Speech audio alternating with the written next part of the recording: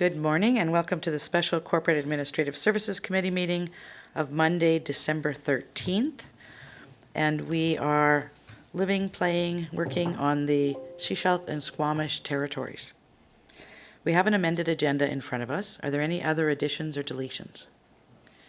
Seeing none, I'd look for a motion to adopt as presented. Moved, seconded, all in favor? Thank you. And we're going to turn it over to staff to start us off. Thank you, Chair. So today we have our community partners and stakeholders presenting, and the change from prior years is for 2022 budget, we requested that they be presenting at our round one versus coming to pre-budget. So this is going to be the first time that you're going to be receiving this information and reviewing, and so included in this agenda is a summary as well in attachment A of the requests, the change from the prior years, and some of the allocations inside of here. Passed around today too was the library summaries for consideration of funding as well as supplemental information. And we just made a couple of highlights as far as notes of changes from prior years for special projects, because that's a little bit different, the ongoing annual operations. And there is one for the Pender Harbour District Chamber for $10,000 toward a visitor washroom. And the Roberts Creek Community School has also put forward a request to have funding towards the Legacy Garden. And the Pender Harbour Health Clinic has a modification to their particular past one-time project for their renovation. So otherwise, we look forward to hearing from our community partners and stakeholders, and some of them have requested to be delegations and some have not. So thank you. Thank you. Director Pratt. Thanks. I heard the CFO say that there was some additional information that was passed around this morning. I think there was just one document for the library summary.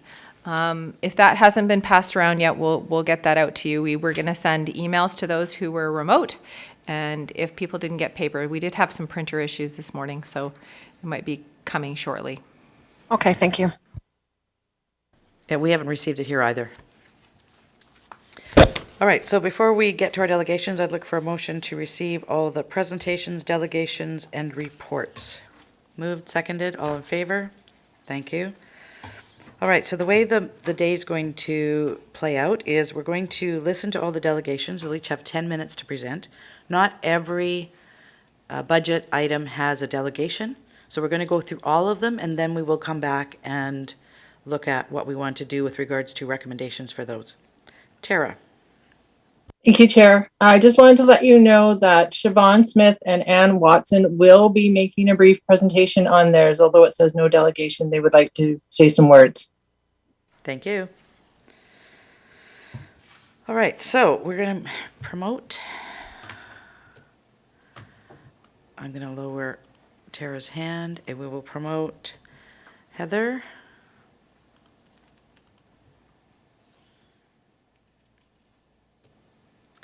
And Janet.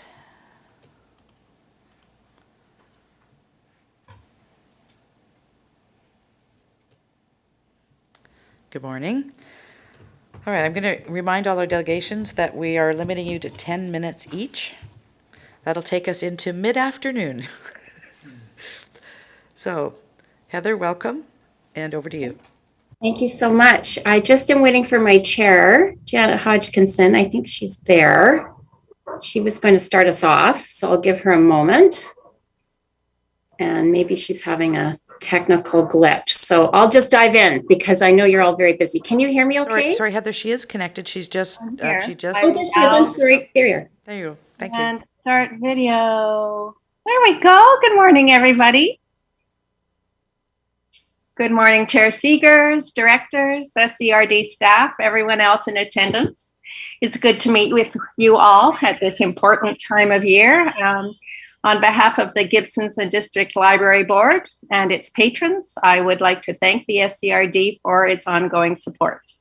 Our vision is that all residents enrich their lives and communities through the library, and this has been more relevant than ever during the pandemic.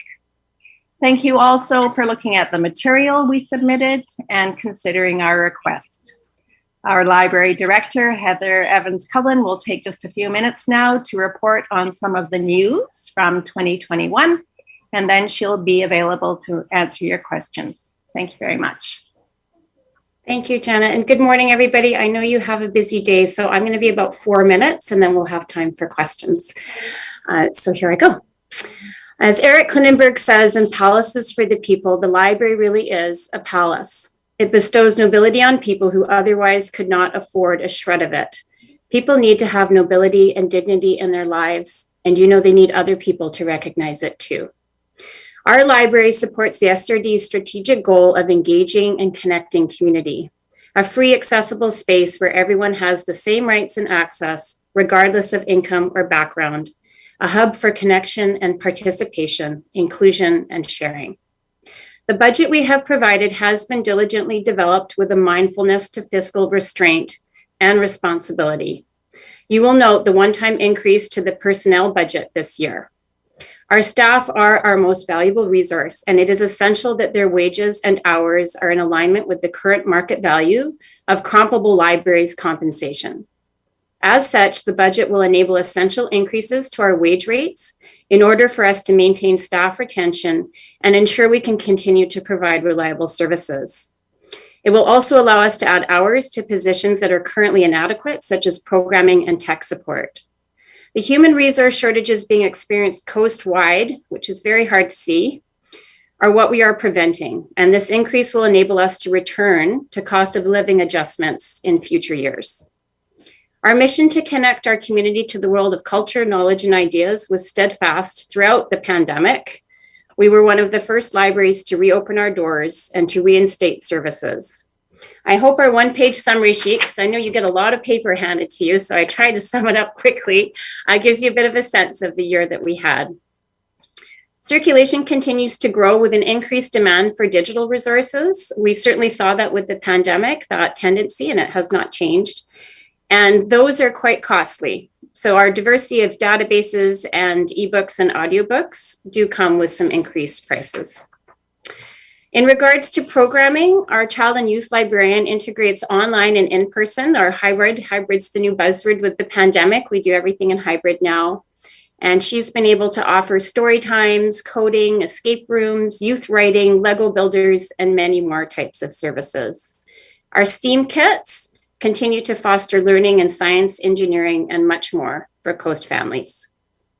Our community events, also being offered in hybrid, include book clubs, conversational groups, seed-saving workshops, sustainable living events, such as having Seth Klein come and present his book, The Good War, storytelling, and more. We had an open mic night just last week, and we had 15 people, all wearing masks, and 10 people on Zoom.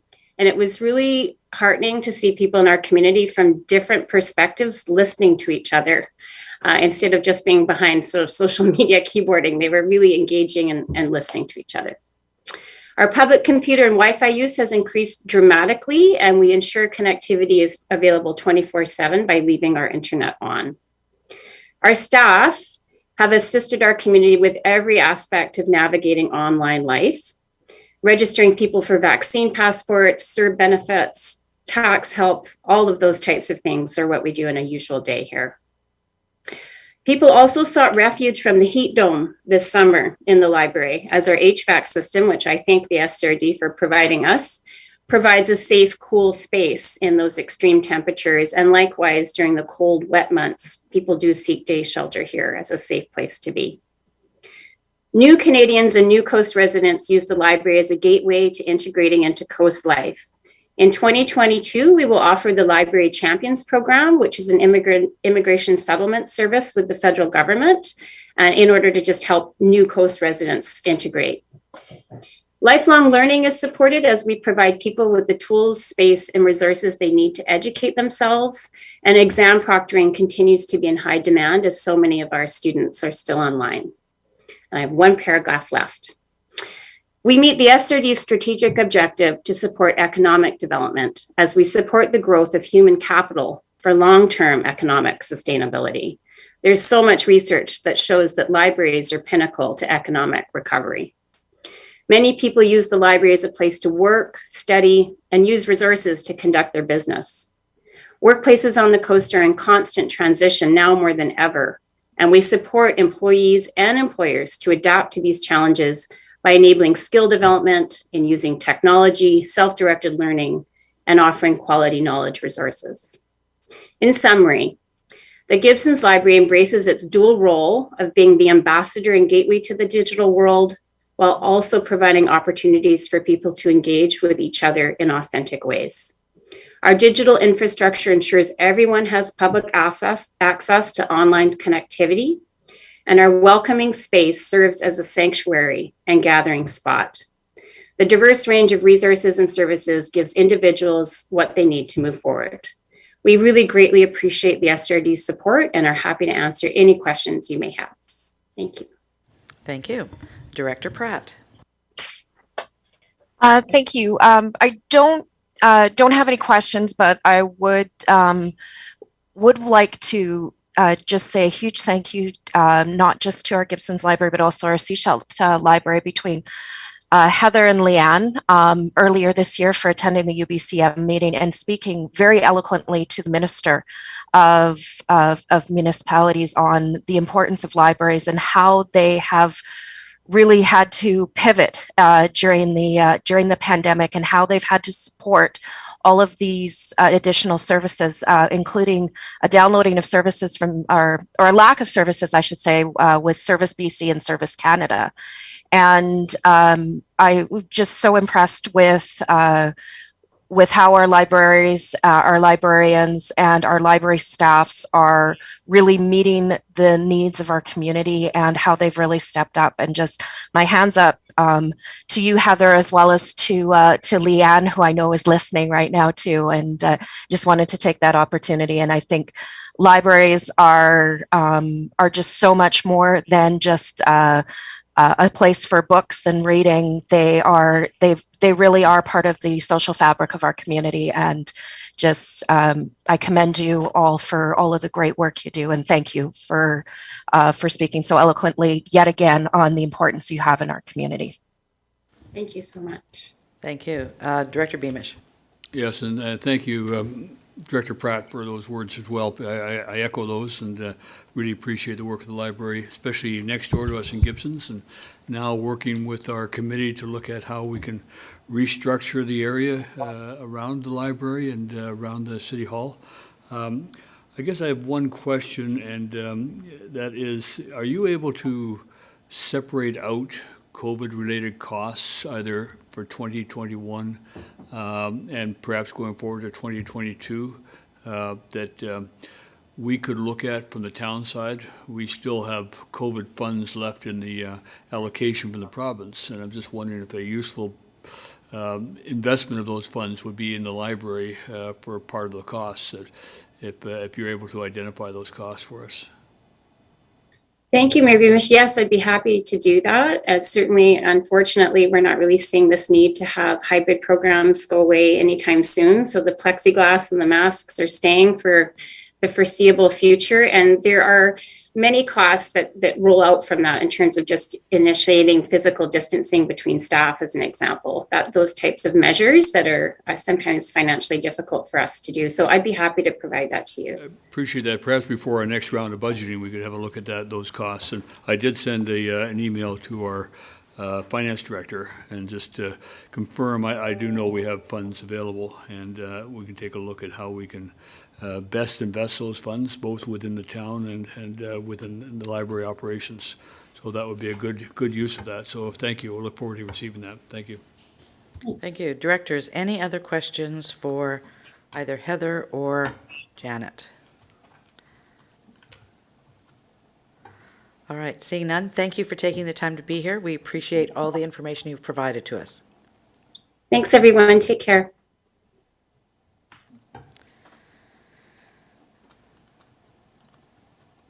Okay, I'm going to bring our next delegation in.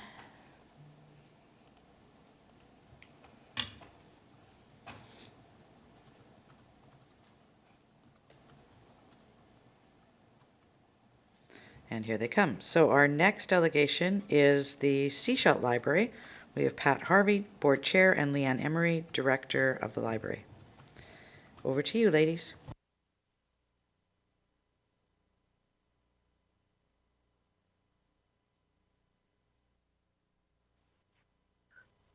Good morning. Madam Chair, thank you very much for the opportunity to come here and speak to you this morning on the budget and the budget work that we are doing.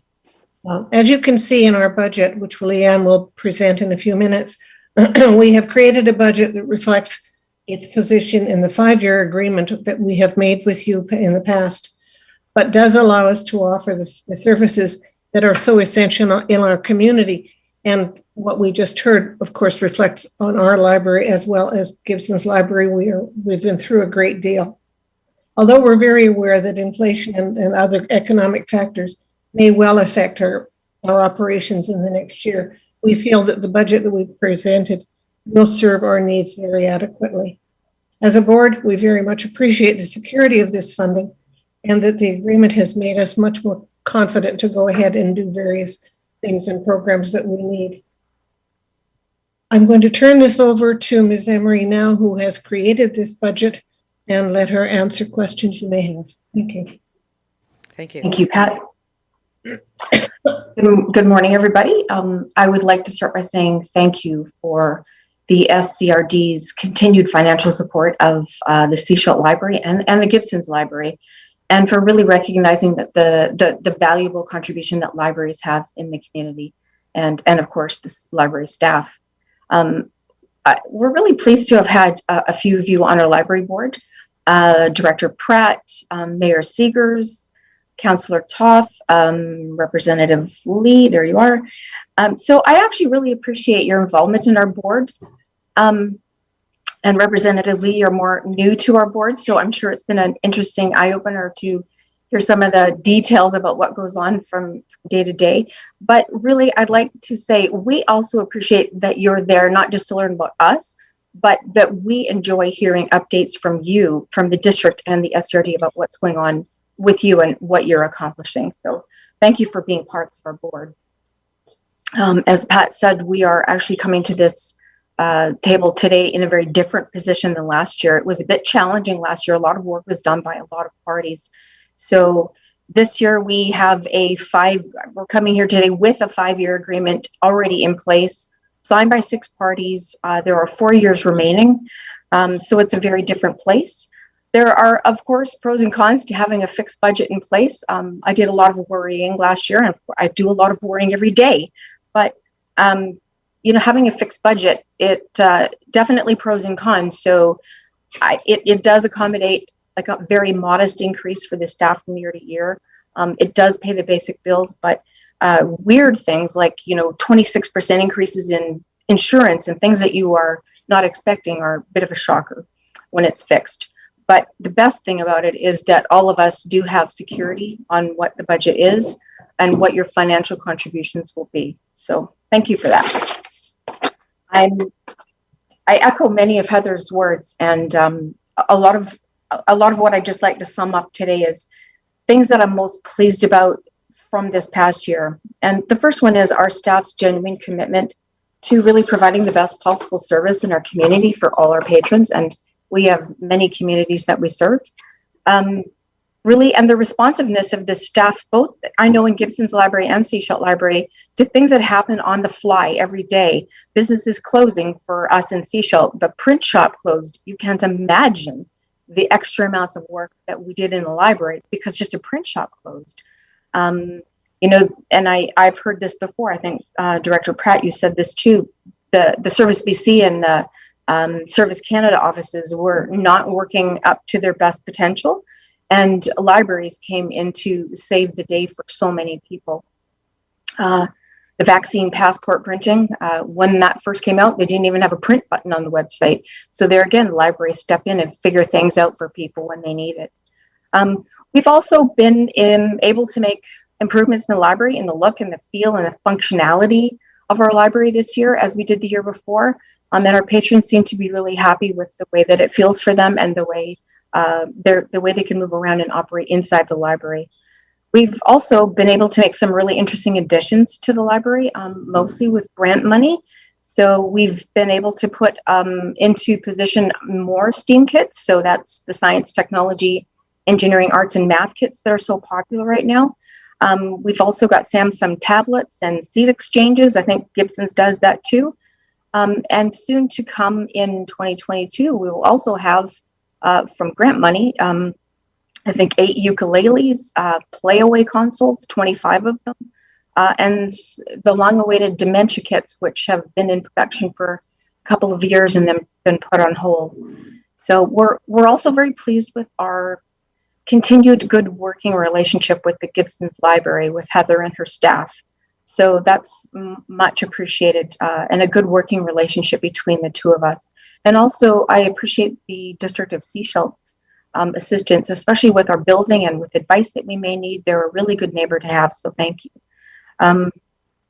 Lastly, I'd like to just say thank you to the organizations in our community that we work with and do joint venture projects with. So Pender Harbor Reading Center, we just finished a project for the community school with them.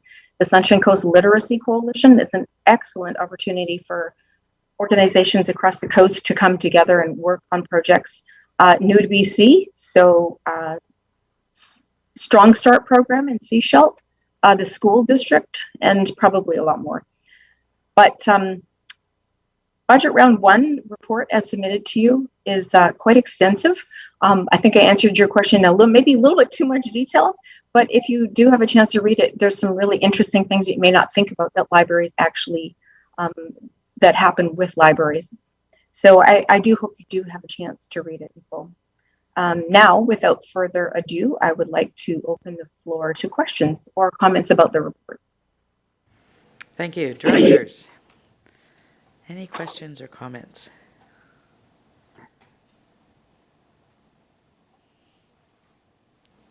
Director Lee? Nothing about the budget, but I'd like to thank the members of the board for welcoming me to their board, and I really enjoy being there. It's and as it was said, I do get an entirely different view of what's happening in there. But most of all, I appreciate the welcoming atmosphere that I was shown. So thank you very much, and I'll try and stay there. Thank you. Thank you. I think most of the directors here have pretty much read your report. It is very extensive, a lot of information, but I think it also, as Director Pratt mentioned, it recognizes the importance of libraries in our community. They aren't just books. You're providing a touchstone for everybody. And, part of that is economic development, the social safety net, all kinds of things. So really appreciate the work that you do. Thank you for, your support of our communities. Thank you. Don't see any other questions. Thank you for being here. We're going to move on to our next delegation. Thank you.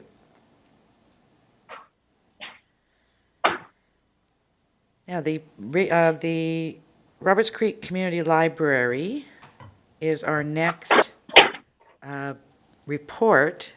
I don't see, oh, there we go. Would RCCS be Roberts Creek? No, that's community school.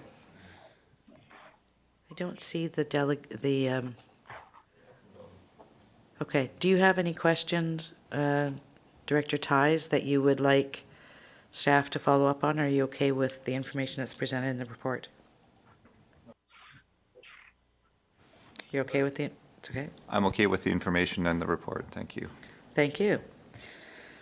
All right, moving on to number 6. This is the Pender Harbor Reading Center.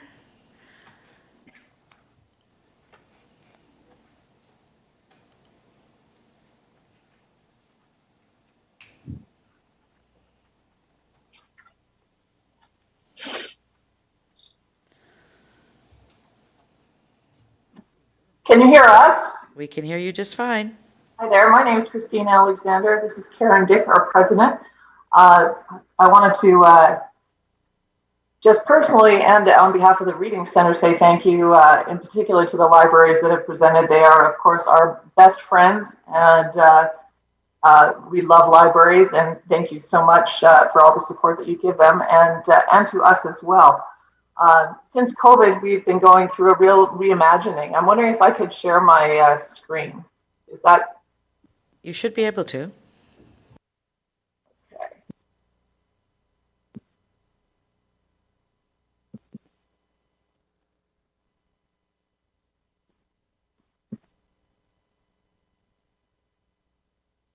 Right now, I'm just showing myself on the screen. Are you seeing something different? We can see reinvention, Perfect. Pender Harbor Reading Center. Yeah, so with COVID and having, we've been a membership-based reading center, so a version of a library, but nonetheless, all those wonderful things about bringing literacy and community into Pender Harbor are true for us also, I think.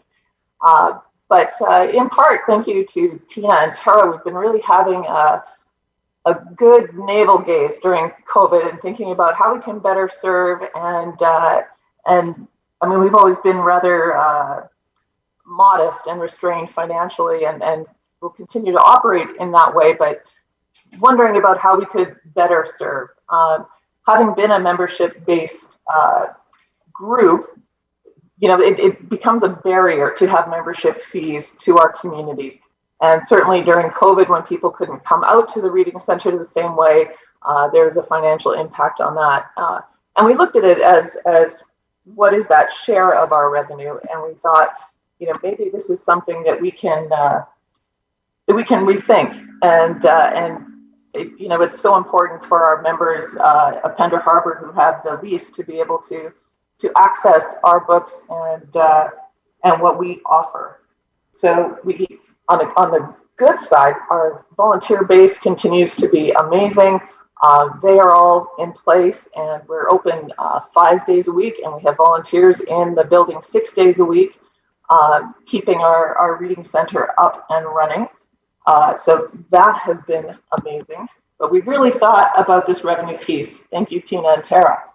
And so we have started applying for more grants, looking for other alternatives. In the past, we've had an endowment that we've had to lean on a little bit, and we'd like to move away from that. And again, we'd like to move away from a membership fee base. Initially, we had thought we should increase our fees, but the more we've looked at that, we thought we could move away, look for grants, and we're going to start looking alongside our volunteers to do some actual fundraising within Pender Harbor to try and really make the Reading Center open, not just to members, but to everyone.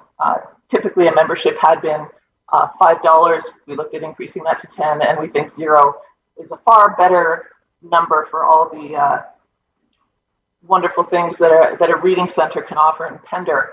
In particular, you know, there are very few community services that are free in the harbor, and we want to be one of those things. So as we apply for grants and look at fundraising, I think our financial situation is going to turn around a little bit. I think there will be some moments of adjustment. We have money in the bank right now. Nobody is desperate at the moment, but just so you're aware, I think you're going to see some changes into the future, and we do need your help during that transition. Certainly, you already help us with our rent in terms of having a very, very great rental fee of $5, and we appreciate that for our building. That's an important piece for us, so we do appreciate that and recognize that. In terms of grants, we are looking to cover our membership fee. We are looking to take on some new initiatives, in particular with respect to truth and reconciliation up in Pender Harbor, and starting to make more books available in that vein for people, and to start to have some discussion groups around that. And also, when we look at the population of Pender, maybe some more what's the word I'm looking for? Spots for where the resource for health information. Certainly not with respect to COVID and vaccine drama, but for example, information about Alzheimer's, information about aging, things that are hypertension, says Karen, very much items that come on the list for many of our community members. Under new initiatives, also, I would like to mention the fundraiser that we're looking at doing would be a garden tour. So hopefully, if COVID rules change, that because this would be an outside-based fundraiser, we would be able to go ahead with that, and we think that would bring people up from potentially all over the coast to see some of the amazing gardens that we have this spring. One thing that we do suffer with our building is the need for renovations from time to time. And so far, we've been able to look to community groups who have stepped forward and really helped us with various things. That is the Rotary Club you're looking at there, who has assisted us with some new shelving and putting in a fabulous ramp that has meant that people don't need to use stairs to get up to the building. That's been great. Unfortunately, there is a little bit more that needs to take place. I'm going to let Karen start to speak about this. This is our one washroom available for staff and our users. And many years ago, there was a leak into the wall from the hot water tank, which was disintegrating. And at that time, the board just disconnected the hot water and left it. And unfortunately, the wall has deteriorated. And we've been working with the SCRD's building technician assigned to our area, Jesse Agnew, on finding a contractor to repair this wall. And we have a volunteer who's prepared to paint the washroom, but there are issues of potentially mold in the wall from the leaking years ago, and almost certainly asbestos in the flooring. So we're trying to find a contractor who can address those issues, and we hope in 2022 to get this room looking a little more skookum. So can you see us again? Yes, we can. All right, so we're back now. So that's why we've had the increase in ask. So despite looking for new revenue from other places, we are asking you in the short term, perhaps, and perhaps a little bit ongoing, just with having an older building, sometimes these repairs are coming up. And as we are able to transition and test out our ability to get grants and to earn funds in the community, we're just looking for a little bit of an extra ask from you as we move forward. So that is where we're coming from, and we're happy to answer any questions. But thank you for your ongoing support, and especially with respect to rent. We very much appreciate it, and I think we're very much needed in Pender Harbor and hope to be so much more to our residents. Thank you. Directors, any questions? Director Hiltz. Thanks for seeing my real hand there. The presentation, I'm interested in the difficulty in getting the contractors. Is this because of the mold or the asbestos or contractors not knowing how to deal with it? Could you give a little bit more detail on that aspect of it? It's all of the above. Jesse has been fairly clear in that he wants a contractor who has the licensing and training to deal with the issues that they might find in that wall. And finding anybody to do small jobs in Pender Harbor is a bit of a struggle. And we have been depending on Jesse. I'm going to try and do a little personal arm twisting for people who would not normally take on a job this small, and see if I can move it forward in the near term. Thank you. If you have any suggestions, though, we'd be interested. Go ahead. So maybe you could just explain to me a little bit. I don't think I've ever been into the reading room. I'm from down on the extreme other end of the coast. So how does the building work, and is there a service agreement with the SCRD for internal? I'm more familiar with the Gibsons and District Public Library servicing agreement. So I help me out with some details on that, please. Well, we do have a servicing agreement with the SCRD, and we also have a lease. And it's under the lease that we're responsible for maintenance of the building. And that we do actually take that responsibility fairly seriously. The building is generally in good condition. A couple of years ago and the SCRD has been very helpful in keeping it that way. A few years ago when our oil furnace died, the SCRD looked after making sure that we had heat in the building, both in the short term and in the long term. But we feel that under the terms of the lease, the washroom repairs are our responsibility. Thank you. Director Lee? First of all, thank you for the presentation, but more importantly, thank you for all the work you do for that reading center. It's very heartening to see it's on a solid foundation moving forward. And thank you for actually asking for what you need this year. I really appreciate that. It was good work, so thank you. Thank you. I had just one question. You provided us with your budget, 2022-2026 budget projection for Pender Harbor Reading Center. This is for the directorship, page 38. And I know you've got your budget for 2021, your budget for 2022, but there's nothing listed for actual for 2021. So I'm wondering, are you on budget? Are you above budget? Are you below budget? Can you give us some idea as to where you're at with regards to your 2021 budget? I'm going to try and address that for you. I am the new treasurer of the Reading Center, and I am in the process of trying to, I've transferred our books over into an online version of QuickBooks, and I am struggling a little bit with making it give me reports. I think we are fairly on budget, but again, we would still be at this point relying on some private donations. So to the extent that we are trying to envision a different budget, a different source of funding, it's a transition period, but we're not in the red at this point. But come the spring, if we are not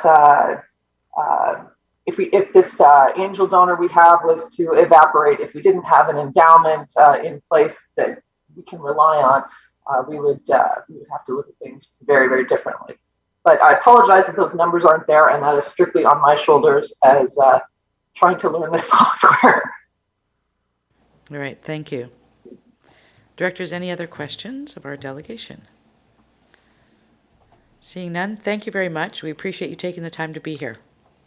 Thank you. It's a pleasure to see how you're doing this year. And again, I'd like to echo Christine saying we appreciate the support of the SCRD and also of the other libraries on the Sunshine Coast. Thank you. Thank you, Tina and Tara, as well. Yes, indeed. All right, I'm going to move you back into the attendee, into the gallery. All right, so Director Lee, this was the delegation you were telling us about that is in the room here? Okay. So what I'd like to do is do number 7. That's the Pender Harbor Health Center, and then we will go to number 18, Pender Harbor and District Chamber of Commerce. Okay? Thank you. So let me see if we have someone here for the Pender. We do. We have Pender Harbor Health Center.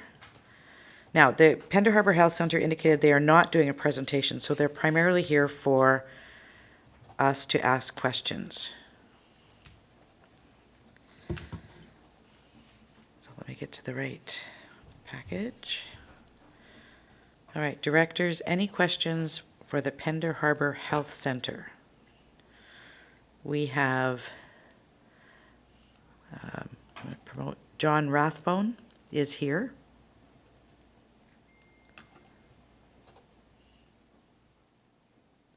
And he has joined us as a panelist. So do we have any questions for Mr. Rathbone? Hi, everybody. Hello. Director Lee, did you have any questions on this one? Go ahead. Yes, I was just trying to get my head around this. It was mentioned that there was more money required to change from a carpet to a wood floor. Is that included in this budget, that additional money, or was that a previous year we did that? We had previously been approved for 20,000, but our quote came in at almost double that, and we were requesting the additional 17,000. Okay, thank you. All right, directors, any other questions?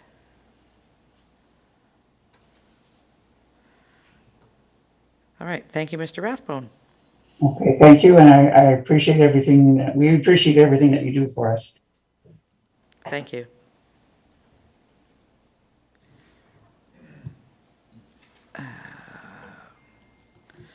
Perfect. So we're going to move on to number 18 because we have an in-person delegation. We have Ron Seymour, Treasurer for the Pender Harbor and District Chamber of Commerce. If you want to come up to the table, and there's a little button you can push. Yep, you can move a chair up too. Thank you.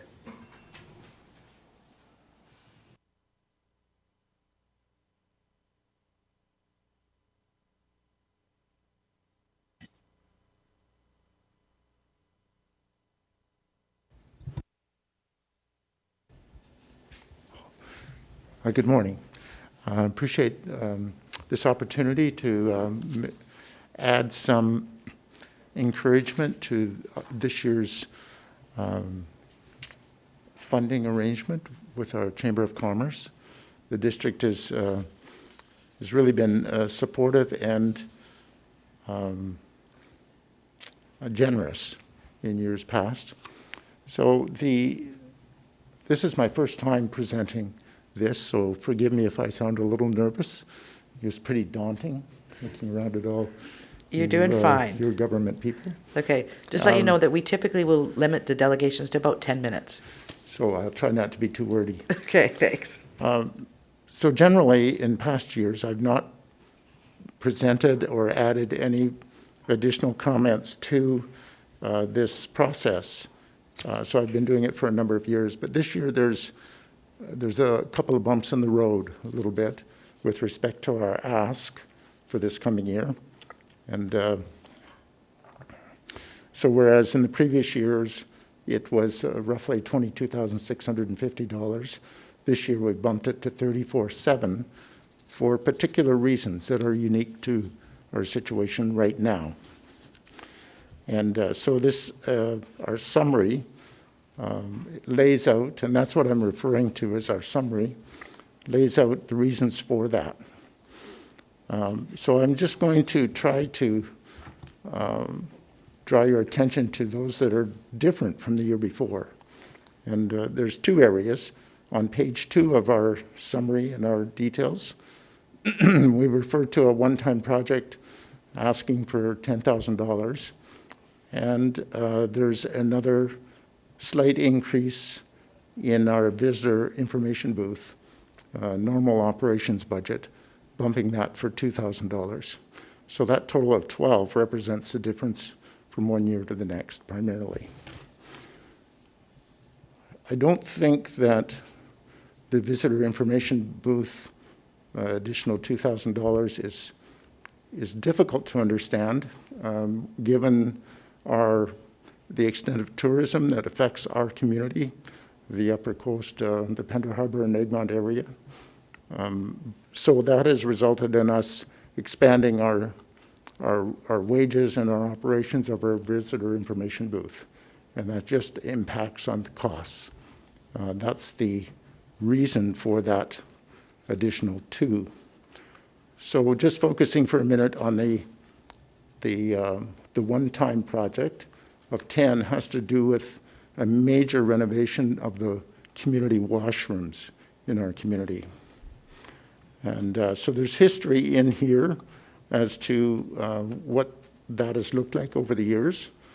But in the essence of time, I'm just going to try to draw your attention to the fact that The state of the washrooms now, although they do function, they function poorly. They're not a good reflection of the service that we can provide to the visiting community or the local area. And their current state really results in an ongoing maintenance and challenge in order to keep them open and secure for the benefit of those who need to use them. So again, there's wording in this summary that helps you to appreciate that.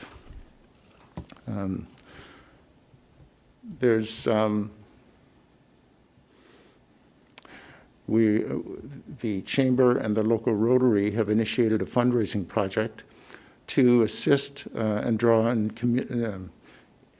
community support for this renovation project. We target the cost at somewhere around $38,000 plus GST, so some refer to it as 40. I put it in here as 38. Currently we're just around the $14,500 in terms of that thermometer visual of raising funds. But we need to ensure that it gets done. We've targeted this to be done in January, February, and it'll take, there's 2 washrooms there. One will remain open while the other is being renovated. It'll impact, only a couple of weeks in terms of the operations of the washrooms. And it's important we get this in gear in preparation for this next year's tourism season. In the meantime, we're also reaching out for additional support from other organizations such as Scredo, but we're not far enough along at this point to understand how much, if any, that they will be able to provide us. So in the meantime, I've thrown in 10 here as an upper limit as to what I sort of envision that we need to have our backs for. So that's why, that's where that number comes from. So at this point, if there's any questions or concerns, I'll be quiet and let you throw them at me. Thank you. Director Lee? Thanks for coming down, Ron. It's nice of you to support the Chamber in the way you do. I'm not sure everybody knows, but Ron's a professional accountant, and he's been the treasurer for the Chamber for quite a long time, and a very, very effective member of the Chamber. I gotta thank you for that. It's great. The one question I got is the 10,000 from the district. I believe CFO Perot can correct me if I'm wrong, but I don't believe we could release any of the funds until after the final approval, which is late in February. So if you're going to build before that, we can't help you with straight funds. And I'm thinking how we could put a placeholder in place in case you need it, because that's kind of what you're looking for, right? Is if in case you can't get enough raised from the community, you're going to need this. Mm-hmm. I think we can do that as well by moving it forward to R1. But if that happened to occur like that, would you be okay with that timing? Well, oh, this is still on? Yeah. So certainly it should give us time to investigate other sources to sort of firm up the rest of the possibility of funding sources. And we'd be happy to work within that arrangement if that could come. We will have to work out the flow in terms of the commitments on the renovation to ensure that we can financially meet the expectations of the construction, and I'm confident we can do that. Okay, we'll ask Tina. Give an idea about when the funds would actually be released. Well, typically we actually don't release funds unless there is a additional request until August 1st when we actually receive our tax requisition funds. So if there is a timing issue, we would have to make that part of the motion, and then we would include that as far as the specific timing that would be requested from the group, because otherwise the regional district's in a position of actually having to borrow the funds. So, and again, the director's correct, Chair, in that we can't release anything earlier than after our financial plan bylaws approved. So that's scheduled for February, end of February.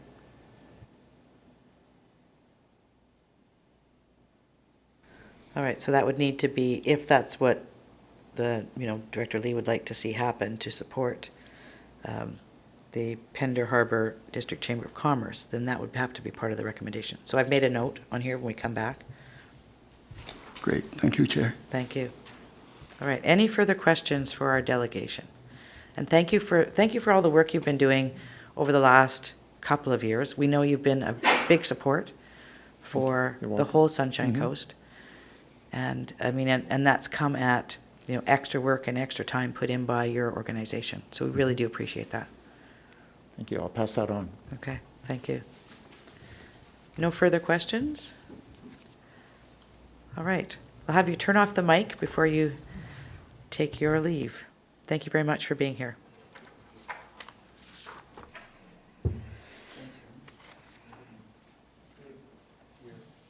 All right, our next delegation is Mike Clement, Matthew Lovegrove, and Thor Olson from the Sunshine Coast Museum and Archive. So I'm going to bring them into the gallery.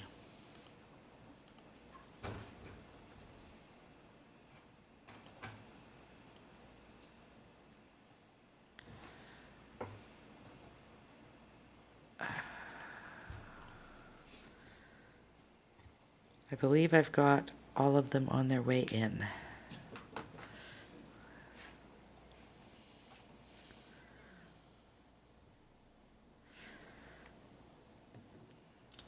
All right, good morning. I think, Mike, I see you there. Thor is here, and we've got Sunshine Coast Museum Archives. I'm assuming that is Matthew. Yes, that'll be Matthew. Okay, thank you. All right, so delegations, we're giving you each 10 minutes. So I'll turn it over to you, and you can let us know what you're up to. I know some of the things, but it's always exciting and interesting to hear what you have to tell us. Okay.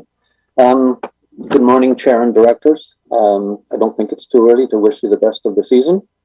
I'm Mike Clement, Board Chair at the Sunshine Coast Museum and Archives. I'm here today with Matthew Lovegrove, our Museum Manager Curator, and Tora Olson, our Board Treasurer.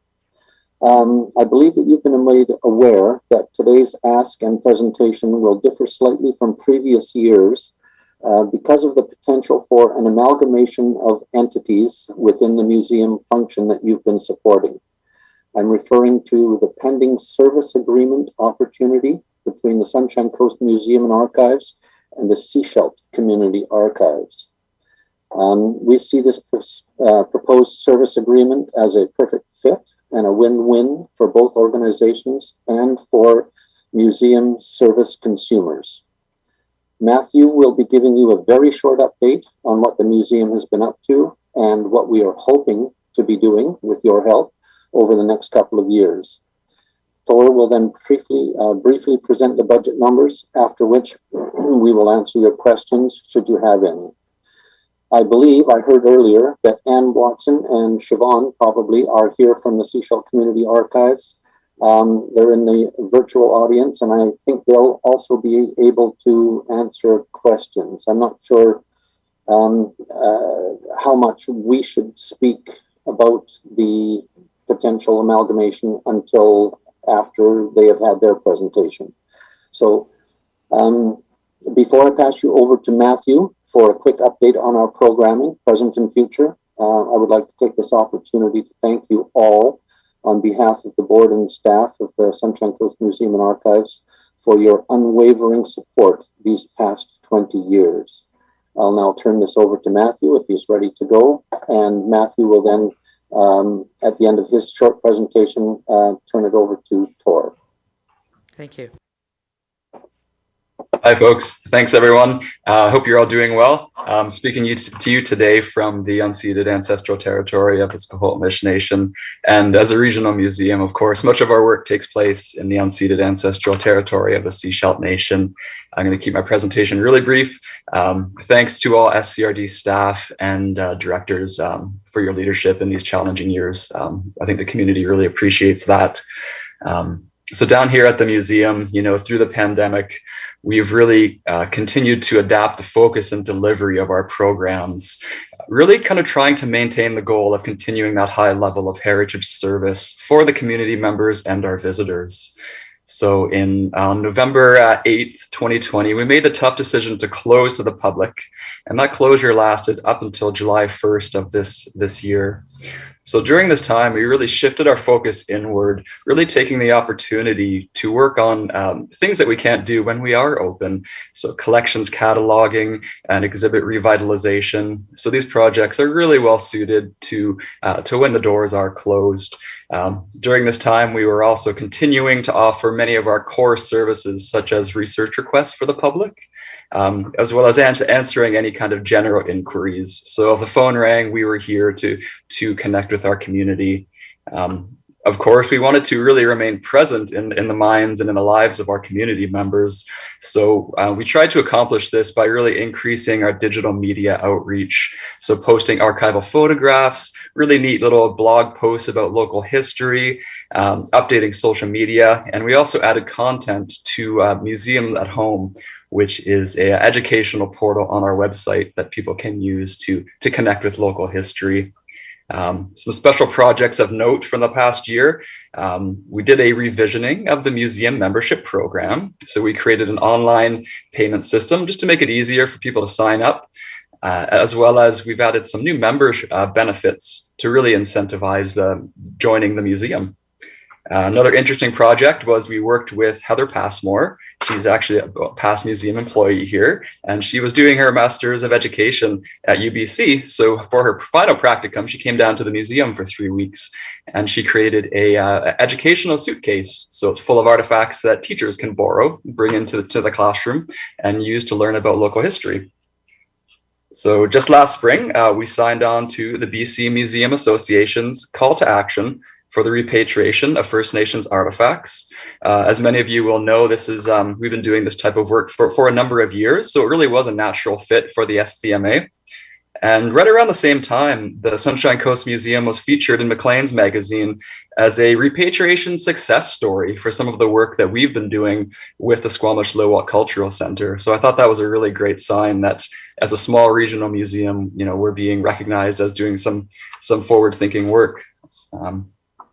So we reopened on July 2nd, and as anticipated, really busy summer down here. We had over 2,300 visitors from July to September. And just for context, our busiest year on record was 2019, and we only had 700 more people during that time. So it was, as anyone can attest, it was busy down here and all up and down the coast, I guess. So on September 30th, the first annual day of National Day for Truth and Reconciliation, we offered complimentary admission for community members to come in and explore our Squamish Nation co-curated exhibit. And that was our busiest day of the year. We had about 70 folks come on through the door. And at the same time, we've been selling shirts for Candace Campo down here at the museum, her orange shirts, Every Child Matters. So that's been a nice collaboration as well. Looking ahead to 2022, so this winter, we're going to be installing a new HVAC system to the museum that's going to really improve the collection's care as well as visitor comfort. And as Mike alluded to, we've also been working with the District of Sechelt to develop a plan to manage the Sechelt archives under a 3-year service agreement. It's a really exciting opportunity. It's going to expand upon the work that we do in Sechelt with archivist Ann Watson. And it's really, again, a natural fit for our continued growth to help preserve and promote the history of the coast. So that brings me to the end of the presentation. I'd love to pass you on to Tor Olson. Thank you. Thank you. Good morning. You've all received the copy of our operating results for 2021 to October 31, 2021, actual versus budget. And also attached is our 2022 to 2026 financial plan, proposed financial plan. And in a nutshell, we're asking for a 2.6% funding increase for 2022, which amounts to $2,400. So you've got the statements. Mike and Matthew have filled you in with some details as to what we're going to be doing. So are there any questions on these statements? Thank you very much for your presentations. Directors, any questions for our delegation? Director Hiltz. Not a question, but a thanks to the museum on the reconciliation and the repatriation. Congratulations on that. That's really terrific to be able to do that. And my visits to the museum are becoming more virtual, and the thing that I have to remind myself is it's the Sunshine Coast Museum as a regional service rather than the Gibsons Museum. So it's something, and I'm looking forward to this, the bringing together the community archives and to focus on that regional aspect. So it's really interesting to and beneficial, I think, for the coast to see it as a Sunshine Coast service rather than these pockets. So I really look forward to that. And I got to remember to put my search string in Sunshine Coast Museum. And just as a plug, the 3D virtual visit is still it's a really fun thing to do if you haven't done it. It's really worth doing to show what you can do with this technology. And so, yeah, congratulations again on that. So thank you. Thank you. Director Beamish. Yes, and thank you, and thank all three of you for your presentation this morning and for what you continue to do. I know that we're all busy considering ourselves with the Holland lands and the potential redevelopment of that, and I appreciate your participating in that process. One area I'd like to talk with you about at some point in time is not necessarily past history, but current history, and how you're able to kind of gather current history of the coast. And I mention that because Gibsons is becoming known nationally and internationally for its natural assets program. We were featured on the front page of the Globe and Mail this past weekend. The key to that is the people who have been involved in that are people. And like everybody else, they will tend to move on. We have Michelle Lewis, as you know, who's the very first natural asset technician that we're aware of that's ever been appointed. She made a presentation in Edinburgh, or Glasgow, I guess it was. I'm not sure it was Glasgow this recently, and being recognized for the work. She's also doing her master's at UBC. And Manny, of course, has been there since 2009, very instrumental in that program. All of that information needs to be captured for research purposes at some time in the future, because although it's on our website, it might be worthwhile looking at original documents and the things that they've got involved with, the things that they're doing. So looking at current history and capturing that while those people are still here, and even to the point of interviewing them and capturing interviews, because we're not doing that at the town office. You know, we have a website, and people can come and access our website. But looking at it from a historical perspective, that sometime in the future is going to be a research database. I think we're not collecting things as a research database. You guys do, and you're the experts in that.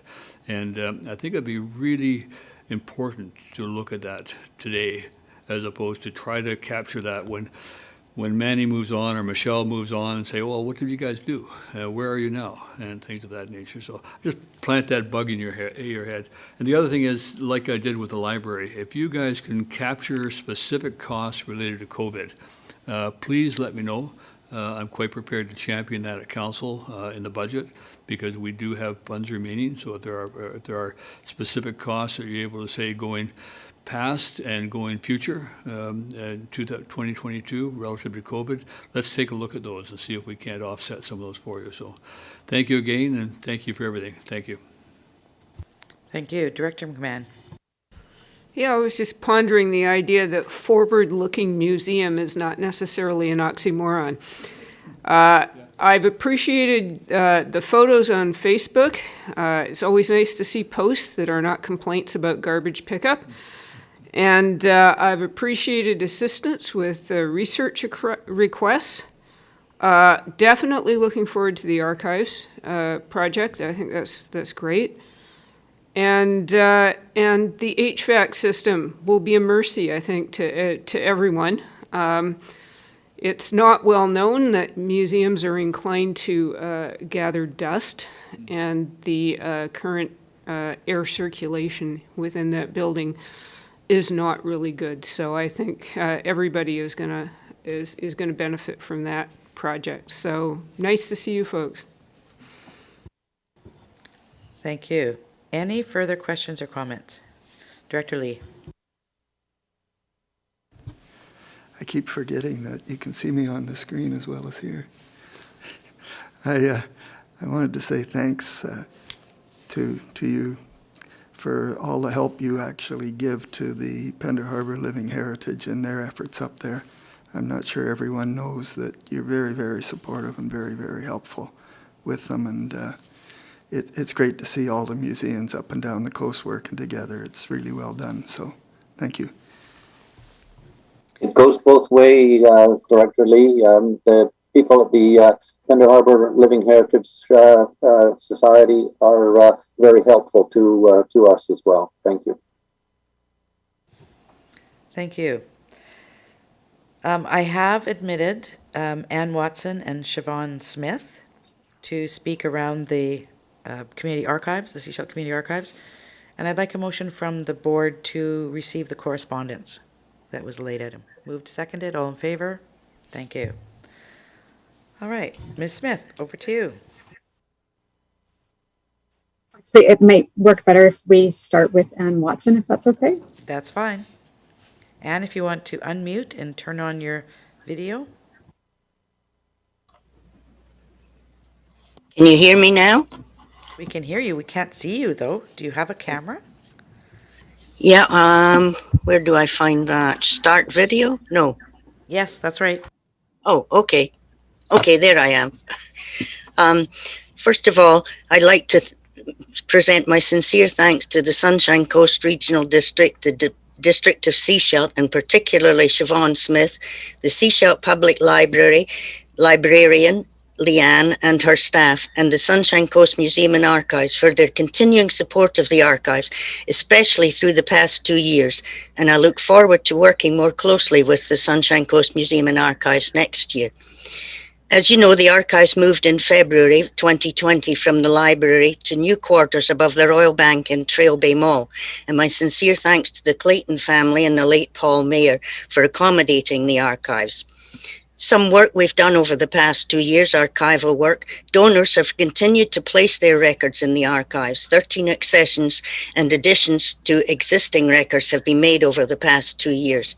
We processed or are working on textual records and photographs from the Sunshine Coast Dance Society, National Ballerina, the late Lois Smith, Macmillan Bloedel maps and photos, a local family's history, the Sechelt Garden Club, Pender Harbor Hospital Auxiliary, and over 200 photos of the 1948-1952 Clowholm Falls project from North Vancouver Museum and Archives, just to name a few.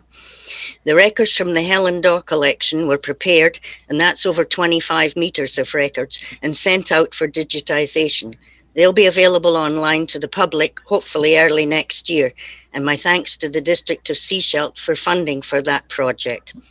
In research, we received 54 requests for information and over 60 hours were spent on research. Requests were by email or phone and came from local residents, Vancouver Island, other parts of British Columbia, Manitoba, Ontario, and England. About 15 hours were spent researching information for the 2020 and 2021 Sechelt Arts Festivals and for 2020 Heritage Week. My volunteers, their contribution has been invaluable to the archives. I have had three, and they haven't actually been in the archives for the past 2 years until a month ago when Janet Ansell returned. She has been working at home, digitizing our photos, emailing photos as requested, and preparing the computer inventory for the digitization of the Helen Daw collection. She also runs our Facebook page with new information, photographs every week online. Another of our volunteers, Bruce Redmond, died a year ago, and he was born and brought up in Sechelt and was an amazing source of information. He'll be sorely missed, as will my other volunteer, Gordon Cassidy, who is retired due to health reasons. I'm hoping a new volunteer will be starting in 2022.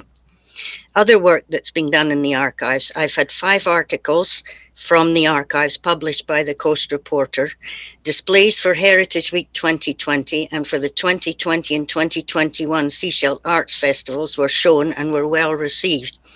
The Sunshine Coast Action Phone Book continues to print a number of historic photographs from the Sechelt Community Archives in its advertising pages, and that's free publicity for us. And I place our archives brochure, brochures in our visitor centre. And just some figures for you. The Sechelt Community Archives has 80 metres of records from 153 individual donors and 18 organisations up to date. A copy of each local newspaper from 1993 to the present, and numerous maps of the area, Sunshine Coast, from 1909 to the present. And we have 3 metres of books relevant to the Sunshine Coast, which belong to the archives, and a small collection on loan from Gary Little. And that is my report, and thank you very much once again for all your support. Thank you. Siobhan? Thank you. I would also like to say thank you to the FCRD for your continued support of the community archives by way of the museum function. I would also like to acknowledge that we did recently lose community builder Paul Mayer, who you may know from Trail Bay Properties, was a huge supporter of our community archives and was instrumental in securing the new location for the community archives, as well as making donations of office furnishings for that new space.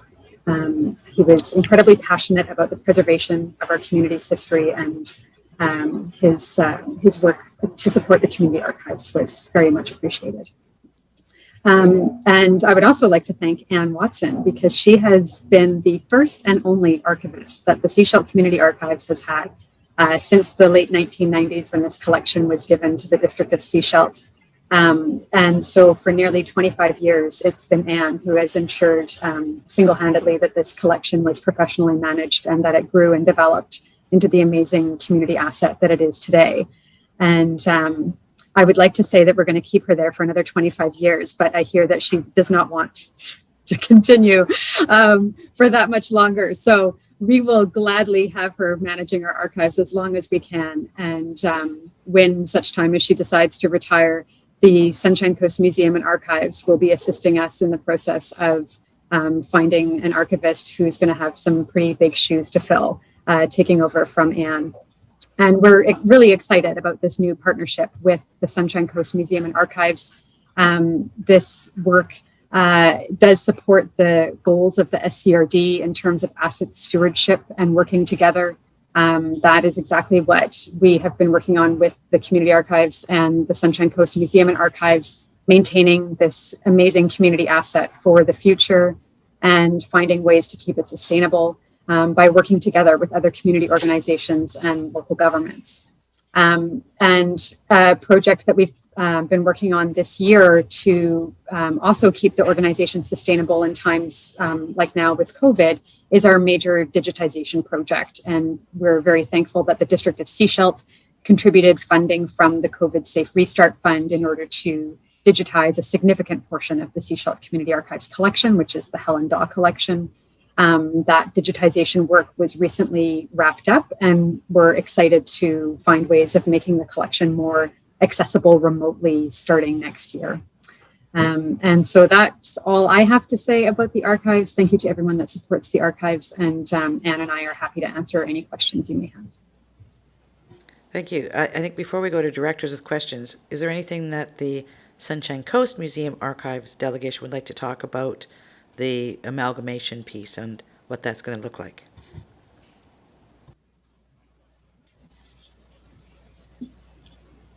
A great deal of that is going to depend on funding. If we carry on with the existing funding, there won't be a great deal of change to the services provided. We'll do what we can. If there is an agreement to increase Anne's funding a little bit, we hope to be able to improve increase the number of days that the Sechelt Community Archives would be open, and we're just looking very, very forward to working with Sechelt and combining the archives on the coast. Thank you. Directors, any questions or comments? Director Lee?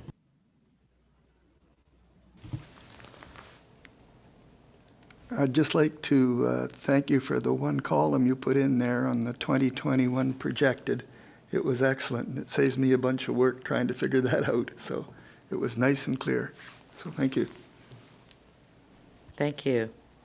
Any other questions or comments? Director Hiltz. Thanks, Chair. As the materials are digitized and this shift from in-person to the remote, is there, I'm thinking about the space, you talk about 80 meters of materials and how that the public accessibility to the physical items versus the digital and how that relates to space requirements. Have you guys thought of that sort of thing? I'm thinking a little bit about the Hall and Lands and 80 meters of digital or records might not be included in that discussion. So I'm just wondering how that's going, if you have some thoughts on that.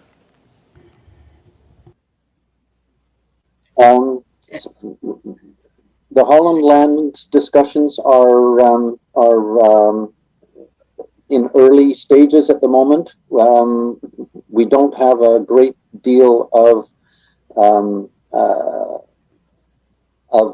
numbers yet for square footage increases. It's at the moment we're talking more about placement on those lands where things might go, and in combining services, etc. The archives is going to be, both for Sechelt and Gibson, so is going to be an ever more important and increasing aspect of what we do as we get digital photographs and more records and oral histories and that sort of thing. So yes, space for archival material is going to be very important in the future. Maybe Matthew could speak more to that if you have more questions. Yeah, it's a great question. Thank you, Mr. Hiltz. You know, it's definitely at the forefront of what museums are talking about, really.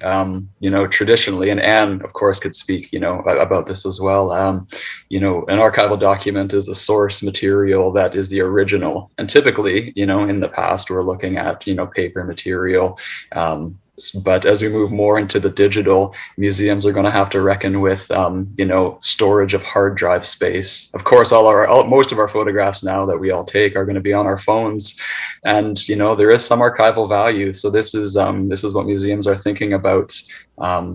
But my understanding, I guess, of the, you know, the service agreement is that the Sechelt archives will remain in that location for the time being, and there will be just management from our staff working with Anne, and Anne actually training us on the intricacies of the archives, because of course Anne has so much knowledge. So that's my understanding. Siobhan? Thank you. Through the chair to Mr. Hiltz, just want to make sure it's clear that although we are digitizing a significant portion of the archives, any digitized records do not replace the original records. So there's no saving on space. It's more of a means of future preservation of those records, as well as increased access of those records, which became more important than ever during COVID, when access to the physical archives became a little bit more limited. So there would only be a need for more space in the future, to be perfectly honest, because there is no intention of destroying or getting rid of those records once they've been digitized. Thank you. Directors, any further questions or comments? Seeing no further questions or comments, thank you all for being here. Thank you for your presentation. Thank you for the work that you do for our communities. Well, thank you very much, and a Merry Christmas to all of you. Stay well. Thank you. You too. Bye. Bye-bye. Bye-bye. All right, directors, what I'd like to do is do the Skookumchuck Heritage Society and then take a break, because we're kind of finishing up with that one. So let me bring in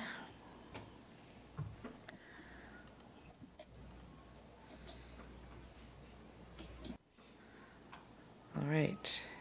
We should have Sam Hughes in here.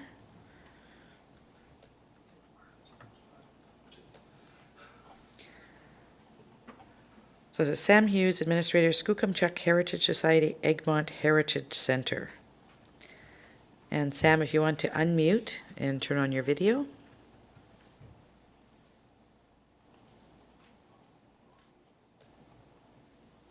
Okay, unmute, and let's see if we can figure out the video.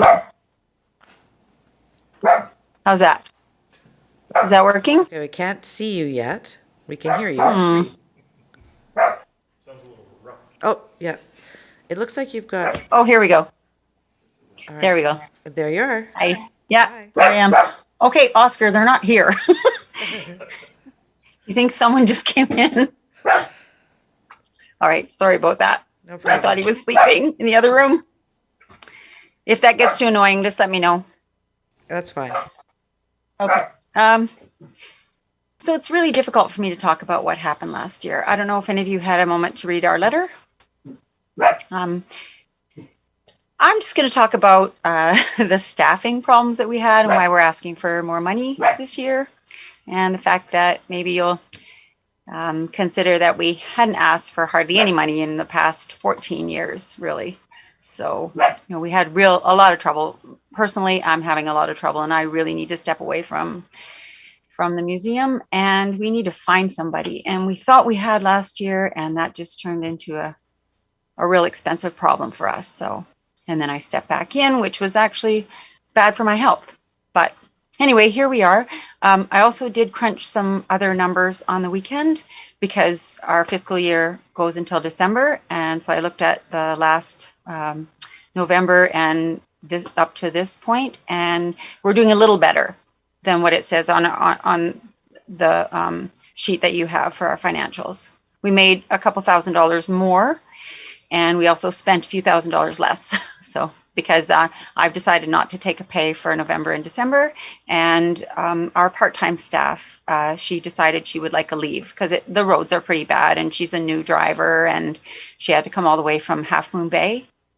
So we said, okay, she can not have to travel every day to work, and that sort of is saving us some money. So anyway, that's pretty much all I have to say. If you have any questions. Thank you. I know it's been a difficult time, and I agree. You haven't asked for anything. There were times when, a few dollars is what you've been asking for? Yeah. You've been very frugal in your spending over the last number of years. Mm-hmm. Director McMahon.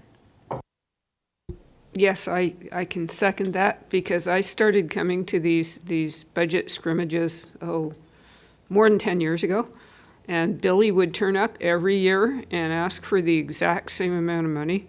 And I remember some of the directors saying, "Are you sure you don't want some more money?" And he was, "Nope, we can do it with the same amount of money." So I do appreciate that your budget has been pretty tight.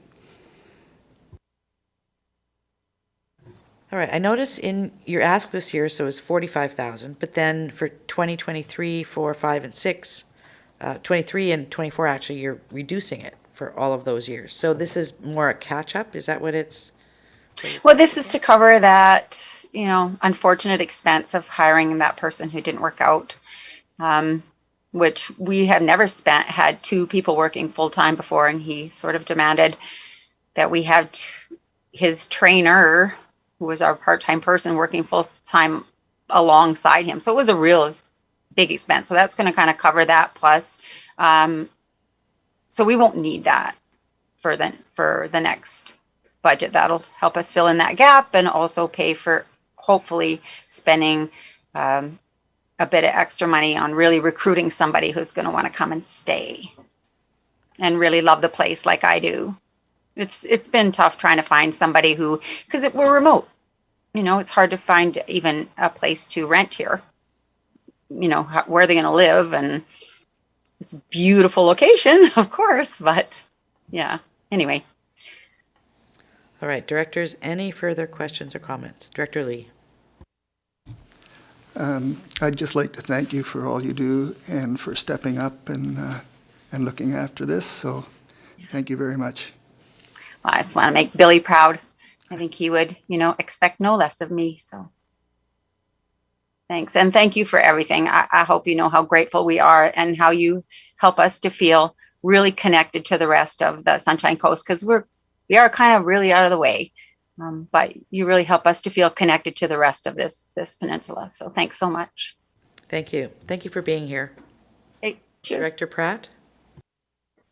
I was just going to say it's a fantastic museum. I love it up there, and my heart goes out to you because I mean losing Billy was just. I'm sorry, I wasn't going to say anything because I knew I've been tearing up the whole time. So, just my hands up to you, and thank you so much for continually stepping up. Yeah, happy to do it. Thank you. Thank you. All right, seeing no further questions, thank you for your presentation. Thank you for being here. Okay, cheers. Thank you. So, directors, it is 11:03. Would you like a 10-minute break? All right, so 11:13. See you back then.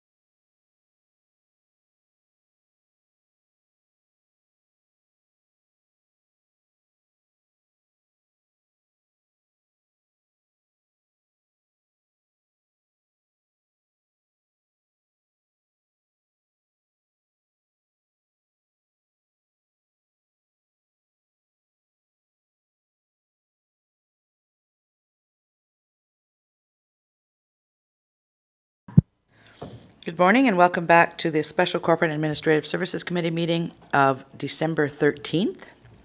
We left off after delegation for item number 10, Annex I. So our next delegation will be Shane Forster, Lisa Wittendorf, and Peter Haas, and I will bring you into the gallery, or as a panelist.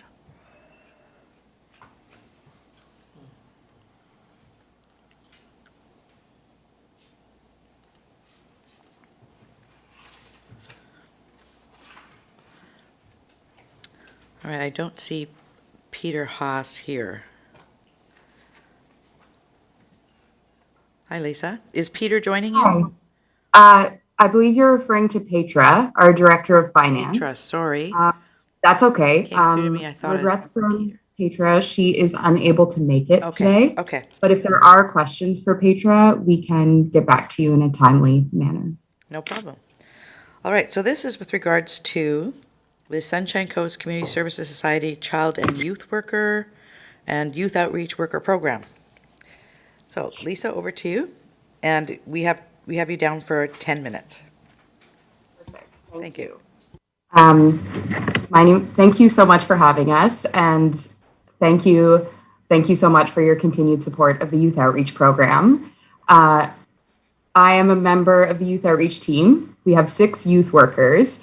I'm joined today by Shane Forster, who's the acting lead of the Youth Outreach Program.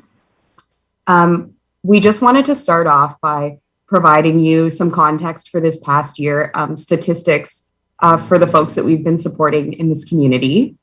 So the Youth Outreach Program is something that can be accessed by youth who are 12 to 23 years old, living anywhere from Langdale all the way up to Egmont. Youth can access this support by text or by phone call on the Youth Outreach phone. The primary way that youth connect with us at this time is either in person or on social media. We use Instagram at SC Youth Outreach, as well as Facebook. We can also connect with youth through scheduled groups, which we'll touch more on later. We've done many this year. And we also offer on-foot community outreach and in schools. So this year, through on-foot outreach and pop-up events, we were able to make 417 connections with young people in our community. 8% of these youth were tweens. 41% were those 13 to 15 years old. 49% were those 15 to 19, and 2% were those over 20. This year, the Youth Outreach Program was able to offer 38 scheduled drop-in groups.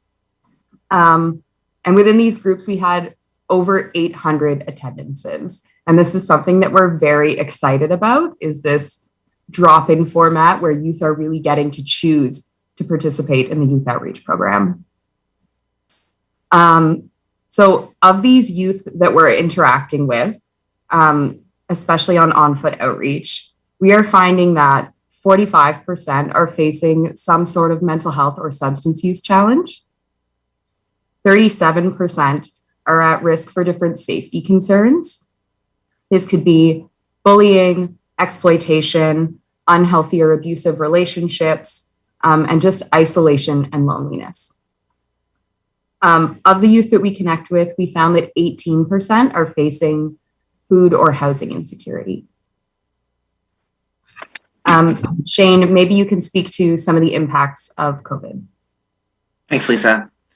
So yeah, we thought we would map out a few of the issues that we found within our programming and generally within the youth of this community. So there was an increase in isolation and mental health concerns due to youth choosing to limit their access to people in program because of fear of the virus and uncertainty around the state of the virus and fluctuating PHOs. Also loss of certain programs and limited access to others due to COVID safety restrictions and companies going out of business. There's an increased risk in substance use due to depression and boredom, lack of oversight and mentorship because of limited programming to access, and lack of access to meaningful ways to spend time. And then lastly, job loss due to being overworked by employers because of staffing shortages, and youth employees feeling unsafe because of workplaces being high risk for COVID transitions, such as grocery stores, restaurants, etc. and then burnout due to dealing with customers unwilling to respect COVID safety protocols. Lisa, you want to speak to some of the youth outreach offerings? Yes. So some of these offering supports that we offer are continued, and some of them are new and have been adapted. So at this time, the Youth Outreach Program offers a monthly pop-up, which changes in location each month. This is just an event in a high traffic place in the community where youth outreach workers are present. We have tents, fire pits, free food, and resources available for youth. We promote these pop-ups on our social media. And in the new year, we're looking forward to doing a pop-up in Pender Harbor with Darcy Murray. In addition to pop-ups, twice a month, we offer the Stop and Talk program at Kinnickinnick Elementary. This is a drop-in program for grade 7 students where we're really just able to build trust and familiarity with these young people before they enter high school. So that's a program that we're looking forward to continuing and maybe growing. We have also, in the fall of 2021, offered 2 naloxone trainings. This is something that we've done in collaboration with Brent Fitzsimmons, the harm reduction coordinator with VCH. We offered one at the Gibsons Library, one at Arrowhead and Seashell. And this is something that we'd like to do quarterly so that youth have ongoing access to these trainings in a low barrier way. Shane, are you able to speak to a new group? So as of early this year, Sunshine Coast Community Services Youth Outreach took over the Gender Diverse Network drop-in from Lori Lusk, who was from Sunday in the Park with Pride Society. So we run this drop-in every month on the second Thursday of the month at the Seashell Youth Center from 6 to 8 p.m. We also offer a Zoom component. It's for all ages, youth and adults who identify within the gender diverse spectrum. And it's a growing group. It's wildly attended, and it's growing. Thank you, Shane. So in addition to the Gender Diverse Network, the Youth Outreach team is continuing to have presence on local committees and collaborating with other organizations that support teenagers. This includes the Child and Youth Mental Health Substance Use Local Action Team, the YAC. We have a new connection with the Sunshine Coast Youth Council, Daniel Kingsbury Music for Youth, and the Seashell Nation, just to name some. We continue as special events are becoming more part of our life. Youth Outreach gets invitations to be present at these events for young people. And as usual, we do on-foot outreach in our community and one-to-one supports when possible. Shane, do you think you could speak a little bit to social media? Sure. So we're very active on our Instagram. We use it as a place to promote events that we're putting on and we're collaborating with, any relevant information for youth. And it's also a place for youth to direct message us. We get frequent messages from youth checking in about stuff or having something come up for them and we kind of walk them through it, or if they're looking for a referral to another resource. Lisa? Okay. So in terms of the one-to-one outreach that we do, it is something that is available, but is something that we are limited. We have a lot of people reach out to us from the school district, from Child and Youth Mental Health, the Nation, VCH, looking for an increase in one-to-one supports for youth in our community. So the focus of this one time being trust building, looking at the goals of that young person and helping them make appropriate connections to make those things happen and help them stay safe. This is something that we'd like to do more of, but our capacity is limited at this time. Shane, maybe you can speak to our ask for this year. Sure.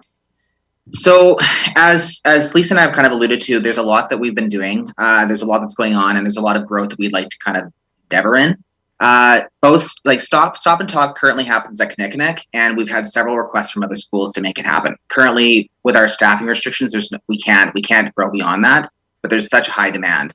And then the one-to-one outreach, as Lisa's saying, I get calls all the time for people wanting one-to-one, but we don't have the capacity to offer meaningful, maintained, and sustained one-to-one with youth as much as we'd like to. One of the things that we've realized and noticed a lot, especially this year, is that not only ministry-affiliated youth, but youth in general at large in the community are really needing support, and we want to be able to offer that support. So, and we're also looking to expand on the LGBTQ plus programming that we offer.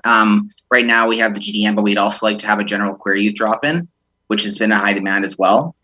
So with all that said, this year we're asking for a budget increase. So this is something we'd like to present to you.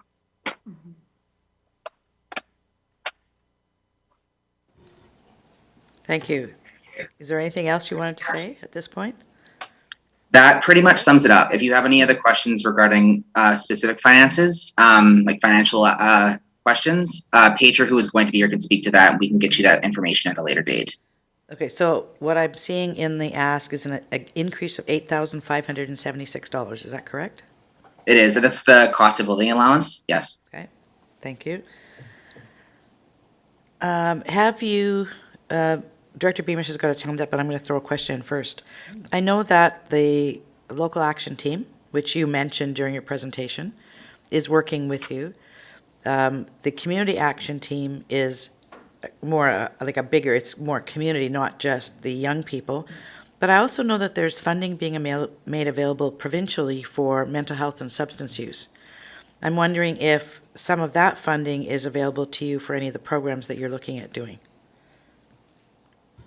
At this time, we haven't received any information about that, but that is something we could be looking into as well.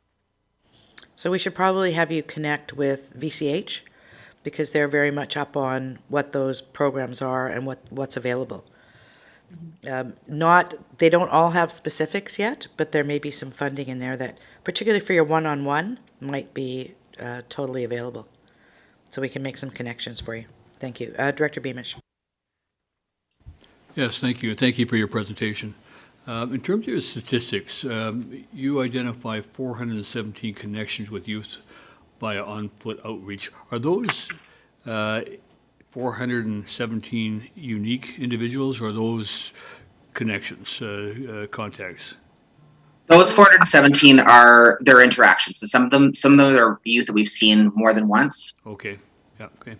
Are you able to break down the time spent on different areas of the coast, such as South Coast, Roberts Creek, Seashell area? Do you look at that at all? Do you know how much time you're spending in those various areas? Lisa, are you hoping to speak to that? I can begin speaking to that. Just in terms of how our hours are divided, Darcy Murray has 20 hours a week in the spring and summer and fall season to be spending with youth in Pender Harbor. So, but what is funded right now is a full-time position. So there's about 20 hours that are spent weekly on the lower coast and 20 on the upper Sunshine Coast. Does that answer your question? The lower coast being from Langdale to Half Moon Bay. Right, so that's not a lot of hours available in that larger geographic area. I appreciate that. Could you see that changing in the future? We'd like it to change, but it's sort of a capacity thing. Like, as you said, there's so many initiatives we're putting on, and the one-to-one support is key as well. And we just, with all the other programs we also have to run, we're spread thin. Yeah, thank you. Thank you. I don't see any further questions or comments. Thank you for being here. Thank you for being patient as we got through, all the presentations before you. We appreciate the time. Thank you. Thank you. Thank you so much for having us. Moving on to next delegation. I'm going to move them in. It will be Sue Lamb and Wendy White.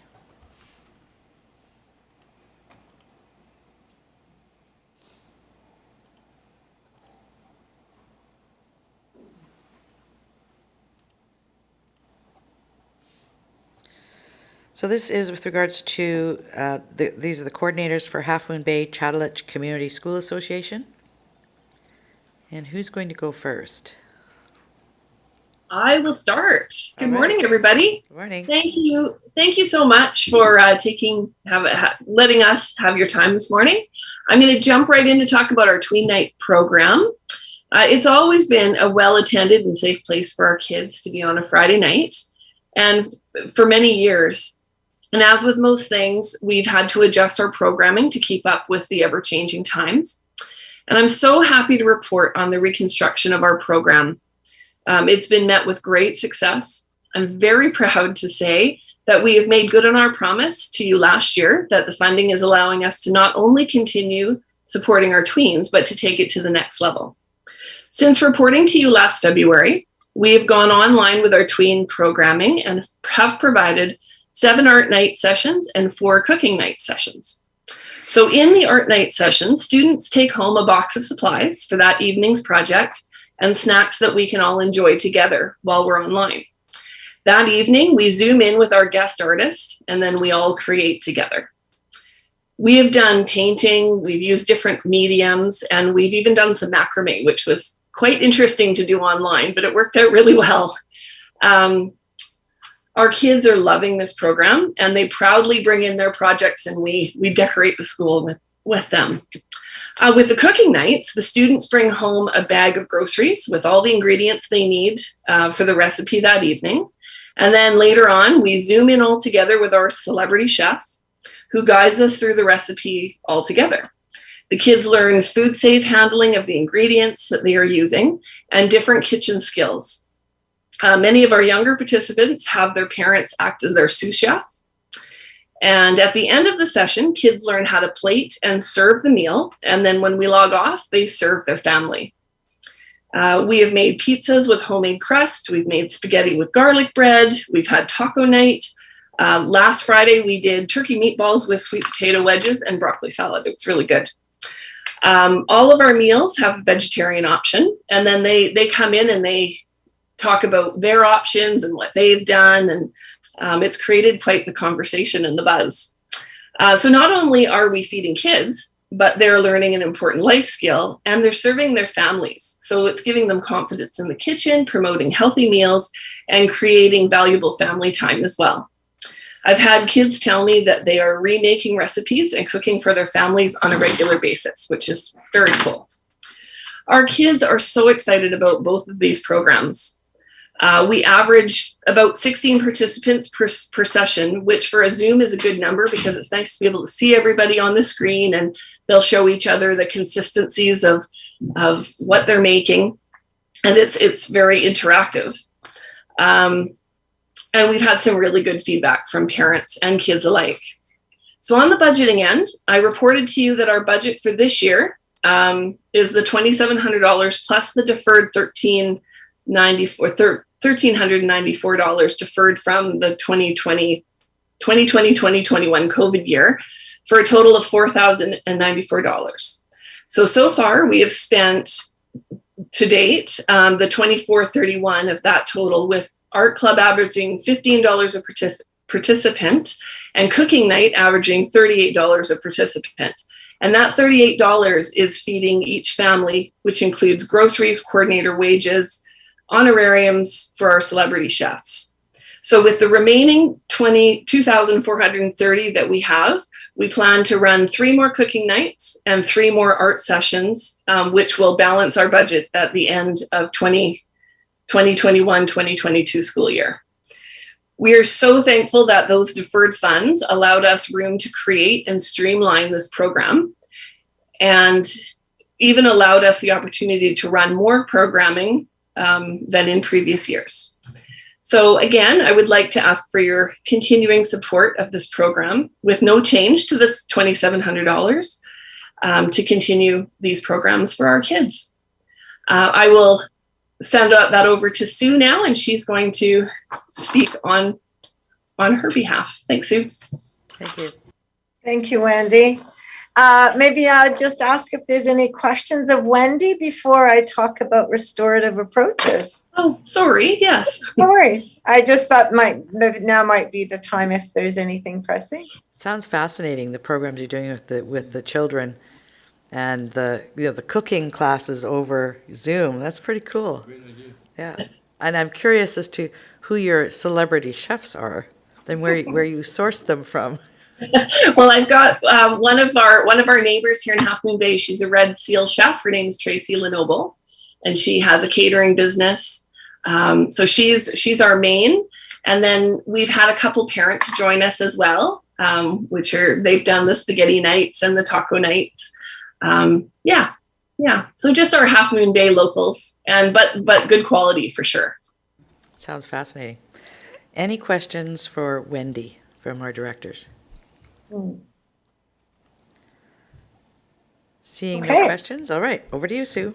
Okay, well, thank you so much. I feel extremely proud to have Wendy as my partner, and I feel extremely proud of all the work that community schools have done through COVID. So my part in this is restorative approaches, and I wanted to start with thanking each and every one of you for so many years of consistent support of restorative approaches in our district. I'm sure you've read the report and looked at the pamphlet that was developed this past year, really describing the 4 areas that our district is focusing on, those being peace circles, positive discipline in the classroom, positive discipline and circle of security parenting, and restorative justice circles. So those are all areas where your funding has enabled us to consistently build on the skills that we learn and move forward and innovate. And surprisingly to me, one of the trainings that I'm taking right now called Compassionate Systems Leadership, which is really growing in the province, cites many of the skills that we've been doing for years in our district through circle training and positive discipline. So it's very affirming that things are moving in that direction as well in the province. So as with Wendy, COVID created some interesting things for us. Not this past year, but the year before, we had quite large deferred funds, which allowed us to keep. And so this past year, we used all those funds. And I think it was really because COVID has highlighted and created this urgency around social emotional learning, mental health supports. And we really felt this sense of community uniting around this need. So we thank you for that. And we appreciate that that's a value that you hold dear, as well as our school district and our community schools. We had lots of trainings happen last year with parents, with individual schools.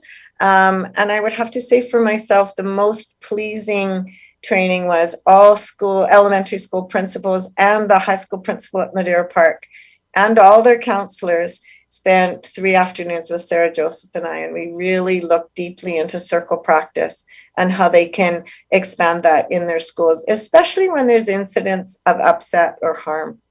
So that was really supported by, at the time, our district principal of inclusion, Kate Kerr. And Kate Kerr is now our superintendent. So we enjoyed great support from Patrick Bocking for many years, our superintendent.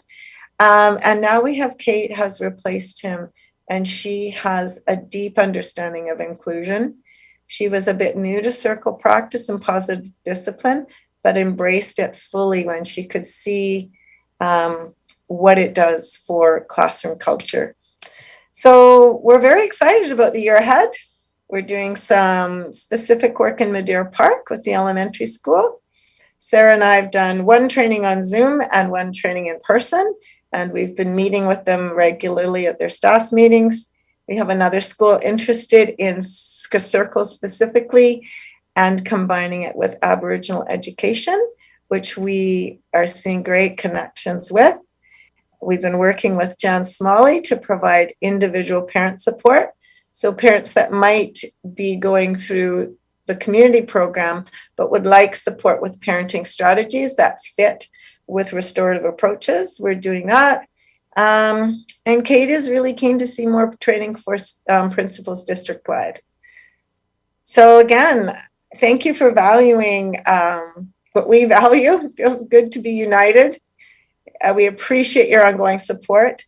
we are happy with the amount of money that you have given us, and I think that we work it well, as Wendy has shown, and we're frugal, we're thankful, and we try and make sure that your money is well leveraged in the community. Thank you. Any questions? Yeah, Director Pratt.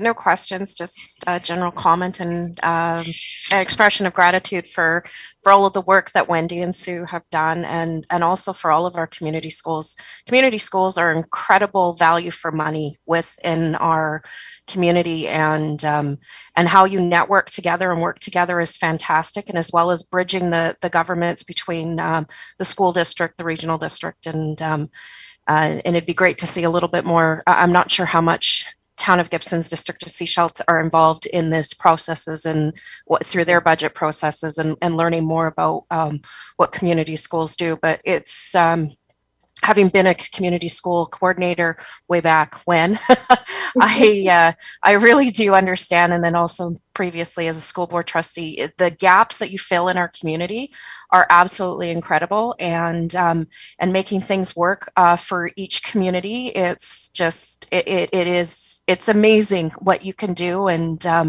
how you stretch funds and leverage these funds for the betterment of all, and especially for youth who are sometimes very, very underserviced, as we've heard in the previous presentation, and I know we'll be hearing from Ted as well, but and Pender Harbor. But just thank you so much for all that you do, and I really appreciate everything. Thank you. Thank you. Thank you, Thanks Lori. so much. Thank you. Sue, can you just give an idea as to the support you get from the other governments besides the SCRD? For restorative practices, you are our only funder, but we use it district-wide, and that was the agreement we made, I don't know, we're looking back probably more than 15 years.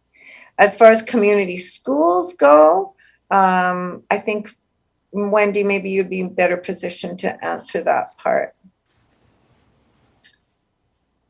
Really, yeah, the SCRD for Half Moon Bay, and it's different for all of the community school associations, but really for our Half Moon Bay Chatlich, it's pretty much the SCRD is our only government supporter.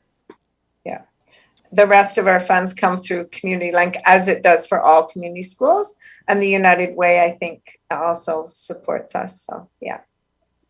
Thanks, Sue. Okay. Okay. Thank you. Thanks so much. Have a great afternoon. Okay. Thank you very much. Our next delegation, oh, sorry, Director Lee had a question for you. So hold on, don't go away. It actually was not a question, it was a comment. I just really do appreciate the effectiveness of grassroots programs like this. They hit the mark because they know exactly what they're doing. And I did want to comment that this is Function 125, which is grant and aid for everybody but SIGD. So everybody is essentially funding the $10,000. So I think that's good for everybody. Thank you. Thank you. All right, we will move on. Director Pratt, you had another comment, question? Just a really quick one regarding the funding for community schools, because just a reminder that community schools is another one of those programs that used to be provincially funded. They used to receive their core funding from the province, and which was discontinued, I believe, in the early 2000s. Ted would probably be able to comment better on that. And I mean, there are a variety of ways that they've supported communities across British Columbia, whether it be like in Pender Harbor with recreation programming, or providing additional supports for school students and youth and our families that can't be provided through other sources. So it's another one of those little advocacy pieces that I wish that had been more successful in the past with the province, but they can do a lot with a very little amount of money, and we're very, very lucky to have them. Thank you. Thanks, Lori. We'll move on to our next delegation, Ted Chisholm, Coordinator, Seashell Community School Society. Over to you, Ted. Thank you. Hi, everybody. And again, thank you for taking this time. Mostly, I will just answer questions, but I thought I'd show you 3 photos because often I'm talking, but it's nice to actually see what your funding is doing. But in regard to our budget request for this year, our grant and aid funding, I won't speak to because that's fairly consistent. We use it to supplement staff wages at the youth center so that we can be open 5 days a week for tweens and youth. We are on target and we have opened up again. So we are operating close to full capacity this year. So I do expect that we will be on target for the budget that I provided for you for this year, which means at the end of this year, we will have a surplus because of the surplus we carried forward from last year of about $17,287. So I am just requesting the $17,713 for next year so that we are back to our funding levels going forward. I can answer any questions about that if you have them, but I'll just show you some pictures, just a few, so that you can actually see what it is that we're doing. So this is the youth center currently, just the other day. We're averaging about 15 tweens a day. We had 21 on Friday, tweens and youth, and we're averaging 8 or 9 youth a day when they come in. So what you can see here is our refurbished pool table in the foreground, kids playing cards. Off on the left of the kids playing cards, there's they're doing some Christmas crafts, so they're making some snow globes. In the background, there are some kids accessing computers. To the right, where the fridge is, there are kids that were cooking pasta that night for the group, for anybody who wanted to eat. And behind us, which you can't see, there are some kids playing games on a big full screen. You can see in the background, we do have COVID protocols in place. So kids are masked. They're asked to do a health check when they come in the door. They're signing in and out. We really focus on hygiene. So you can see kids washing their hands at the sink very regularly. When they're using computers, they wipe them down when they're finished. Staff maintain physical distancing as much as possible, given the space. But even on a day when we have 21 kids, because we provide autonomy for them, kids are signing out for short periods of time. They go to the library, they go to the mall, they go out to the Rockwood or in the fields, or we take some of them over to the gym so they have access to that. And so it's never really crowded. So we haven't had any concerns. We limit the adults who come into the space as well. So parents wait outside when they're picking their kids up. And we're very careful with what we work and how we do things. And finally, just the young woman that you can see in the background, she's pulled her mask down for a second because it was a little bit loud in there and she was talking to me, so she pulled her mask down. This is Heather. It's an example of how we all work together really well. Heather joined us when she was probably 13. She started coming with a community services youth outreach staff team in a double capacity. So she was given adult support and she started coming to the program. Then she started attending on her own and now she's a volunteer. So she's turning 18, but she's with us almost 5 days a week and she supports staff. She comes in, she helps with setup, cleanup. She's really happy to be there. And we were having a conversation. She mentioned that she always has to have music on because when she's taking buses or when she's in public places, she's highly anxious and so has difficulty. She has to have music on. And I commented on the fact that she doesn't wear headphones because the youth center can get loud. There's screens going, there's kids talking, there's card games happening. And she said, well, I'm safe here. This is my safe place. So I don't need that while I'm here. So that's what we strive to do. And thank you, because your funding specifically allows this free opportunity for youth and tweens in the Sechelt area. So right now we're focusing, we're servicing mostly West Sechelt, Davis Bay, Kinnickinnic kids. There are some kids from Half Moon Bay, and there are some kids from the alt school, as well as Chatlich. And yeah, it's really rebuilding back to that safe and welcoming space.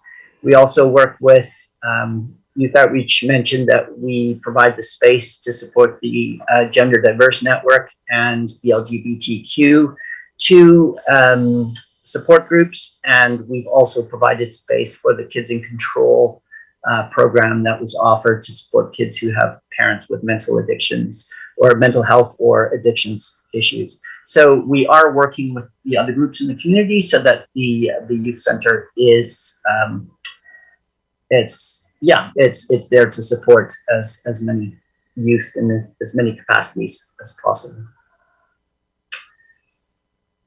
Any questions? All right, directors, any questions of Ted? I don't see any questions. Thank you for what you do in our community. I know that the local governments have representatives that come to your meetings. And I mean, I know I read all the minutes that come out, so aware of what you're doing.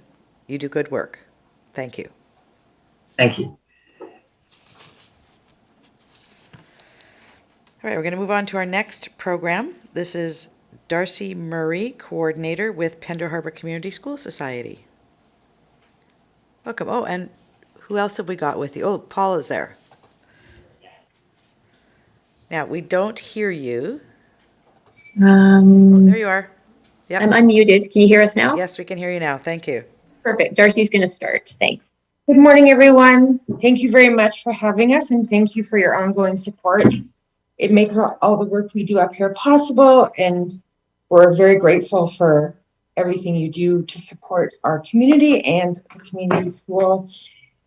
We just wanted to give you a brief overview of the report that we already offered, just to give you a highlight of what we did last year and our plans for this year. As of all the speakers before us, we struggled with how to offer our programs during the pandemic, but we were able to, with your support and the funding, offer most of our programs virtually when we weren't in school with the kids and we weren't able to do group meetings. And now we've moved on to back to doing group activities, both in school and after school.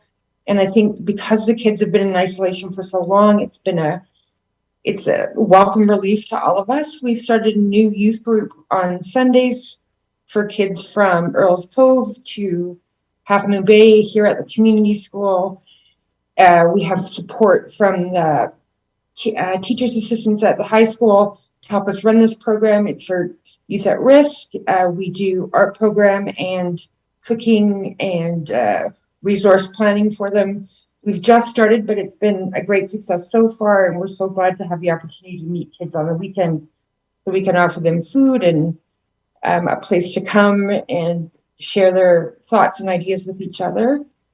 We have continued to work hand in hand with the high school to do restorative justice, peace circles, and to make sure the kids have all the resource and planning they need outside of the school. Francine has done our financials for us, and if you have any questions about that, she'll be happy to get back to you whenever, with whatever questions you have, and I'll pass you over to Paula. I need my glasses for this. Thank you for having us. And again, I'm speaking on behalf of the community school doing the community recreation coordinator. So I look after together for all of our. You're breaking up. Maybe move over a little closer to where the microphone is. Thanks. Is that better? Yes, thank you. Okay.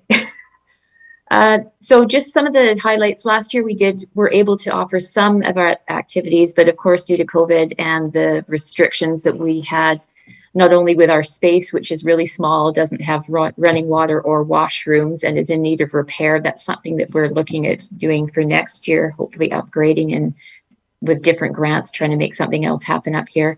We did offer a lot of certification courses. They were in high demand for people that needed them for work and or volunteer positions. So we were able to run those with reduced numbers and often sort of with a bridged online and in-person portion of them.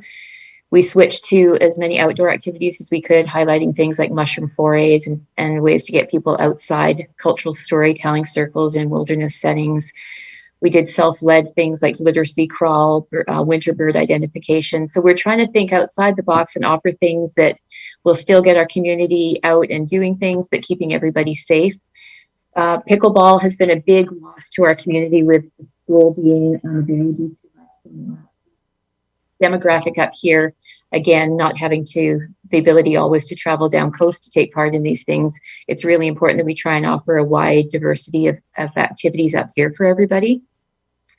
Our elementary school offerings, we were able to offer quite a bit up here still with our relationship and where we're located with the elementary school. So we still had a lot of art classes and fishing club.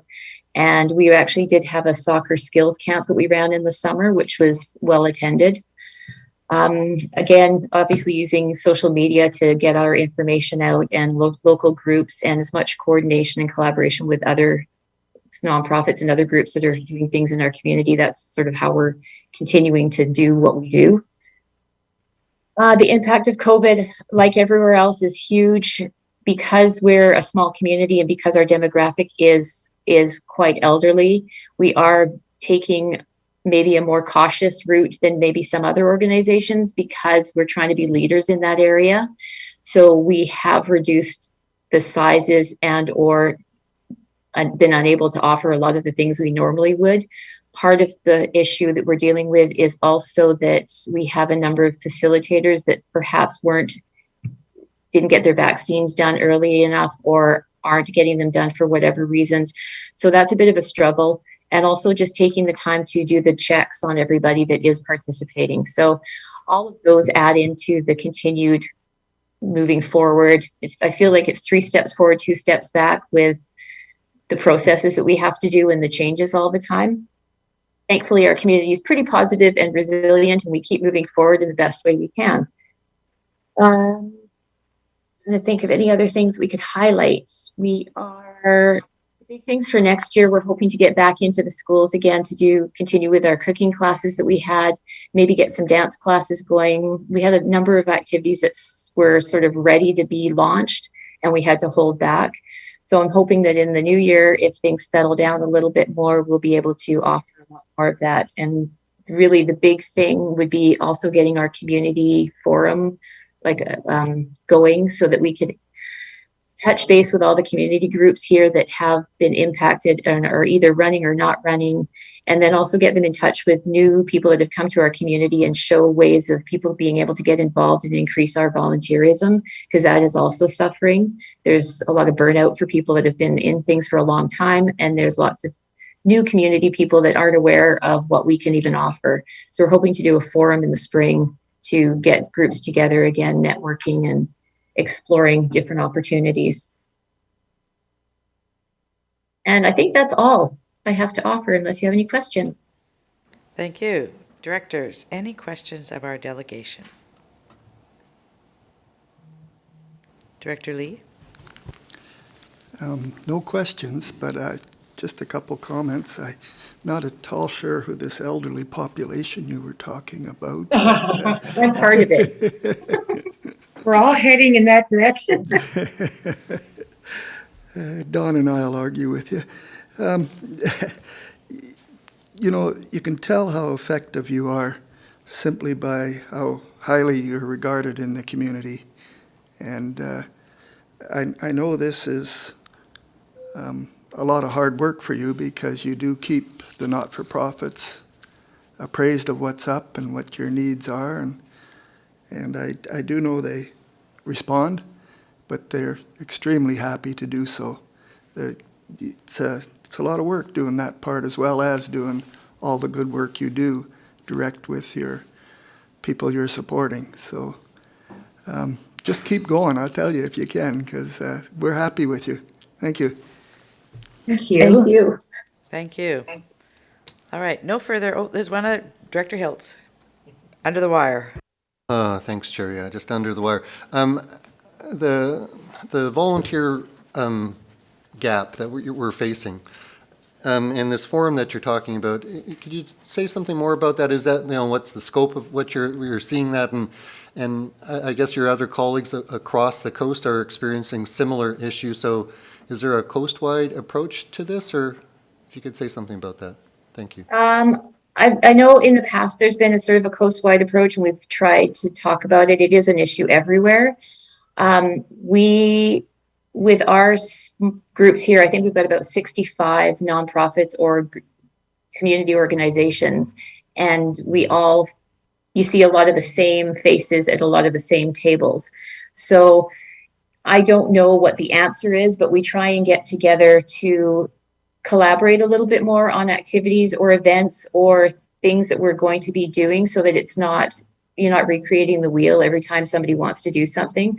We have, with the community school, we have a resource directory, which is another way. We're trying to be the hub where people can come and find out information instead of every organization going and doing their own thing. If we can be part of the place where people come and we get a lot of information that we can pass on. So we're offering resources or just an area to come. And we also put out a brochure for new people or newcomers to the community that was at the chamber, so that it had sort of highlighted the different groups that might be the first place that somebody moving here would be interested in looking into. And then if they can come to the community school and meet people here or get involved, we're just trying to create a bigger capacity for volunteerism and the opportunities for people to want to, if they move here and want to get involved, or maybe you've hit a stage in life where your kids are now gone and you would like to be involved. So by doing a forum and just finding out the needs of all the different groups and ways that we can maybe work together, either doing open houses or just thinking of different events or things we can be part of to encourage people to get involved, which will be a little bit challenging because everyone's comfort level and where people are at going forward will be dependent on what's happening in the world. But that's sort of our goal, is this spring to touch on that, or at least get a survey out or something out to the community to find out what the needs and wants are, and then we can address them. We've actually been working closely with the school as well to promote the youth volunteering. And so at our food bank right now, we have a lot of youth and parent teams helping us support that. And the kids have been super receptive of it. So I think it's important for our organization and just us as community members to promote that within the youth. They're very eager to help. We just have to make sure we make it accessible to them. And as always, we deal with transportation issues up here. So we're trying to bridge those gaps. And I have some of the youth that we work with, working one-on-one with seniors to help them with Zoom calls like this, or to use their smartphones. And so the youth are eager to do it. We just have to find a way to connect them. So hopefully going forward, we will do that. All right, thank you. Thank you. Director Pratt. Well, thank you for all that you do. I mean, I know how hard the two of you work, as well as Francine as well, and that connection with the community and bridging that gap between the community and the youth has been really instrumental in building a fabric of a community that is just naturally segregated from the rest of the coast just via distance. So the community school it's always been quite the hub, and just from my family's perspective, with my kids having been up there and spent so much years up there, it's been a very valued resource for so many people. So thank you for all that you do. Well, without your support, we couldn't do it. So thank you very much. And we will keep doing what we're doing and hopefully get better. All right. Thank you for being here. Thank you for your presentation. Thank you very much. Bye-bye. All right. We have two more community schools. I'd like to go through those two before we break for lunch, if that works. All right. So we have Roberts Creek Community School, Sheila Wilson. Hello, can you hear me? We can hear you fine. Great. Okay. Well, thank you so much. And thank you for all of the support over the years. My name's Sheila Wilson, and I'm the coordinator of Robert Street Community School. I just want to apologize because I did sound a rather lengthy as I look at the other documents. It's pretty lengthy. It's not dense reading, so I'll assure you that. I'm going to walk you through it today as I have a little bit of a presentation put together. So we are requesting continued funding of $10,000 for our Nights Alive youth program, and an additional $4,000 for a project that's under our stewardship called the Roberts Creek Legacy Garden. So I am, and I'd like to just acknowledge some of the things that Director Pratt said, because she kind of articulated the work of the community school so clearly, that we do really work together as a team. We do network and work with, we work with all levels of government, and we do fill those gaps, and we do work very uniquely with and meet the needs of our unique communities. So if I'm going to go ahead and screen share now. Second. So we get to. Okay, are we good? We're good. Okay, so Robert Street Community School, our nonprofit society, links our schools to the local community. We support student learning and well-being through the delivery of regional and site-specific programs and services, and provide resources to Sunshine Coast families and children. We leverage provincial community link core funding, which primarily supports vulnerable children of Cedar Grove and Roberts Creek elementary schools, to broaden the scope of our deliverables. So each of the community schools has a couple of schools under their jurisdiction. So ours are Roberts Creek and Cedar Grove, and then we also have broader programs. This is in your packet, part 1.2. It's our society budget. I don't know that you required it, but I think it helps to just have a broad sense of what we're doing. And in here, you can see that also that our 2020, your SCRD 2020 funds are actually expended in our 2020-2021 fiscal year. And that runs from July 1st to June 30th. This year, we expect revenues of $125,600 and matching expenses. And we do and have access funds from all three levels of government, depending on the particular project. We administer an additional $37,000 of United Way of BC funding that's not recognized in this budget, as well as $34,000 of provincial funds for regional initiatives that support sports, arts, cultural, and grade 7 transition programs at every elementary and high school in the district. So Nights Alive. Running since 2003, this free youth drop-in program provides grades 6 and 7 children a physically and socially safe space to socialize and recreate. Simple, nutritious meals or hearty snacks are always provided, and 3 to 4 staff lead program in the school gym and outside when weather permits. Nights Alive runs every Friday from 3 to 6 p.m. while school's in session. The early start mitigates transportation barriers and has resulted in attendance of upwards of 34 kids attending in an evening. Some of the activities this year include beach fires, art, flashlight tag, outdoor games, and cooking. We also, over the past years, have had the benefit of outreach workers regularly dropping in and connecting with some of our more vulnerable youth. And if you saw a picture of kind of what was happening in the school gym, it would look a lot like what Ted shared in the youth center. So as far as COVID and how it's affected our program, there was also, that was addressed in the packet that you received. So the school district response to COVID prevented the delivery of Nights Alive last year. And then with 3 cases of school this October, our program startup was delayed until November 12th. Since then, we've had run a highly attended and very well received program. Kids are having a great time, and school staff and administration are really excited that the students again have this positive experience wrapping up the school week. So with program not running in 2020 to 2021, $3,000 of regional district funding was spent, and $7,000 surplus was rolled over to this year. We reduced our grant ask to $3,000 for the 2021 year, and that was approved. The $3,000 was last year, that was left over from last year, was used to support vulnerable students and families during COVID and for staff time to deliver a few Nights Alive sessions. Funds also paid for food at family weekend garden work parties and planning sessions, and for some associated staff wages. So I'm just going to share with you the 5-year financials that you requested. And at the very bottom, you'll see that this is just the highlighted summary at the bottom. So our 5-year financial plan is based on a conservative 1% inflation rate. By 2026, we would increase our request to $10,400.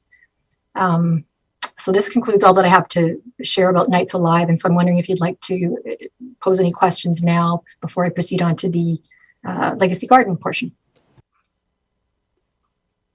I can stop sharing and then go. Yeah, let me see if I can have any hands up. I have no questions. Good. All right, let's go on. Okay, so I'm going to continue to share screen. Go again. Okay, can you see it? Not yet. Okay. Shoot. Okay, so I hope I haven't lost it. So let's try again. You got it now? We have it now. Okay. Sorry, I'm gonna have to go scoot ahead and lost my place.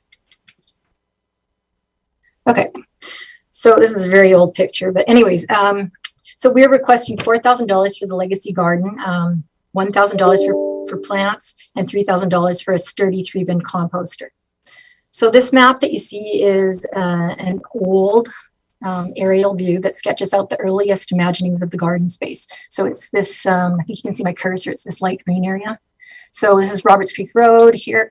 Sorry about that. Roberts Creek Road. And then we've got Emery Road where the co-housing site is. The school is over here. And this is just, like I said, old before any of the development has taken place. So what we did do, though, was capture some of the land over on this side as well. So we've expanded the garden well beyond what the original vision was. So I hope that you've had a chance to see the Roberts Creek Legacy Garden, which is, like I said, located adjacent to the elementary school. And it's become a centerpiece of the downtown core. Roberts Creek Community School administers the project and relies heavily upon the guidance of the steering committee to ensure that the project is thoughtfully designed, developed, and maintained. Larry Popwich of Paraplum Design and Construction has donated his time as a consultant and contractor and has enrolled dozens of other business sponsors to donate materials, expertise, and labor. So since 2017, the site has gone from invasive weeds to become a learning space that includes a post and beam pavilion, a water catchment system, large raised and accessible beds, storage sheds, an adjoining pergola flanking the playground entrance, a cedar lattice fence, and a mesh deer fence. In 2011, former Area D Director Donna Sugar championed the idea of a community garden, and the board set aside, and the regional district board set aside $2,000 a year until it was accessed by our community school in 2017. With subsequent grants and aid included, we are indebted to the regional district for over $16,000 of grants and aid funding. So the 2021 Legacy Garden grant and aid application was declined. That letter is found in your packet. Although a precedent had been set, administration felt that grants and aid was not the best access point for funding, and a meeting was set up on June 16th with Director Ties, Ms. Perot, Mr. McKinley, and Ms. Crosby. I hope I didn't miss anybody. It was proposed that we instead apply for funding at this December budget meeting. So the mission of the Legacy Garden reflects that of the regional district's ag plan, which is to increase local food and to build community resilience. The school is already accessing the garden as a gathering and learning space. Our community school brings community experts and volunteers into the space to mentor and work. Students have helped to build garden infrastructure and plant, tend, and harvest produce. We are this year partnering with Farm to School BC and the Sunshine Coast Foundation to more fully integrate the garden into the school curriculum, and together with Seashell Community Schools have established a pilot regional hub here on the Sunshine Coast. Roberts Creek Community School has raised over $85,000 in funding, $90,000 of local sponsorship, and has benefited from over 1,000 hours of volunteer time. Major funders include the regional districts, SD46, Community Foundations of Canada, the Sunshine Coast Foundation, and Agriculture and Agri-Food Canada. With $4,000 of this is our budget for this next year, 2022. So with $4,000 of SCRD funds, we will have a budget of $16,000 for 2022 and expect over $20,000 in in-kind donations. I'll just go back here. So some of our ongoing operating costs include insurance, plants and soil amendments, municipal water, food for work parties, and those expenses associated with infrastructure maintenance. We are requesting $4,000 to meet this year's most pressing needs. With all major infrastructure complete, we're ready to plant. $4,000 is in place, and we're requesting $1,000 from the regional district for plants. 1/3 of the beds will be dedicated to annuals that students tend. The remaining shadier parts of the garden will be planted in drought-tolerant, primarily native food-producing plants that offer learning opportunities for students and community. A committee of experts is vetting over 150 plants, which is at the back of your packet, and I know that you'll never make it through, but it's just there to show the work that's involved and the expertise that we've recruited. So to include in this planting plan. The first draft of rankings, the first draft is found at the end of your package. This drawing provides a 2018 plan drafted by Larry Popowich and Gaia's Guild, which is being adapted to better reflect the needs of the school and community. Again, it's really just showing you the thoughtfulness that's going into the garden. So the second portion of our Legacy Garden ask is for the compost. Okay, Sheila, Yep. can you wrap it up in about another minute or so? Yes, this is the three-bin compost system. This is it. We're asking, we expect it to cost $3,800. $800 funding is in place, and we're requesting $3,000 from the regional district. The problem is right now that we've got too many pests are accessing the or getting into the existing compost. I'll stop there. Thank you. So just to confirm your ask, then it would be $10,000 for the youth programs, and then you're looking for $4,000 for the Legacy Garden, correct? Correct. Okay. Any questions, Director Ties? Yeah, thank you, Sheila, and also thank you to staff, especially GM Perot and Tara as well, for the meeting and figuring out some options going forward. Yeah, ultimately, the sort of recurring funding for a project that's ongoing is not something that we want to continue to support in grant and aid funding. And since there is a channel to fund the community school who's overseeing this project through this process here, the decision was made that maybe this would be the more appropriate place to request for funding. That being said, it is a Roberts Creek specific project, and it has mostly local benefits. So I do see that that the whole region is paying into this. If directors have any concerns around that, maybe let me know, and I'm sure we can have a discussion around that. But I think this is the appropriate place to ask for the funding, and thank you, Sheila, for bringing it forward. Thank you. Other directors, any questions? All right, seeing no further questions, thank you. And we will go on to our final presentation before we stop for lunch. Appreciate you being here. So the next presentation, well, it's not a presentation. We have, let me see if the delegation is actually, we don't have a delegation either. So, directors, are there any questions around the Gibsons area community schools? Any questions on that we would need to have staff get information on?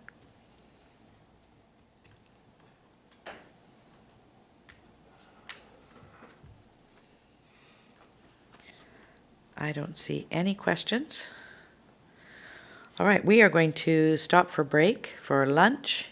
It is 20 after 12, and I know we have some delegations still in our gallery. We will come back and see your presentations after lunch. 12, do you want to, it's 20 after 12. Do you want to go to 1? 1 o'clock? That's 40 minutes? All right, we'll see you back at 1 o'clock.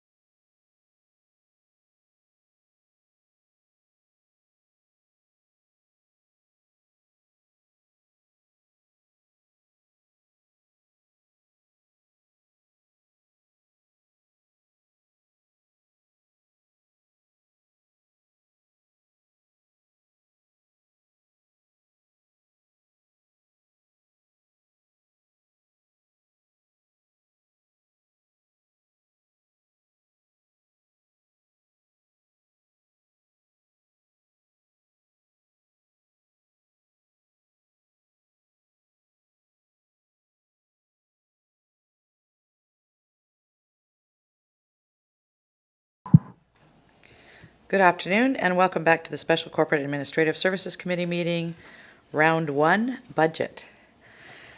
We are starting this afternoon at item 17, Annex P, pages 131 through 136, and we have Annie Wise, Executive Director, Sunshine Coast Tourism, regarding the 2022 budget request. Welcome, Annie. Great, thanks for having me. I'm going to share my screen. While you're doing that, I'm just going to remind you that we've all the delegations at 10 minutes. Yes. Thank you. Are you able to see my screen? Yes, we can. Thank you. Great. Well, hello again, everyone. My name is Annie Wise, and I am the Executive Director for Sunshine Coast Tourism. And I just wanted to say thank you for having me today. I would like to first acknowledge that I am joining you from the traditional, unceded, and ancestral territory of the Sechelt people, where I'm grateful to live and work. I've been with Sunshine Coast Tourism for about 8 years now and moved into this role of Executive Director in August of this year. Our former Executive Director, Paul Kamen, who I'm sure this group has seen present many times, is still with Sunshine Coast Tourism in a new position of Tourism Recovery Specialist as a result of some of the additional grant funding that we've received from the province for tourism relief. So on behalf of Sunshine Coast Tourism, I'd like to say thank you for the continued support of our organization. And as a result of your support, as well as our other local government partners and a majority of our accommodation owners, we were able to secure our municipal and regional district tax, the MRDT renewal, for an additional 5 years, which began this August and will continue to be in effect until August of 2026. This funding provides Sunshine Coast Tourism with far greater ability to deliver on our programs and with a greater degree of certainty and future planning abilities. And regarding our funding for this year, we aren't asking for any increases to our funding for 2022 from the SCRD. Our primary funding source does come from the MRDT program, and therefore we don't want to place additional burden on our local governments. But as part of the MRDT program requirements, our existing government funding cannot be replaced by the MRDT. So we appreciate your ongoing financial support of our organization. Our mission is to build a strong tourism economy on the Sunshine Coast, consistent with the values of its residents. Our primary programs include leading the destination marketing for the region, as well as our destination development and visitor services programs. I wanted to give you just a brief update in regards to the tourism industry on the coast in general before I speak directly about SCT's programs. As we look to understand and evaluate what's happening in the tourism industry, one of the most important stats that we look at is our traditional hotel room revenues. This graph shows us the last 3 years of data, with, of course, 2021 only being partial so far, to get a sense of what our annual visitation looks like at our region's traditional hotels and motel properties. And when looking at 2019, we can see increases, that's that red line. We can see increases in the shoulder season months, especially in the springtime, with a more gradual bell curve as you move into the summer months of July and August. And this is sort of what we would hope to see. At Sunshine Coast Tourism, our goal is to create sustainability for our industry, directing visitors to come and spend where and when there is capacity. And in an ideal world, we'd see a relatively steady line across the year, or even just a gentle arch without the major peaks of the summer and valleys of the winter. Unfortunately, our work towards that effort was hit really hard by COVID-19. The timing of the major restrictions and the travel bans hit mostly in the off-peak months, which then drove dramatically increased visitation when restrictions lifted during the summer months in 2020 and 2021. This extreme shift from low lows to high highs caused significant challenges for our industry, including labor shortages, negative resident sentiment towards tourism, multi-sailing waits on BC ferries, and some attractions and locations experiencing impacts of over-tourism. All factors which in some cases lead to a negative visitor experience, which of course can affect us for years to come. Ultimately, the sustainability of our industry will rely on continued efforts towards geographic and seasonal dispersion of our visitors, as well as visitor education. By spreading visitation out, we can reduce the negative impacts of tourism and build upon the positive outcomes, which benefit our residents, visitors, and businesses alike. One of the key challenges to our industry is, of course, the ongoing labor shortages, which is often driven, at least in our region, by a shortage of affordable workforce housing. However, in late 2018, the province changed the PST legislation for accommodations to include short-term rentals. And by including this, short-term rentals by way of what we call online accommodation platforms, or OAP, such as Airbnb, VRBO, these types of platforms, they're now required to collect and remit PST and MRDT. And the MRDT funds come back to the Sunshine Coast Tourism through that program and are placed into a restricted account and to be used according to the OAP guidelines that we created in conjunction with our accommodation sector and the two regional districts, both the SCRD and the Cathett Regional District. And as a result, we dispersed approximately $85,000 earlier this year to the SCRD to be used on their affordable workforce housing plans. That was 2 years of accumulation. And our next disbursement will be in March of 2022, and we expect that number to continue to grow. So that's a little bit of a background. And now to briefly share just some quick highlights from our programs. Sunshine Coast Tourism's primary program is, of course, still our destination marketing of the region. Our campaigns have shifted to focus on sustainability and visitor education. And here are just a few examples, both from our new Sustainable Sunshine Coast campaign, as well as other content marketing efforts that we've employed to educate our visitors. These educational messages to travelers share about everything from leave no trace practices when visiting parks and green spaces to ensuring visitors know up-to-date information about public health orders and other emergencies, such as the recent extreme weather events. And moving into winter and spring of 2022, you'll see a further push for geographic and seasonal dispersion of visitors. We'll be promoting the areas, places, and businesses that have capacity and not being shy of directing visitors away from the areas that are already full. Our staff are also participating in additional training and education to ensure that our programs are aligned with the views and tourism aspirations of our local Indigenous communities. Tourism can absolutely play a part in the truth and reconciliation efforts. And as an organization, we are committed to examining our work both internally and externally to that regard. Regarding our visitor services program, we manage 2 visitor centers through contracts with the municipalities, both in Gibsons and in Sechelt.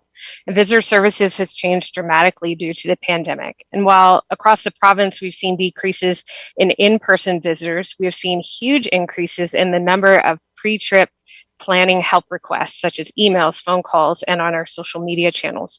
Our staff have also found that due to quickly changing conditions, visitors need lots of last-minute help as well. Finding open restaurants or a last-minute hotel room were common requests over the summer. In addition, guests are increasingly look for more customized and curated itineraries, and they want help planning their exact logistics, not just general recommendations. And looking ahead, we're working to ensure that we can adapt our brick and mortar facilities to the ever-changing needs of our travelers. This includes expanding our digital services and mobile visitor services to meet people where they are, and providing continued leadership and outreach to other visitor service operations on the coast, such as the Pender Harbor and Pal River Visitor Centers, which we don't directly operate, as well as like the Ferry Ambassador programs and other programs like this. And lastly, our Destination Development Program is a critical component of both Sunshine Coast Tourism and Destination BC's corporate strategy. It's being delivered in partnership with many community organizations, including municipalities, provincial ministries, Indigenous communities, the Ministry of Tourism, Arts, Culture and Sport, and Indigenous Tourism BC. And as part of these efforts, we've received multiple provincial grants this year as a result of the province's tourism relief efforts. These grants are specific to destination development projects, which is excellent news for us, as typically our base funding, the MRDT, and funds we receive from our local governments and Destination BC are all reserved for destination marketing and our operations. And so this funding allows us to take on some extra programs that we normally wouldn't be able to. We're currently working on 2 specific streams. One of the grants is for trail amenity developments, and we've identified 3 trail areas on the coast, including both Sprockets Bike Park and Big Tree Recreation Area within the Sunshine Coast Regional District, and Mount Mahoney in the Cathett Regional District, to develop much needed amenities for these areas. The other grant is specific to Highway 101 points of interest. Our project list for this grant includes improving visitor signage at a number of locations and supporting the development of an attraction specifically for the Persephone boat in Gibsons. I also wanted to let you know that we have reached out to the Pender Harbor Chamber of Commerce regarding their washroom improvement project. I met last week with Chamber Chair Dave Milligan and asked that they provide a letter to us requesting funds for this capital project.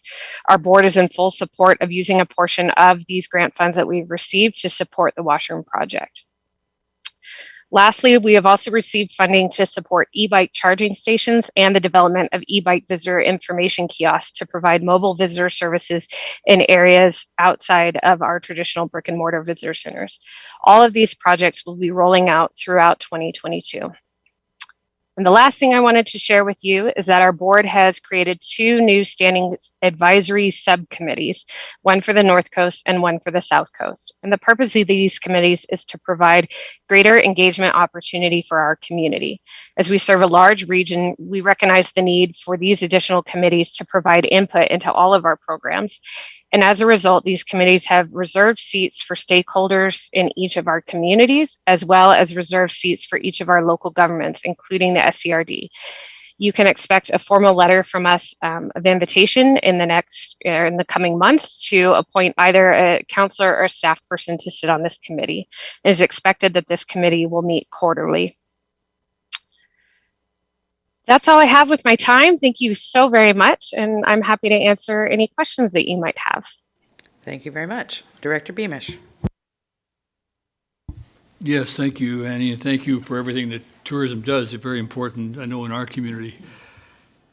And I'm wondering if we are working at odds in some respects. The mission, Sunshine Coast Tourism Mission, is to build strong tourism economy on the Sunshine Coast consistent with the values of its residents.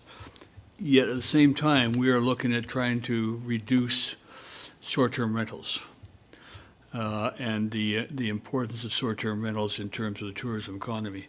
I have not seen us reach out to tourism in that conversation. And I'm wondering if you're part of that, if you're having any contact with our planning department or other planning departments on the coast as we come to grips with this. We have made long-term rental, permanent rental, a priority in our community. And it's recognized by our consultants that by doing that, we would potentially reduce short-term rentals by as much as 10%. And maybe even restrict the growth of short-term rentals. But how does that meld with your vision or what is happening in tourism in terms of trying to promote the Sunshine Coast? Are we working at odds in that area? Yeah, thank you so much for your question, Mayor Beamish. We have provided a report based on it. We created a short-term rental subcommittee within our board to sort of understand as an organization what both the challenges and the opportunities are. And we did send that report. This would have been prior to me starting in this role in August, so it would have been Paul Kamen that sent that through. But I have had, since I've started in this role, have had conversations, even most recently, I think with the District of Sechelt, with their consultant that they had hired on the matter and so it is something that we are trying to actively engage with. I think as an industry, leader, we recognize that even within our own industry, there are varying viewpoints on it. Obviously, short-term rentals do provide another, avenue for visitors to come to our region, and I think it would be short-sighted to ignore the marketplace shifts and desires, and for the types of accommodation that visitors are looking for more and more, especially I think at least in part because of the pandemic, people are looking for unique accommodations. They don't necessarily want to stay in what you might think of as a more traditional hotel. Obviously, that's not the case for everybody, but we are seeing that shift globally. And so I think that a measured approach is really important because on the flip side of that, even within our own industry, many of our larger accommodations are having trouble finding, staffing because their staff have nowhere to live. And so, as a renter myself, I know the challenges that our region is facing, and finding that, again, a balanced approach so that there is long-term housing will both benefit tourism and the community, but also not, completely cutting the legs off of, that portion of the industry if they're willing to operate, within certain measures and with certain compliance restrictions is really what we're recommending is finding that balance. Well, hopefully we'll have more conversation before we make a final decision on what that balance is, because that's important. I agree. Thank you. Absolutely. Thank you. Thank you. Director McMahon? Seems to be the time for awkward questions. I just had to ask, given the uncertainties of COVID, the limitations of our ferries, and the lack of staff in staff availability, do we actually need destination marketing? Absolutely. As a region, we have to be thinking long term. And while we're not sure, nobody's sure how long this pandemic is going to be with us, destination marketing is more than just telling more and more people to come. It's also about reaching the right people that are going to create the best impact for tourism in our region. There are hundreds and hundreds of businesses on the coast that will rely on that service for, in my opinion, the rest of the Sunshine Coast life, so to speak. And so making sure that our message is the right one is very, very important. But to get rid of it altogether, it's not going to decrease tourism. It's just going to not have the ability to reach the right tourists. And so where we, as sort of a mouthpiece for that, have the ability to influence the who, the where, the when, and how tourism happens, if an organization like ours stops doing what we're doing, you lose that influence. And so then, it's just the people that are going to come here aren't getting those educational messages. They're not being directed to the places that have capacity. They're not hearing when Cliff Gilker Park is closed because of weather, all of these things that we have the ability to influence and measure. But it's challenging for sure. And I understand both sides of that coin. Thank you. Director Hiltz. Thanks, Chair. The trails money, Sunshine Coast Tourism has received, looks like about 500 grand through the restart funding, so a big chunk. So just the scope of a program like the Sprock Kids Trails project, what's I don't think we've seen anything yet at the board here. Could you just kind of give some idea what the scope of that project is? Yeah, so the Sprockets Bike Park specifically, we have a budget of approximately $65,000 that we've put aside for that. That would include improvements to the outhouse, the toilet that's there, some trail improvements, specifically the climbing trail, an information kiosk, and some signage that needs improvement at the entrance, and parking lot enhancements to the lower lot. In his new role, Paul came in as our tourism recovery specialist, has been working with staff to identify, exactly what those needs are. And then the next phase is consulting with, with different groups to make sure that we're all, in agreement and support of this project. And I would imagine that would include, your staff presenting back to you with reports. And then hopefully by, kind of March and beyond, that we're moving into the execution phase.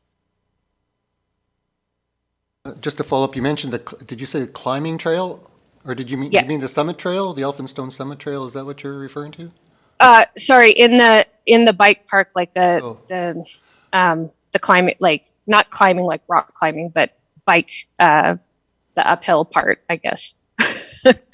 Okay, thank you. Yeah.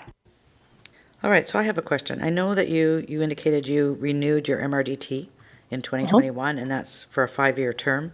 And I know that you renewed it at 2% again. Mhm. How many other organizations, tourism organizations in the province are still at 2%, or have most of them moved to 3? Because I know some of them already did the last time. I would have to get back to you with an exact number.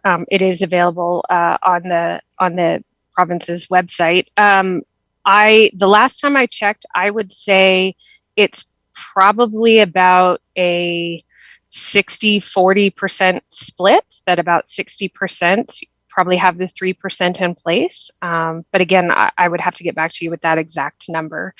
Um, while I personally see, the direct benefit of going to that 3% for, that additional funding, it's a balanced approach in getting the MRDT renewed, in that we have to have a support of our local accommodations. And they felt, especially since we were trying to get the renewal done right in the middle of, the beginning of the pandemic, especially, that bumping up that amount, which would mean effectively, having higher end costs to the consumer, it was not the right time to do that. And so ultimately the accommodation sector was the one that made the decision not to go for the 3%. And so sticking with the 2. Thank you. I was just going to pull up an expense that I was over on Vancouver Island recently, and I know it's just part of the expense. It doesn't cost the property owner anything. It actually is the person who's staying there. Yes, which I know is one of the detractors of it on the Sunshine Coast. Doesn't like it because he thinks it will stop people from coming. I don't see that happening. No, I agree with you. I was just looking at what percentage I paid over there. Okay, so over there it was still 2% as well. I wouldn't mind seeing information about, the split, like who's at 3%, who's at 2%. Absolutely. I'd be happy to provide that information as a follow-up. And I think probably what you'll find is most of the communities that are doing the 3% are, I would say, some of the larger communities, like you'll see that in, Vancouver, Whistler, Kelowna, Tofino, some of these, very kind of well-established, larger tourism communities. But yeah, I'll send that as a follow-up. Right, because one of the things that we know we need to do on the Sunshine Coast in particular is build some of the infrastructure around that. So, I mean, the money's going to go right back into the economy and into the communities. Yeah. Yeah. Director Ties? Yeah, I just want to also emphasize what Director Seegers just said. And yeah, I 100% agree that really that tax should be at the 3%, and that there's really no argument that says that. I think if you actually poll the communities that are charging more, they probably didn't see a dip in their business when they moved from 2 to 3%. And so I think that's a pretty clear one. And yes, we have a lot of tourists come here and use our beautiful parks, and we don't have the funding to support that infrastructure, and it comes on the backs of our citizens that these parks are maintained. So I think anything we can grab on in that regard is big, and I think we should even consider making the Lower Sunshine Coast a resort municipality, or at least look in that direction, because we are becoming a tourism destination that is sizable and popular, and I think it will only grow. Thanks. Thank you. Thank you. Any further questions or comments? Director Lee. Thank you, Chair. It's a curiosity question. I see on the visitor service that we were expecting revenues of $131,600. I was trying to figure out how visitor services generated revenue. So we have contracts with both the Gibsons Visitor Center, the town of Gibsons and the District of Sechelt. So with those two, the contracts that we receive direct from those municipalities make up most of that money. And then we also have a small amount of retail sales, probably to the tune of about $5,000-6,000 a year. And we usually apply for the Canada Summer Jobs Program to get some grant funding there. And then Destination BC also provides some funding for visitor services as well. So none of the revenue there is generated through like the MRDT or any of those programs. It's separate. Yeah, I was just imagining what you were selling at the visitor center to get that much money. No, the amounts are slightly different between the two municipalities, but they're both funding around $50,000 to $60,000. So that's and then so combined it's close to probably 120, and then those couple extra sources make up the difference. Yes, thank you. We have some really cool District of Seashell swag. Mm-hmm. It's being sold at the visitor center. They also have some other Sunshine Coast products, right? So those, and obviously they get them at cost, they mark them up, and they make some money off of that as well. On top of, all my kids have T-shirts and toques and hats.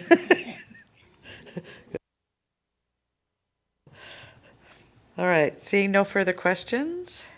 Thank you for being here, Annie. Thank you for waiting till the afternoon. Thank you. Appreciate your time. Thank you. Our next delegation is Linda Williams, Director, and Marlene Loudon, Director of Coast Cultural Alliance. Welcome, ladies. Thank you. I'll let Linda go first, and she's going to show up with her camera.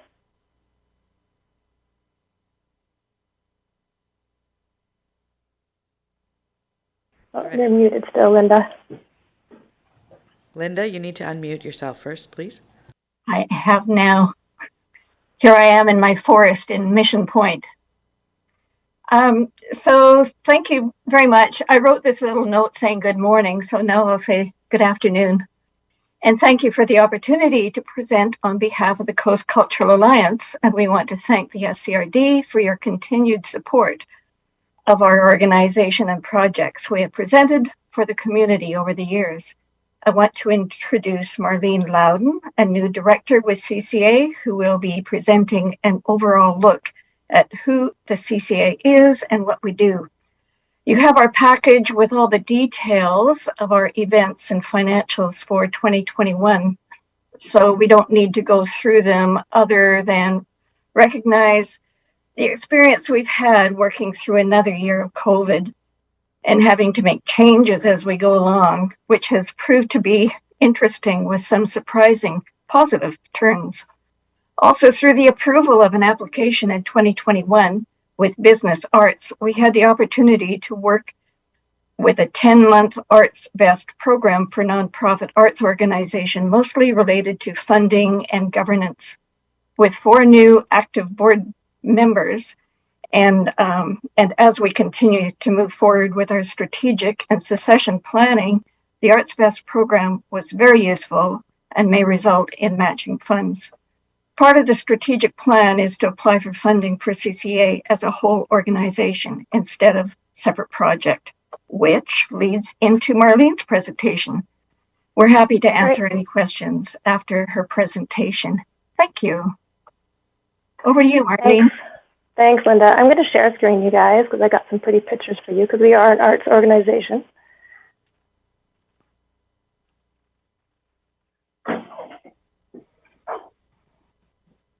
So can anyone see that?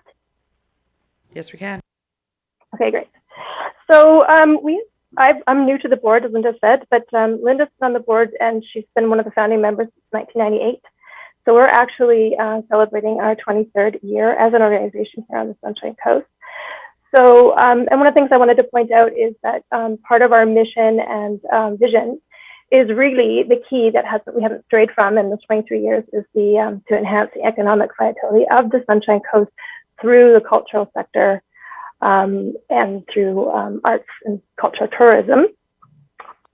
So who we actually are is a nonprofit society network, and at the moment we have about 270 members. Most of them, of course, are artists like myself, or artisans, but also it includes, of course, the performing arts, nonprofit societies, and even public galleries and businesses that support the arts. We have 8 volunteer directors and then 1 project manager, who's on a part-time contract, but just knowing what that member does, she's actually works pretty much full-time for the CCA, and we're very grateful for all that she does.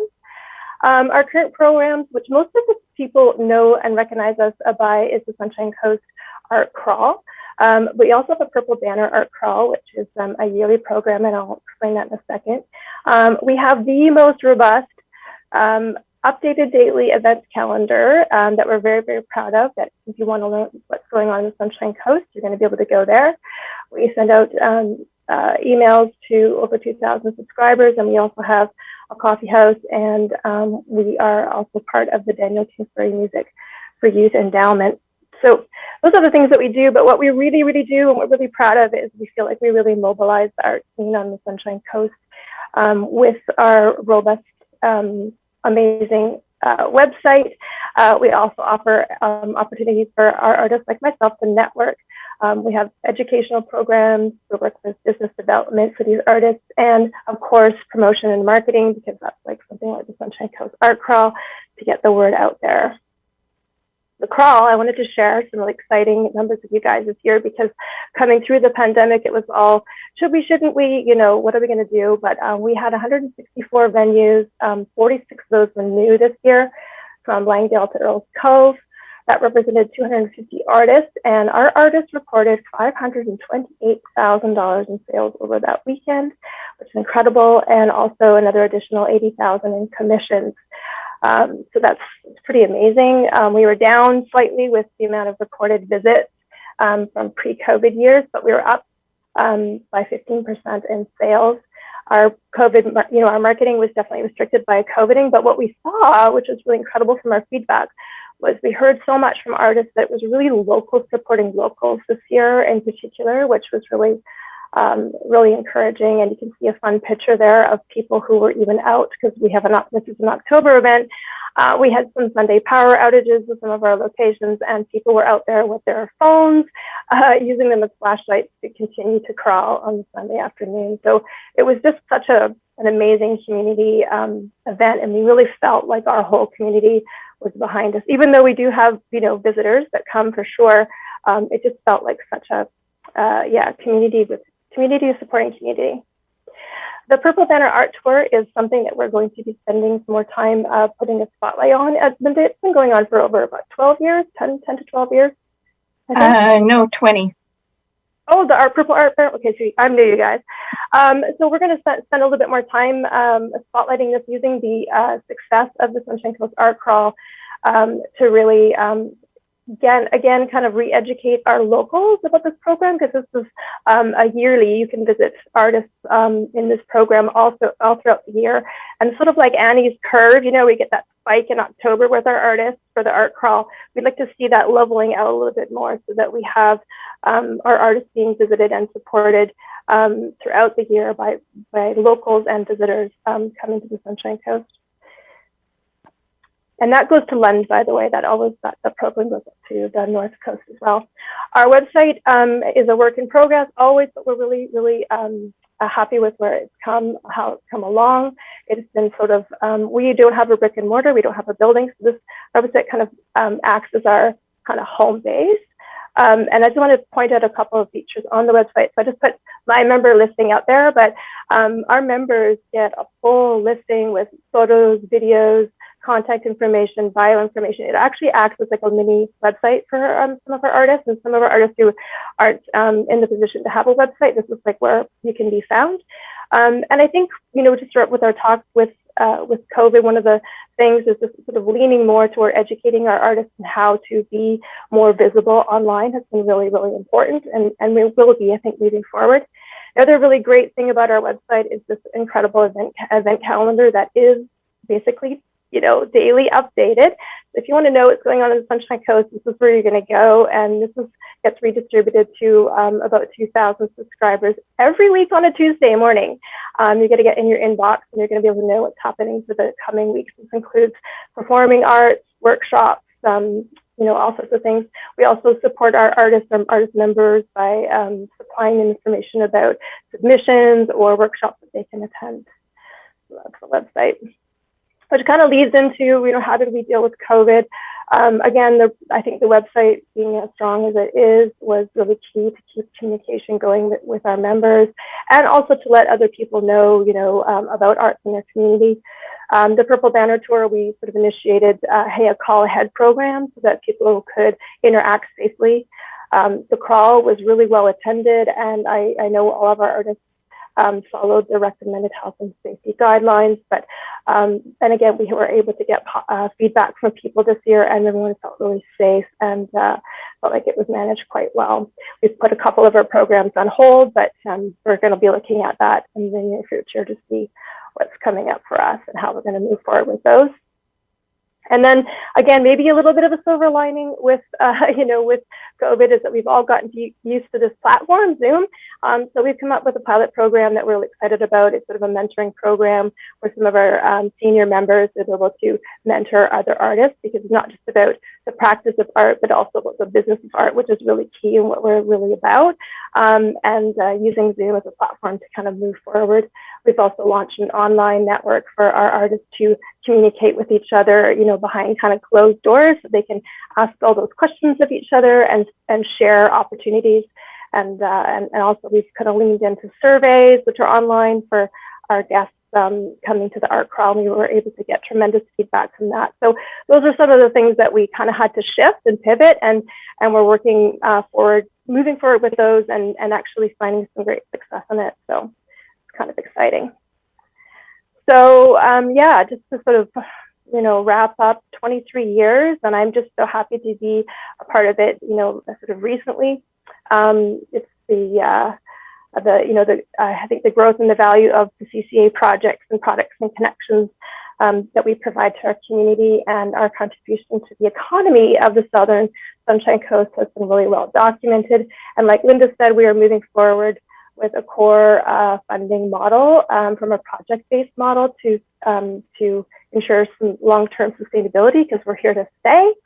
And we just are very, very grateful for our collaboration with the SCRD over the years, and we sort of feel together that we're supporting members of the community, like myself as a working artist, to contribute to this really important sector of our Sunshine Coast economy as a whole. So that's what I wanted to share, along with those beautiful pictures of all of our members. Thank you very much. Does anybody have any questions? Directors, any questions?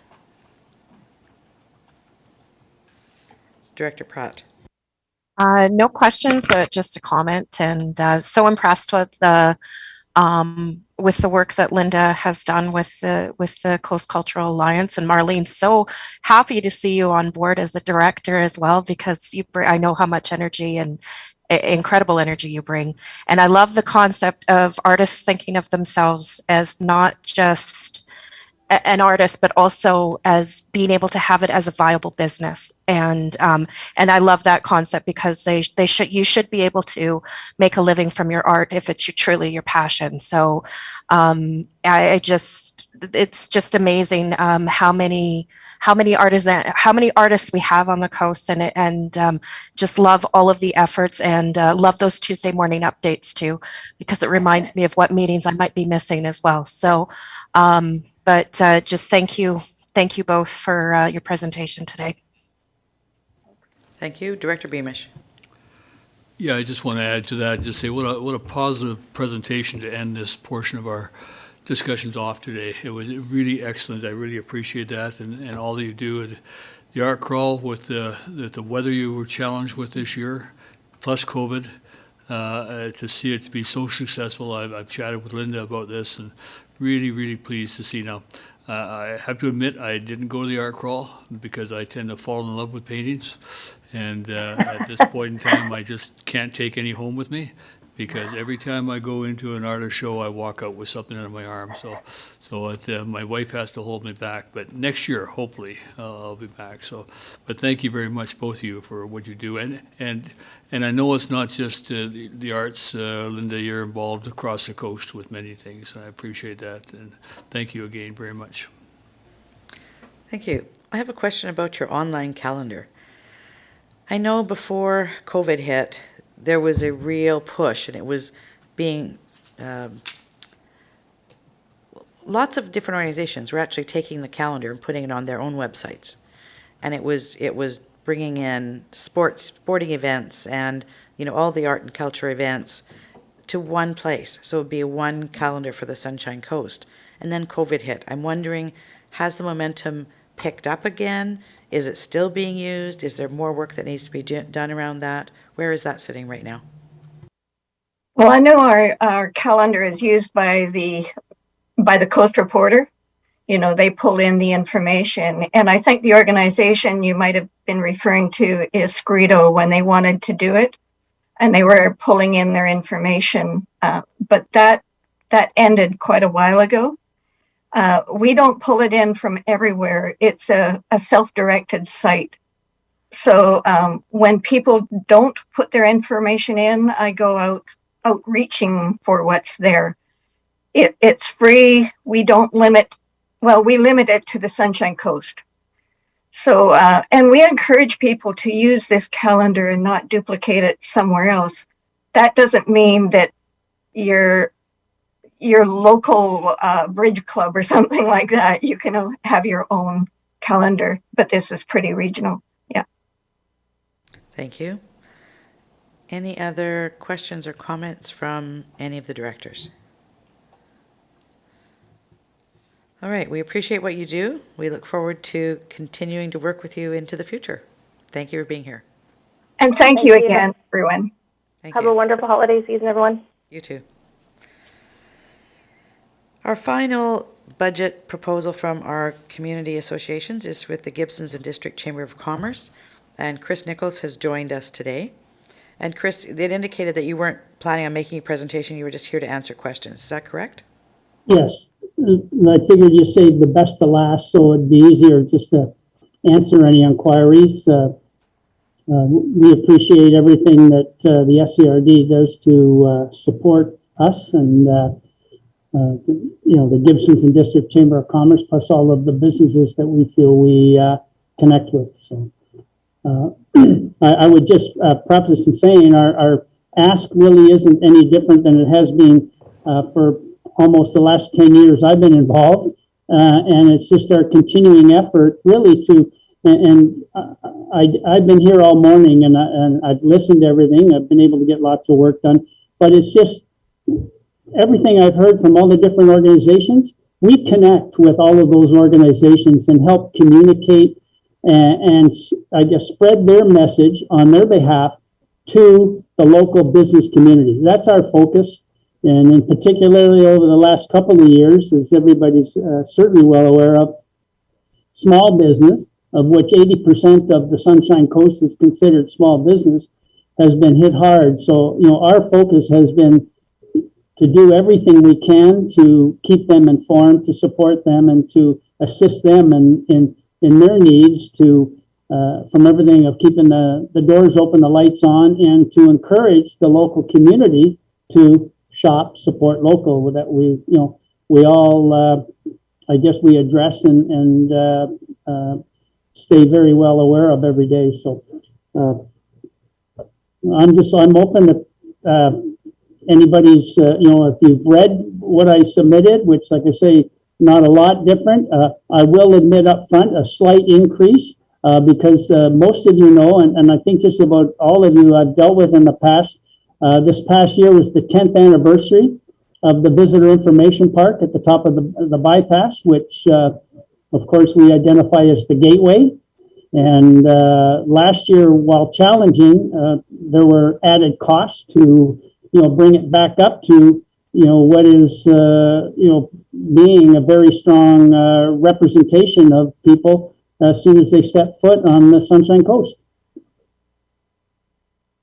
All right, so you're looking at an increase of $800, is that correct? We've got Right, 7,700 to and 8,500. predominantly it's maintenance. Costs keep going up. We don't generate revenue from there. We don't charge people to come in. We don't charge them to park or to do anything. Yes, we do get some supplemental from businesses, and if you've seen the businesses that are there, they're from the entire Sunshine Coast.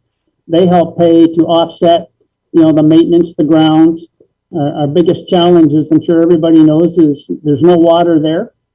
There's no hydro unless, MOT wants to provide us some of theirs, but, that doesn't happen. So we got to, visually and make it welcoming. And that's been our main objective. And this year we've had some pretty good results and feedback from the community, but from visitors. Thank you. Director Hiltz. Thanks, Chair. Yeah, the visitor information park, 10 years. So what is the tenure of that facility? Is it, I don't even know actually who owns it, who has access to it, what's the term of agreement, this type of thing? Well, I believe make it easier, I think the Gibson's Chamber of Commerce, initiated, when that was put together, but it's really the Sunshine Coast owns it. We're essentially the custodians of it. It's our arrangement with the province of BC because it's on Crown land. Our partnership with Ministry of Transport and Infrastructure because they have the brake check right there, and we front it. We have to coincide with the rules of the highway and how we access it and the safety aspects of it. So. That's where it's been over the years is, we were essentially the custodians of it. And as a custodian, is that a verbal agreement that you have with Modi, or is it a written agreement? I guess no, it's a written leasehold with, and Modi's just the extension of the province of British Columbia and their crown, their department that handles Crown lands. Thank you. Directors, any other questions or comments? I want to say I appreciate how you work well with the other organizations on the Sunshine Coast. I see you at lots of meetings, and you bring that perspective, right? The business perspective and the economic development perspective to those conversations. So I appreciate your participation. Thank you. Well, small business, that's my customer. As everybody understands, service, I mean, each of you are in the service element too. So, we take care of them, and all of us are involved in a lot of the same challenges and issues. We're just coming at it from different perspectives, but it's this collective togetherness that I think it continues to build upon the success that the Sunshine Coast continues to see. We're happy to be part of it. Thank you very much. Thank you for spending the day with us. Appreciate it. All right. Thank you. Thanks, Chris. I know. All right. So we are going to go back to Gibson's and District Public Library. Yes, we're going to go back. We're going to look at the recommendations regarding funding for all of the presentations that we've seen today. We are going back to page 4. Tina? Thank you, Chair. And just to share with the committee that we provided the resource document here with you. And Chair Pratt, you should have that in email.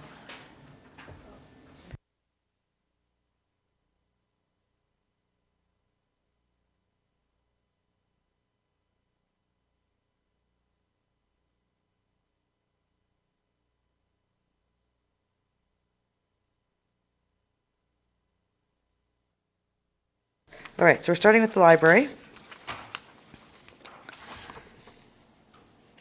So did anybody want to address this draft funding library piece, or are we okay with it as it is?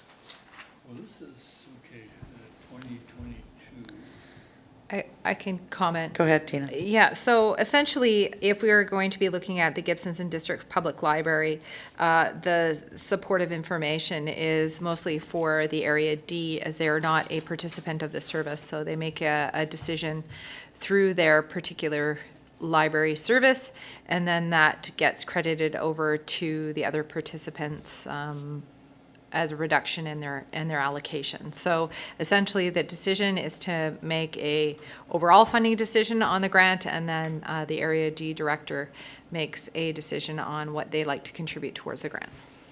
Okay, so just a clarification on this table. At the top, it says Gibsons District Public Library 2022 funding request. Then the column says 2021 funding summary. Should that be 2022? That's a change over the 2021.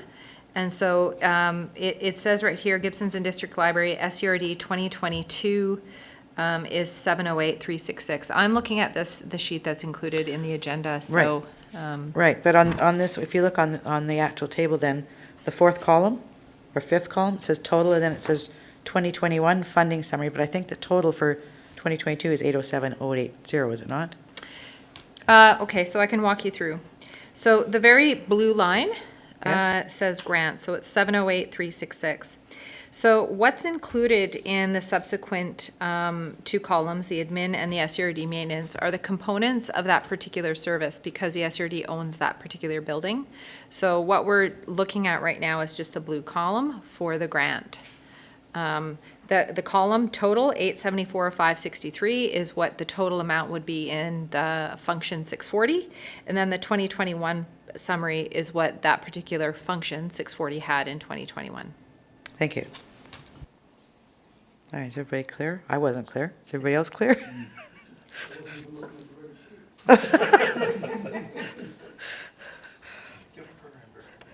All right, so the other piece you're going to want is this sheet that says community partners and stakeholders sample recommendations.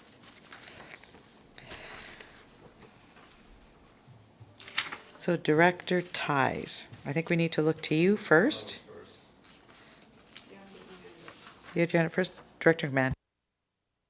Yeah, and I'm just going to point out, this table only covers the SCRD's portion, so it's not useful for comparison purposes between Sechelt and Gibsons, because Sechelt, of course, receives the bulk of their funding from the district of Sechelt, which doesn't appear here, and then they also receive maintenance from the district of Sechelt, which also doesn't appear here. So we don't anywhere in our materials ever see that all laid out totally, just because of the jurisdictional stuff.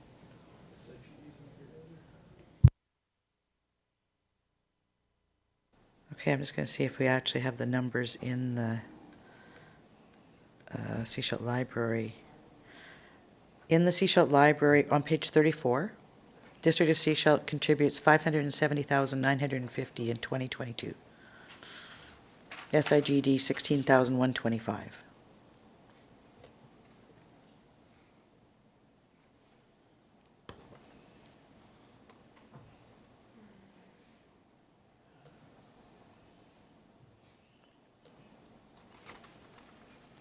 Director Ties? Yeah, I just want to, I guess, state the intentions that I think Area D will raise their rates proportional to the rest of the contributors or the rest of the stakeholders. So I guess that's a 5.9% increase. And dollar value? Would that be the same as what's on here or different?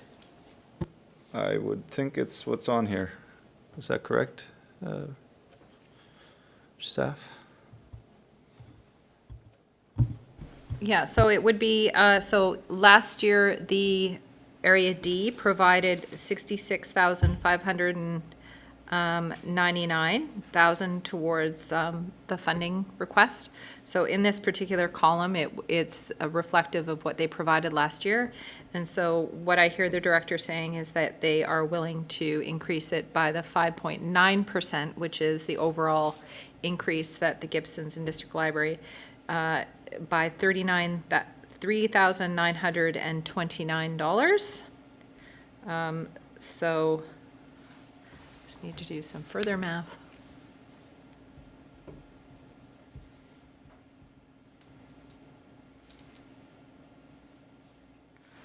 It would raise it to 70,528. So how would that impact the others then? Well, I think in the past, what we've done is we've just, the apportionment is the apportionment. This particular spreadsheet, like the apportionment's not open to interpretation. So really what happens is that the other service participants, so Town of Gibson's, Area E and F, would make a decision on the overall grant request. And if they approve the request of 708,366, then that's really the motion there. And then this would be integrated into the apportionment. Okay. Director McMahon. Okay, I'm going to try this on the complicated sheet here. So I'm going to move that the 2022 budget submission of 708,366 for the Gibsons and District Public Library be approved and incorporated into the 2022 round 2 budget for service, whatever the heck it is. I'll second that. And this was voting, hang on, let me go back to my sheet. D, E, F, and Gibson's. And we'll also need to put the Area D apportionment in there? It's actually, the voting for the service is only E, Town of Gibson's, and Area F. The Area D one would be all, because it's only that particular library service. Okay. So E, F, and Gibson's on this recommendation that's on the floor. Yeah. I have one comment to make, Director Beamish? if I could, and that is that I have asked the library to take a look at their COVID-related costs, and my hope is that if the Town of Gibson supports some of the reimbursement or covering of those costs, that we will actually reduce this request. So we'll just have to wait and see on that up till round 2. So would you like to postpone this decision to round 2? What we can add to the recommendation, so for consideration, would be, and that the budget be forwarded to the round 2 budget pending information regarding any COVID-related funding. So it means that you're going to improve and incorporate it into the round 2 numbers, but you're not going to solidify it, meaning you're going to see it again in the round 2 budget deliberations. If there's any reductions associated with Town of Gibson's contribution through COVID restart funds. Just the only question I would have through to the chair is that by the round 2 deliberations, would we have that information yet? So mid-January? I think that information will be forthcoming. Yeah. Okay, perfect. So that's what my recommendation would be to the committee. Director McMahon? I'd like to move to amend my motion to include pending further information from the Town of Gibson's on possible COVID restart funding. Is there a seconder for the amendment? Seconded on the amendment? All right, so this is D, E, and, no, E, F, and Town of Gibson's, voting on this one? EFG, okay. All those in favor of the amendment? Thank you. All those in favor of the amended motion? Thank you very much. So then, let's go to Director Ties. Town of Gibson's funding. And this is voting all. D, what did I say? You said town. Oh, sorry, Director Ties. The Town of D. Town of D. I guess I'll move that the 2022 budget submission of, and I'll leave GM Perot to put in the numbers here for the Gibsons and District Public Library be approved and incorporated into the 2022 round 2 budget for the Gibsons and District, oh no, it's the Area D library funding or whatever, yeah. And I think it's prudent to add the subsequent part because it would also intercept your funding. Right, pending further information from the town of Gibson's regarding COVID restart funding. All right, a seconder for that recommendation? All right, seconded. All those in favor? Thank you. All right, one down. Yes, what we did was we approved the funding for the Gibson District Public Library, including the amount from Area D.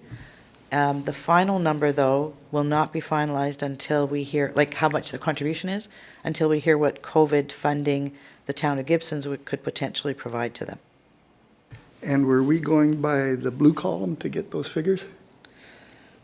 Yes.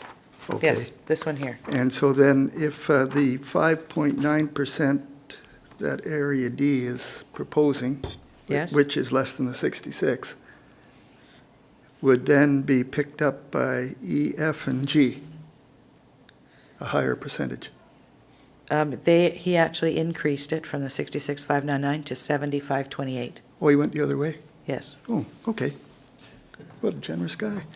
All right. So next one up is the Seashelt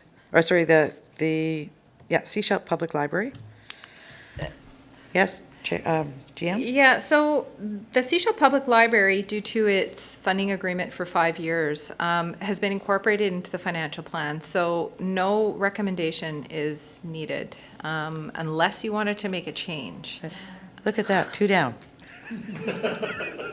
Yeah, so it's already incorporated. The last year of the agreement is 2025. So, yeah, unless there's a modification, then no recommendations required. All right, thank you. We'll move on to number 5. Roberts Creek, Director Lee. I was, we keep building up the reserves by the looks of it for the Seashelt Library. Do we just carry the reserves over till the end of this agreement, or what happens to those reserves?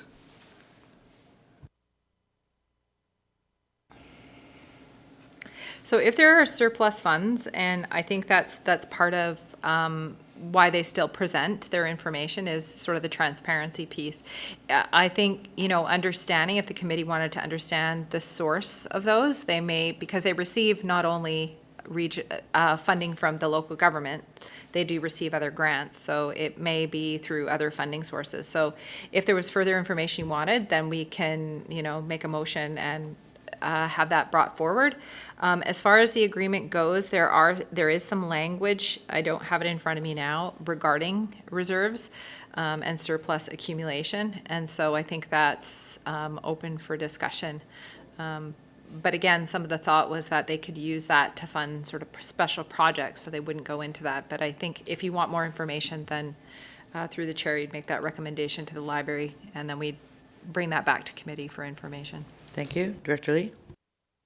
I think I just had my question answered. There is language in the contract and it's looked after, so thank you.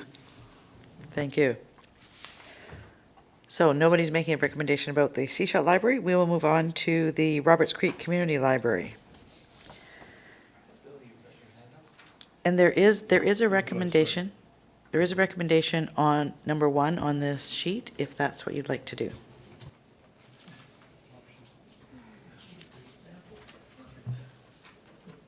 I've got my hand up. Oh, okay, sorry. Go right ahead.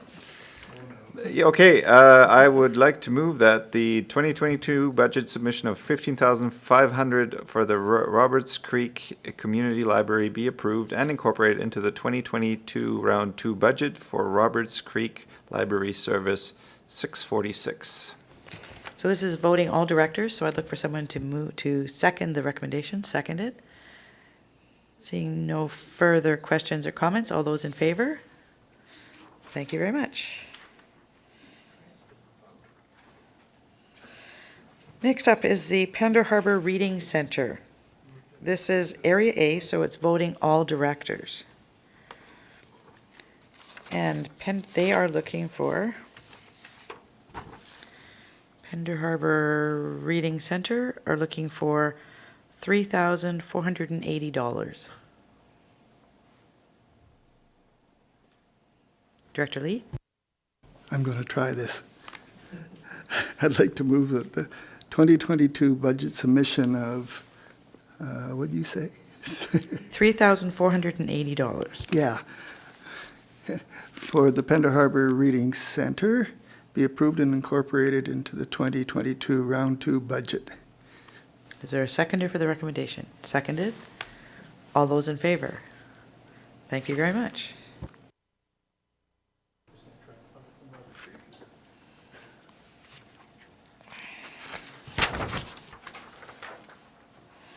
So next up is the Pender Harbor Health Center.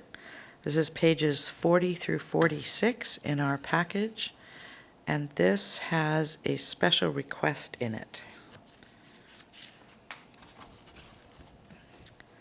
So the Pender Harbor Health Center was asking for $158,040 and additional $17,726. Tina? Yes, thank you, Chair. So I just wanted to make an amendment because in one of the cover report, I did make an error in what the reserve would be remaining if the additional 17,000 would be funded. So the reserve unallocated for Pender Harbor Health Clinic is currently 23,000, and so if the full 17,726 was topped up to the existing $20,000 project, it would reduce the reserve down to 5,700. So that's not a lot. So we'll have to think about what we do for any future requests, because that would not leave a lot for future projects. So just wanted to note that. Thank you. Director Lee? So the 158,040 is for the base, and how much do they need to finish for the floor then? It sounded like 5,000 or something. 17,726. Well, they need the full 15,000. 17,726. They have 20 right now. Yeah, it's on this, the sheet that's got all the nice colors. In the blue where you can't read it. It's glossy. I can't read that. Page 3 of your agenda is better. Page 3 of our agenda, yes.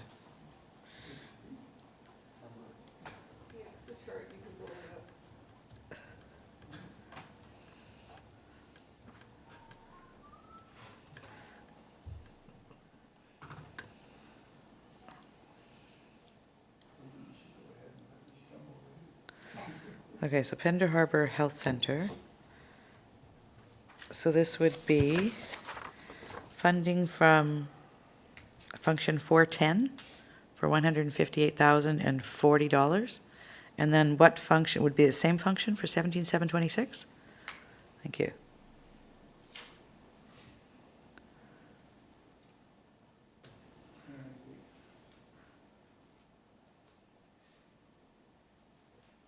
And if I could comment, Chair, if the special project would be funded through the reserve? Yes. For the service, so not through Okay. taxation, is the proposal. So the 158,040 would be through taxation, and 17,726 would be from the reserves.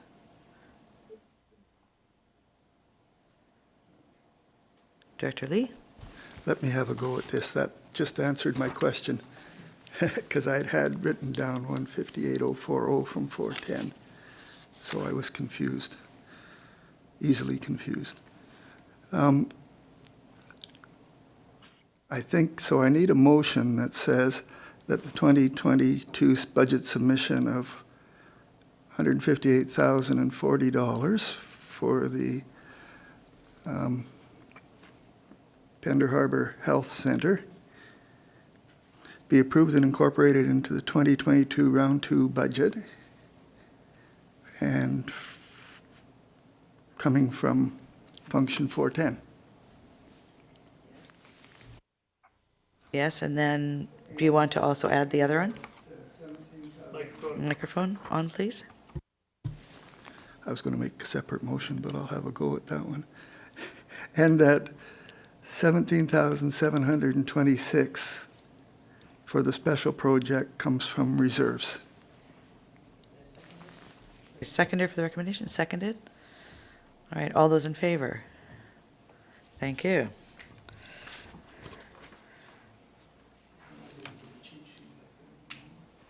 You like the other one? Okay. Number 8, this is for the Sunshine Coast Museum and Archives, pages 47 through 55.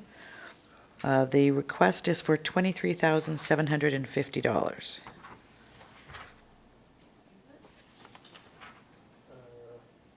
Yes, 23,750 is what's on the sheet. Sorry, next one. 93,500. Does that sound better? No, we didn't do Seashell Archives. It's in a different order on our order paper. I'm following this one. This one isn't exactly the same. All right, Director McMahon. All right. I'm going to move that the 2022 budget submission of $93,500 for the Sunshine Coast Museum and Archives be approved and incorporated into the 2022 Round 2 budget for Function 648. Good job. And it's been seconded. All those in favor? Thank you. So now the next one on our order paper is with regards to the Seashell Community Archives. Sorry, you know what? I'd like to go back to number 8, the Museum and Archives, because Director Beamish has also asked that they look at their COVID costs. So we want to incorporate that in there as well. I did ask that, and I'm just not sure that at this point how much that'll affect. I mean, this is only a 2.63% increase. I would still like to look at their COVID costs, but if it reduces that, fine. If it doesn't reduce that, maybe it create some kind of a additional fund. Okay, so you'd like this just to go ahead I just without that? Okay. Put this here this way. Okay, thank you. So next is Seashell Archives. And the request for the Seashell Archives is $23,750 from Function 648. Director Hiltz. Sure, I'm going to do option 1. All right, we've done this before, if that's all right. So approve and incorporate. Do you want me to read the whole? Can I shorten the verbiage? Okay, approve and incorporate. Where did it go? 23,750 into round 2 for the Seashell Archives functions 648. Thank you. Is there a seconder for the recommendation? Seconded. Director McMahon? Sorry, I was trying to dig through the whole budget again. Is this a one-time increase of 30% or is this an ongoing increase? It's ongoing. I think it's actually going to go up next year because the lease amount goes up next year. I believe this is the new base rate as they roll into the Sunshine Coast Museum, overseeing them, just due to staffing costs and whatnot to oversee it. And the lease, you're right. Yep. Any other questions on this one before we move to a vote? Seeing no further questions, all those in favor? Thank you. Next would be the Skookumchuck Heritage Society Egmont Heritage Center. This is voting all directors, Function 648. The ask is for $45,000. Director Toth. I guess I might as well speak up at this meeting. I'd like to move option 1, approve and incorporate into the 2022 round 2 budget for $45,000 funded from 648. Is there a seconder for the recommendation? Seconded. Any further questions or comments? All those in favor? Thank you. Now, here we start getting into all of the youth ones, which have multiple interesting funding sources. Sunshine Coast Community Services Society Youth Outreach. This is functions 121 through 129. And if you look on the paper with all the yellow highlights, recommendation number 3 on here is special project recommendation suggestion. This is how it was previously. What would you like to do this year?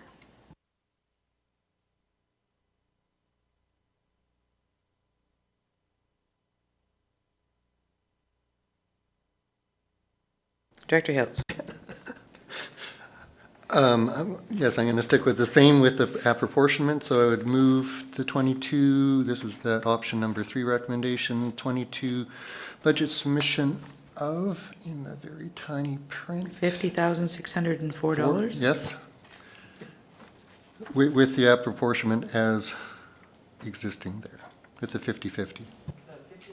50% assessed value, 50% population from electoral areas, grant and aid functions, Area A, 121, B, 122, Area D, 127, E, 128, and Area F, 129? Yes. Thank you. Is there a seconder for the recommendation? Seconded. Any comments or questions? All those in favor? When we don't, who votes on this one? Sorry. All directors? No, varies depending on function. So it'll be all because it's individuals again? No, it's rural areas. Rural areas only, okay. So rural areas only. All those in favor? Thank you very much. Like when it says various, I don't know what various means. All right, so that's that one. Number 12, this is the Half Moon Bay Chattelitz Community School Association. And we actually have 2 recommendations, or 2 different pieces in here. One is a request for $10,000 from function 125, and then $2,700 from function 670. Tina? Yeah, so this one is best to make different motions because they're different. So we just vote on the restorative justice and then for the community recreation. Thank you. So would someone like to move the $10,000 for function 125 for restorative justice? I'll move that. Director Beamish? Is there a seconder? Lori.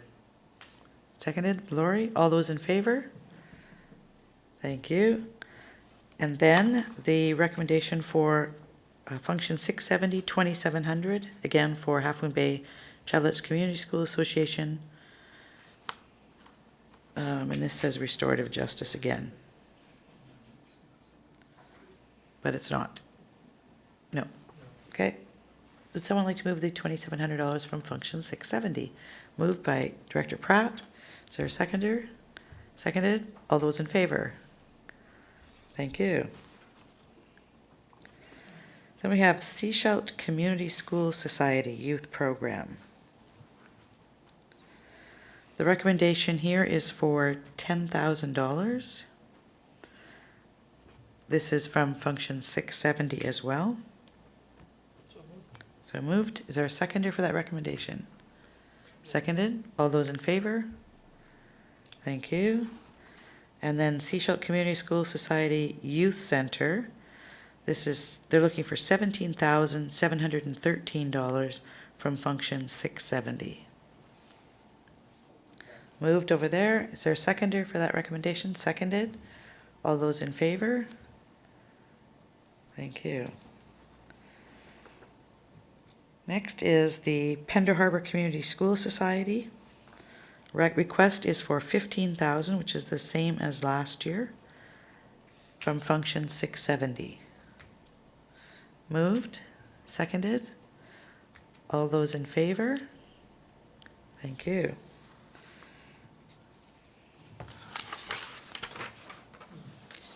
We're on to number 15. This is the Roberts Creek Community School Society. Sorry, we missed one here. I did Pender Harbor. Hold on. Pender Harbor, there's a few of them for Pender Harbor, right? We did the one for 15,000. We have a Pender Harbor Community School Society recreation programs for 32,880 for function 670 as well. Moved. Is there a seconder? Seconded. All those in favor? Thank you. And then another Pender Harbor Community School Society recreation program, function 121, is electoral area A grant and aid, 8,220. And this would be voting all directors. Moved. Seconded. All those in favor? Thank you. All right, so now we can move on to Roberts Creek Community School Society. This is a request for $10,000 from function 670. Question? Go ahead, Director McMahon. Yeah, I was wondering if we have another source of funding for their composter, because do we not have a composter rebate program? We do. I don't know if there's an application process, so whether or not it's through application or if it's just granted. I believe it's residential. Director Ty, or Hilt, sorry. There is the Waste Reduction Initiative Program also, which is for the nonprofit side of things. Yeah, so, and that's an application process? Yes, that's application, yes. So there've been two asks here, right? One was for $10,000 for their regular programming, and then the other is a special request, $4,000 this year, but then continuing after that. And what function would we see that come from? Well, it's difficult because honestly, we don't have a function. This is a program, an initiative that is now being overseen by the community school. The kids are involved. So we thought it was, I think this was the one that logically could fit. This is definitely in a situation where something was grant and aid funded and now they want sustainment funding. So it's something to consider, especially when we take these projects on. But I mean, yeah, that's essentially the only service we see that would fit because it's ongoing funding. We could also look to see if there is some of those other rebates because they want to do something ongoing, just to encourage and let them know of those other sources of funding that they can look into. Right, but this is looking at, so 670 is recreation, right? Yes. 670 is recreation. This year, they're looking at the $4,000 and using it for a composter and for seeds. But they're looking at $4,000 next year. You're not going to build another composter next year. It'll be used for something else. So what we could do is we could definitely put a recommendation back to them to submit an application. The only problem is that the decision to do those types of things are afterwards. They sometimes happen, I think, in summer months. And so we need a decision from the financial plan side of things by the end of February. So what could happen is you could make it contingent on them making an application and that payment is not issued till that August 1st date, and then we see whether or not they're successful. So it would just reduce the grant that we actually provide them if they're actually successful through the rebate program. But that doesn't provide them with the yearly funding that they're looking for. So right, with all of these community groups, we don't make, we only make year-by-year decisions. We don't typically make a decision for an ongoing program. So Nights Alive is a really good example. That's a yearly funding. They do come annually with that decision. So I would say to keep it succinct that we don't commit to funding something ongoing, because that would set a precedent, in my opinion, in the sense of all the other ones. So, Directors, what would you like to do? Director Beamish? Yeah, my hand is up because I have a concern with that. At least I have a concern with the way this note is written, requesting $4,000 this year and in subsequent years to support the Legacy Garden. Unless we knew that going in, and made the initial decision when we supported the establishment of the garden, that it was going to be an ongoing. I just feel that we're a victim of our success. Okay, we got the garden, now we have to keep it going. There must be another way to do that, and I think they need to look at another way option. Because committing 4,000 in the future every year to this one project, I just don't think it's something we should be doing. Director McMahon? I would like to move what Tina suggested in terms of looking for alternate funding for the composting project. I just can't remember everything she said, but it sounded great. I think it was something like we would approve it, but request that they apply, and should they be successful, that funding then come from that other program.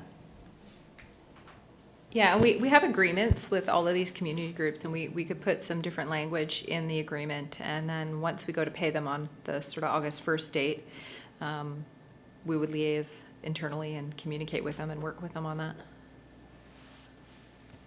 Director Ties? Yeah, I'm just wondering if maybe we should incorporate what GM Perot said, but also maybe make it a one-time thing. So, we're willing to support this initiative, but I think they should come back every year to not make it an ongoing thing. I think that would probably be more. One, it would keep it kind of top of mind, and also that there'll be different initiatives and different needs in different years. So I think an ongoing $4,000 just because it was $4,000 the first time doesn't really make any sense. So would you like to make a recommendation? Yeah, sure. So the original. Okay. So but is that for the 4,000, or are you doing the whole thing? There's 10,000. That was just for the 4,000. I thought it'd be okay. easier to deal with it separately. Okay, so we have a recommendation on the floor for the 4,000. Oh, and Tara has raised her hand. Tara, what would you like to say? Thank you, Chair. Perhaps I can read back what I've captured, and you can tell me that if it works for you or if you want to make changes. And that the 2022 budget submission from the Roberts Creek Community School Society of $10,000 for youth programs be approved and incorporated into the 2022 Round 2 budget for Regional Recreation 670. And further that the Legacy Garden and Infrastructure Project request of $4,000 for 2022 only be approved and incorporated into the 2022 Round 2 budget for Regional Recreation 670, pending submission of an application to the Waste Reduction Initiative Program for the composter, and August 1st funding payment contingent on the program result. That was really good, Director McMahon. She's good. Is there a seconder for the recommendation? Seconded. All those in favor? Director Lee? I think how this is going to work, though, is that we're going to requisition that $4,000. Therefore, all it can do is go into reserves for next year at the best. Yes. Okay, just so I understand. Thank you.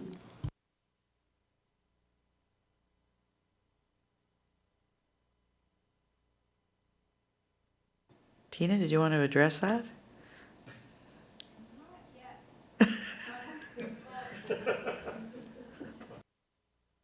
The reason why is because we do have some operating reserves with regional recreation. So that is an alternative source of funding for this. Sorry, I didn't think of it sooner, but thank you for that good idea. Would you like us to make a amendment? Well, that's an option for you, because I think at this point, I just have the reserves open here, the unallocated reserves, and there is, I think about 38,000 unallocated. So that would allow us to not tax this year. Yeah, exactly. Have it come from the And operation. essentially, it's just sort of would reduce the contribution from reserves. So I think that's a pretty reasonable and good suggestion. I see Director McMahon reaching for her microphone. Right, so I'm suggesting an amendment to the motion on the floor, and that only The motion that we've already passed. Be a new motion, which we can change. Oh, this is new motion to Yes. change the previous motion? Yes. So this is just for the 4,000, though? Okay, that the 4,000 be taken from operating reserves of function 670. Seconder for the recommendation? Seconded? All those in favor? Thank you. All right, they're keeping us on our toes and in line and everything else. Gibson's Area Community Center. Gibson's Area Community Schools. The budget request for this one is $10,000 from Function 670. Director Toth. Approve and incorporate as presented, funded from 670. Is there a seconder for the recommendation? Seconded. All those in favor? Thank you. Sunshine Coast Tourism. Sunshine Coast Tourism request is $20,000. Functions 531 through 535 from its electoral area ECDEV. And I think there's number 4 on here. Would someone like to make the recommendations? And then what is the voting on this? Moved by Director Hiltz. Rural areas, okay. Is there a seconder for the recommendation? Seconded.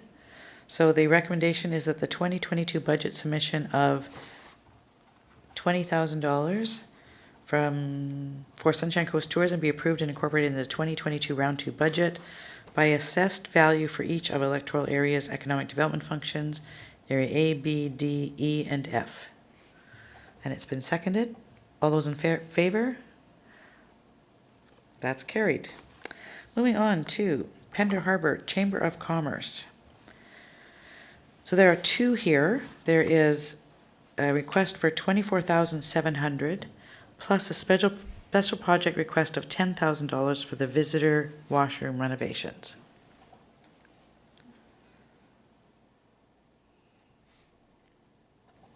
Director Lee, would you like to make this recommendation? I'm not sure of the right wording here. I'm going to need help. But I would like to just carry it forward and talk about it again at round 2. Okay, for both items?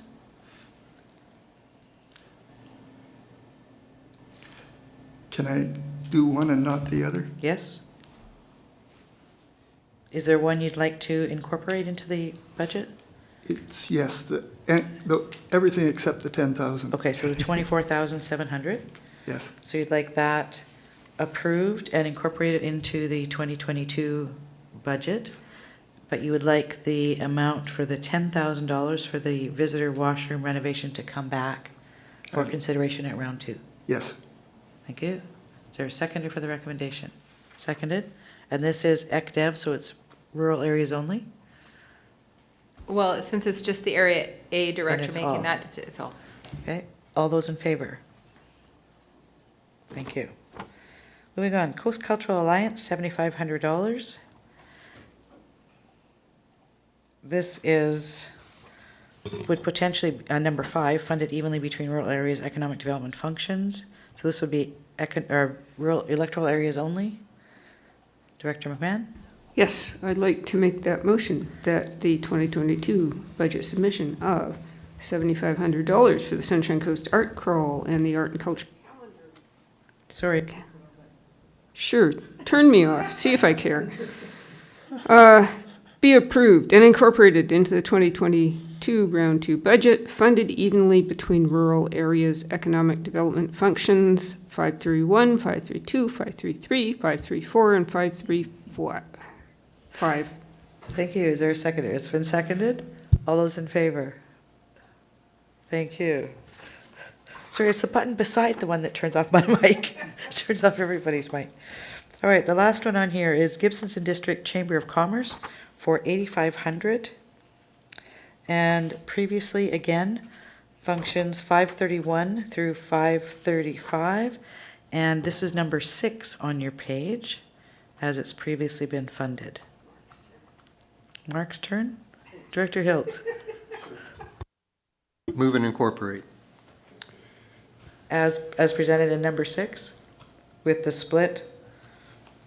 So we've got Visitor Services, Electoral Area E and F, and then BC Ferries Travel Ambassador Program, A, B, D, Right. E, and F. Yes, we went through this last year. Yes. Yes. We did. All right. So that's moved. Is there a seconder? Seconded. This will be electoral areas only. All those in favor? Thank you. Thank you very much. Chair? Yes. Could we make a request to get the tenure document from these regarding the Visitor Information Center as part of our process in terms of, because it'd be nice to have the piece of paper that goes along with this. So you're looking at who owns it, who maintains it, all those kinds of things? Yes, they have an agreement with Modi. Yes. And to actually see what that agreement looks like. So, because, yeah, so that would be my motion to present that, to have it come to this board, yes. Okay, and when would you like it to come to the board? In 2022,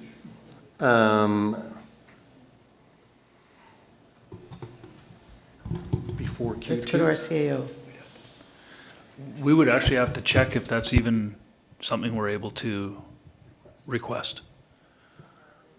Because it's not our document. Exactly. So, Right, I think what we're getting at though is we're funding them for this, and we'd like to see, it could come in confidence potentially, but we're funding them on behalf, with regards to this, we want to know what their tenure is and what that looks like, what they're responsible for.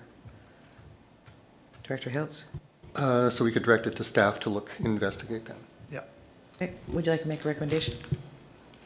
Yes, the recommendation that staff look at the agreement between the chamber and Moti. Look at it in what way? To see if we can present it to the board. Maybe Dean has some CAO? ideas. If the answer were that it can't be presented in whole to the board, is there specific things directors are interested in learning if staff was able to review and provide some information back? Sure, I guess I'm trying to understand what the limitations of that site are. It's a break check, it doesn't have water, it doesn't have hydro, it's the gateway, and we seem to be stumbling on it. So if we knew some details about what that could be, because it seems kind of a bit of a black box as to it's available, we put money into it, but the tenure of it and how it could be developed, I guess. That's what I'm trying to understand. Thank you. Director McMahon? Perhaps the conditions and the length of the tenure. CAO? All I would add is that the money that SCRD provides is actually towards operations and not to capital on the site. It's purely operational.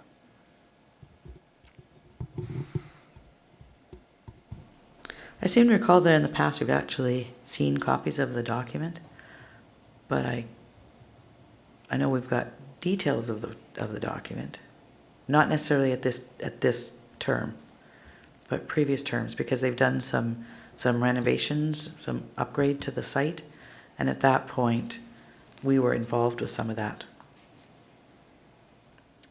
So I think it sounds like what you want is you'd like staff to investigate details about the lease that Gibson's and District Chamber of Commerce has with Ministry of Transportation on the site for the visitor information area in Gibson's or in Area F, and provide whatever details can be provided to this board. Yes. Yes, all right. Is there a seconder for that recommendation? Seconded? All those in favor? Thank you. Any opposed? Thank you. So we're up to number 20. We've completed those. Sorry, Director I'd really Pratt. like to speak to something before we vote on Yeah, it. Director Pratt. But you didn't see me before you called the vote. So I think this is unnecessarily weedy. I'd really like to ask what the purpose is, as it is this is something that the chamber is seen as being beneficial for their operations. And for the whole, I don't necessarily see it as a need for us to get that weedy and direct staff to. I'm thinking list of priorities, and where does this fit on our list of priorities? But vote's already been called, so I guess my points are moot. Director. Weedy, I guess what I'm trying to avoid is sort of this orphan stuff that can seem to happen in jurisdictions that we going, well, who's responsible or something? And I think they said this is the 10th anniversary, or it started in 2008. So the SCRD has been involved. So that's kind of where it's the transparency side of putting money into operations and making sure that it's actually legitimate, really. I guess that's part of it. And is there places where the SCRD could perhaps enhance that site? People have been talking about enhancing that site for a long, long time, because it is a bit of an eyesore at times. Sometimes there's derelict campers and garbage and things like this. So that's kind of where I'm kind of going with it. It is the gateway. So I'm just trying to figure out, is there a place for the SCRD to be kind of understanding this? That's where I'm coming with it. Yeah. Director Beamish and Director Pratt.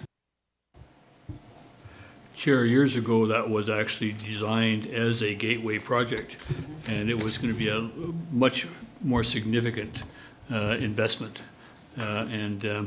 We looked at it from a economical point of view perspective and the cost of operating which was going to be a major, almost like one of the gateways you saw up in the interiors, most of which have been closed down now, like Merritt had one.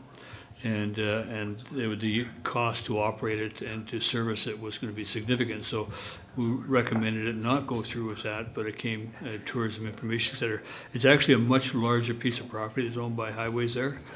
And the location of it being kind of at the intersection of the bypass was going to be an important location in the long term. But I believe it serves a good purpose as a place for people to stop coming off the ferry. Place for people to come to get information, and whatever cost to spend which appears to be quite minimal, I would certainly support, although I'm not voting on that particular aspect of things. It has been a good program, and it needs to be maintained, and I think Highways also participates in the maintenance of the site. Thank you. Director Pratt. And I'm not arguing with the validity of where the project is, the gateway, anything like that. My questioning is making this a staff priority at this point. What I'm thinking, when talking about the gateway and the economic driver and all of that, I'm thinking this is probably a better project for Scredo and the chambers to come up with. Maybe if we're looking at enhancing this, if that's the reasoning that we're asking staff for more information and asking for any kind of land tenure agreement with Modi, I'm thinking this is a bigger project, and maybe it's not best sitting with our staff at this point as elected. I think it might be better for the business community and our economic development organization to take a bigger role at. So I bring it up because it's a priority. If we're going to task staff with bringing back information for us that's curiosity filling, I totally agree, Director Hiltz, that it's an important gateway.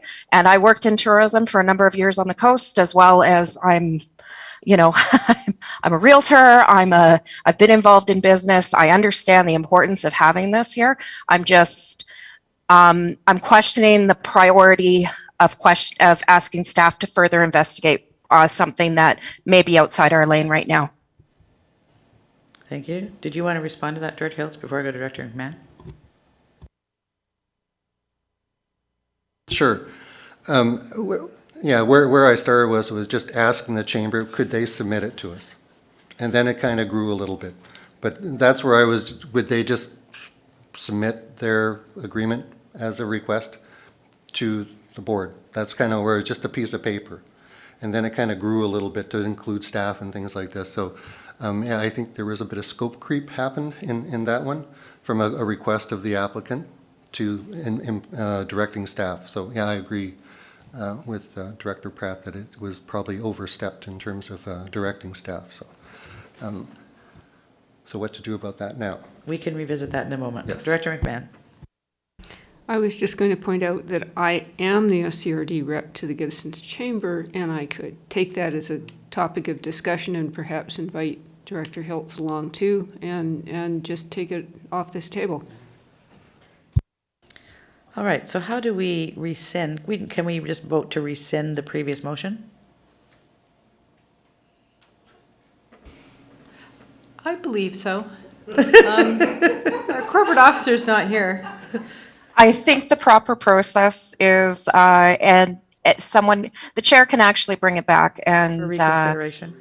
revisit it, and anyone who voted in favor of it can bring it back. So technically, I'm the only one that didn't vote in favor, so anyone else can bring it back. Director Hiltz. Sure, let's bring it back, that motion. Okay, so you'd like it be reconsidered, we revote on the motion that's on the floor? Sure. All right, all those in favor of the motion? Nobody. Okay, it is defeated. So then, what would you like to make? Well, I think Director McMahon and I can pursue it from another angle, I think. So it doesn't need to be a motion at this table? You'll take it offline? Yeah, yeah. Thank you very That's- much. Yep. All right, we are at 2:48. Chair, can I just make a comment? Sorry, yes, go ahead, Director Beamish. I just want to say that today has been very interesting, and looking at this document that were provided here, this summary document, the numbers of 0% increases that are on that is significant and greatly appreciated in looking after the budgets. We are looking at a 6.98% increase at the bottom line there, but we're all well justified, I felt, and I really appreciate the community partners holding the line and taking a look at their process this year. It makes it a lot easier for us to say yes. So thank you very much, everybody. Thank you.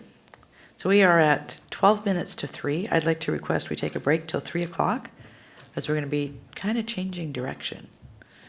All right, see you back at 3 o'clock.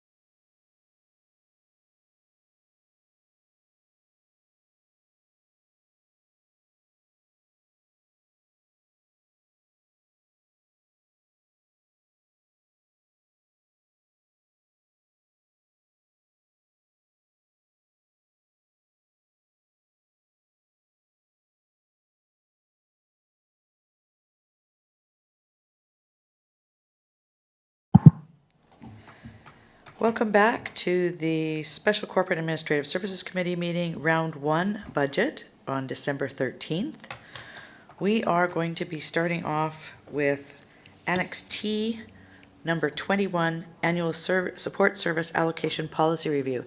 What we are looking to get through today, just for those watching or for staff who've just joined us, we're going to be doing items 21, 22, and hopefully 24 before we wrap for the day. We may need to carry over, I'm hearing, 24, maybe, depending on number of questions, to tomorrow, because we don't want to spend the night here.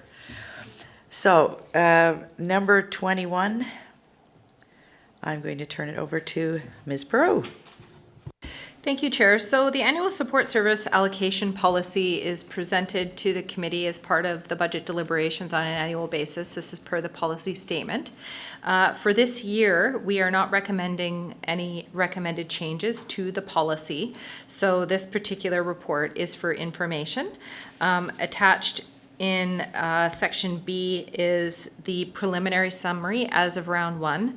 And as part of the budget, if there's any decisions regarding any of these services, of which I believe there is only one budget proposal for the function for IT, this will be updated in round 2 and presented as part of the new figures. So take any questions if there are any. Thank you. Directors, any questions?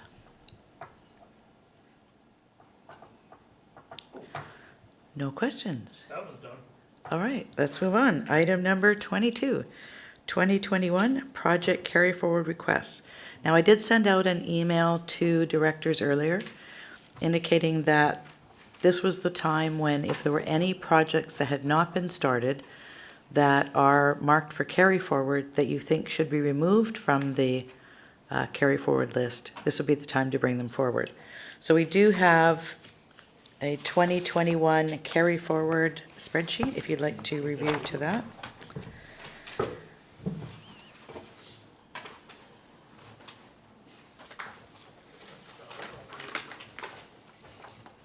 This is Annex U.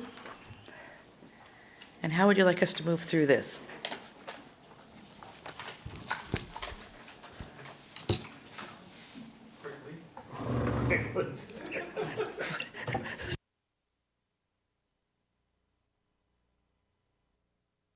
Okay, does anybody have any items that you'd like to remove or that you want to question before you potentially look to remove them?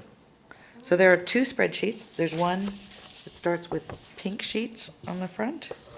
That's all our carry forwards. 2021 carry forward. That's right, that one. Oh, so that was tricky. That would be easy, yes. Well, page 180 has a list. Yes, I know. Can I ask? Yes? Is the intention that unless we take something off this sheet, it will automatically carry over with the funding that we have already taxed for? Yes. Okay, good. Thank you. Thank you. There are 2 spreadsheets that we've been given, right? One is like this, starts with pink on the front. These are all the carry forwards.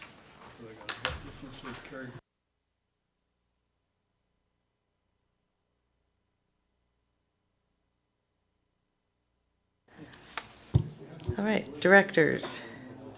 I know we went through all of these in our last meeting, in the pre-budget. We went through all of these.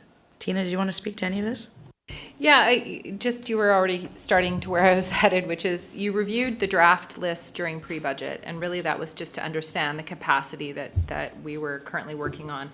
At that particular time, there wasn't any decisions requested as far as incorporating them into the subsequent financial plan. I did want to highlight something that did come up at agenda review. So I thought from a public presentation, that's a very good question to maybe answer. And why do we actually ask for a formal decision to move them into the subsequent budget is because if we don't, essentially we have no mechanism financially or whatnot to include them into the 2022 year because they're included in 2021. So we're moving them into the next fiscal. It is a little bit of a accounting exercise, yes, but also from a financial plan, we have to articulate our sources and uses of fund legislatively. So it's for our financial plan bylaw and the subsequent schedules. In the past too, we have through staff to the board and even through pre-budget deliberations, so kind of what you're asking right now is making suggestions of recommended projects that we don't recommend. There's no from staff's perspective that we don't recommend. Last year we did make some changes with sources of funding. For instance, instead of using reserves or debt borrowing, we used gas tax for something like the North Pender generator. So at this point, there wasn't any that we saw over and above that we would make any alterations. So if there is any that have not started, then again, question through to staff as to whether or not that would be feasible to discontinue with particular projects. Ones that are a work in progress would require probably subsequent investigation as to what the implications would be. So that's that. Director McMahon? I do have a question. I don't have a line item number. It's function 382. It's the Wood Creek Park wastewater treatment plant. And the federal grant is still circling out there somewhere, the notification of whether or not we received the grant. Thank you for the question. I was in touch with the funder of that program just last week and was asking on the status of announcing who the successful recipients are. They said they had hoped to have the announcements done in the fall, and with the election it was delayed. They're hoping that they will be rolling out announcements, ideally some before the end of the year, but that may go into January before the successful applicants are notified. And I recognize that we are one of those applicants, hoping for a favorable announcement sometime in the near future. And I eagerly await finding out one way or the other. Any other questions on the carry forward projects?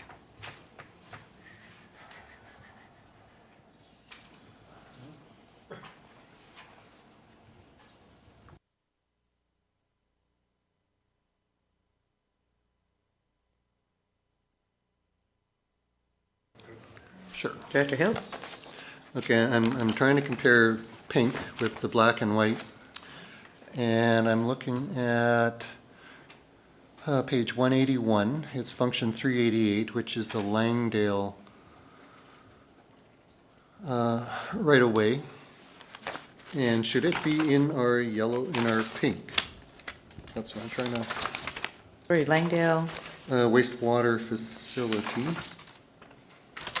which is function 388, and it appears on the one on page 188, but not in our spreadsheet package. It's, you know, I would expect it to carry on. I'm just wondering. Tara? No. Thank you, Chair. 388. Sorry. Thank you, Chair. It is as a project. If you look at the numbers are 383, 384, 385, 387. So it just continues from there. It's a bunch of projects that are statutory, but they have different project numbers. That's why they showed up as different on the carry forward list.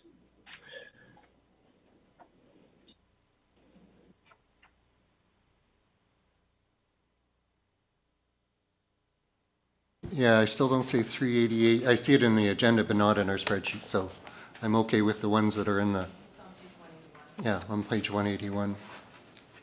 It's on page 29 of 29 in the sorted by department.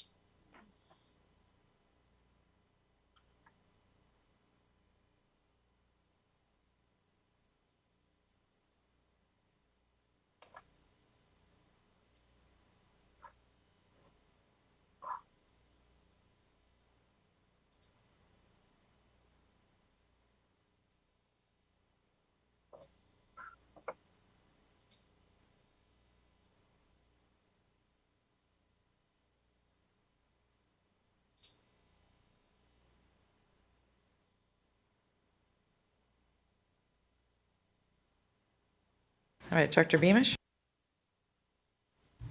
Yeah, Chair, I just want to confirm that I'm understanding this right. I'm looking at the last of the page of the pinks. The net cost of all carry forwards is $35,751,000, is that correct?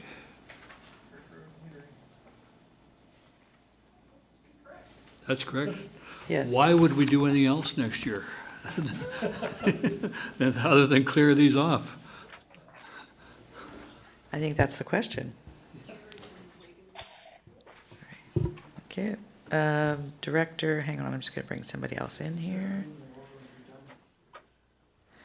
I just wanted to comment real quick to Director Beamish. I mean, this list includes Church Road, it includes water metering, it includes Cooper's Green Hall. So that's half the list right off the top, right, in 3 projects. Director McMahon? Yeah, this is a slightly frivolous question, but I was looking at priority repairs to community halls and thinking that we have acquired some more priority repairs since Chester Hall got flooded. So are we going to see new budget proposals for something like repairs coming forward? CAO? We are actually working on a recovery plan as a result of this that will be coming forward, I believe, in January. We're going to be identifying what's out there that we need to repair. Ideally, hopefully, we have a bit of a scale of costs. We're going to even be trying to reach out to Emergency Management BC to try to figure out how much of those costs may be reimbursable and at what rate, to the extent that we're able to find out before that comes to you. Because even if some of these recovery, if some of them are codified as responses, that's a different level of cost recovery. Even for recovery items, it's only, I'd misstated it before, it's not 50%, it's 80%. But 20% of a big enough number is still an awful lot of money. So that'll be coming forward, I believe, in January, and we're working on it right now. Thank you. Directors, any further questions or comments about the carry forwards? Director McMahon, did you have anything further? Okay, I've got your hand down. All right, if there are no further questions or comments, on page 178 are a couple of recommendations that staff would like us to move so they can continue to work on these and carry them forward into the new year. Director Hiltz? Yes, I will move the recommendations as presented on page 178. Is there a seconder for the recommendation? Seconded. Any further questions or comments? All those in favor? Thank you. So we're going to move on to item number 24.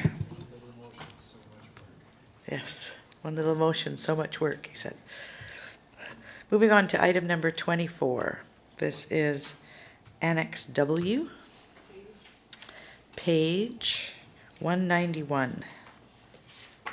This is Divisional Service Plans Light version. Tina, did you want to start off with this?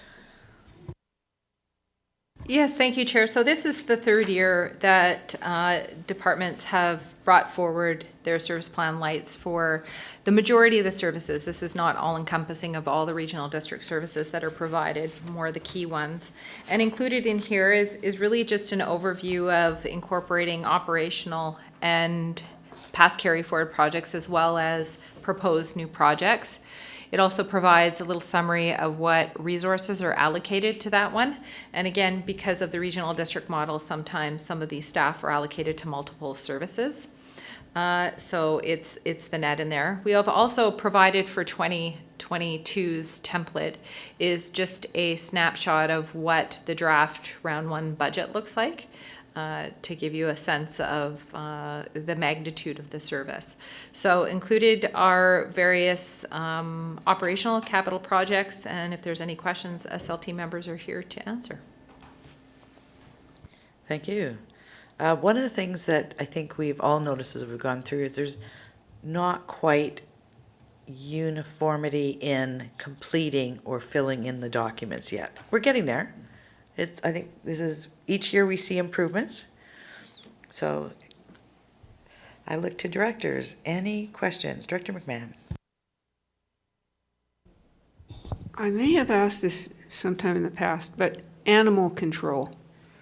Anecdotally, people in my areas say that animal control isn't happening, that there's no longer a van that can carry dogs or whatever, and that there's no longer anybody specializing in animal control. So I was just wondering what the heck is going on in 290 animal control.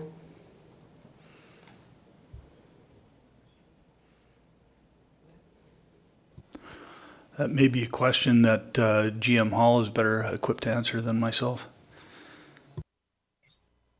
Sure. Thanks, Chair, for the question. SCRD does operate an animal control service.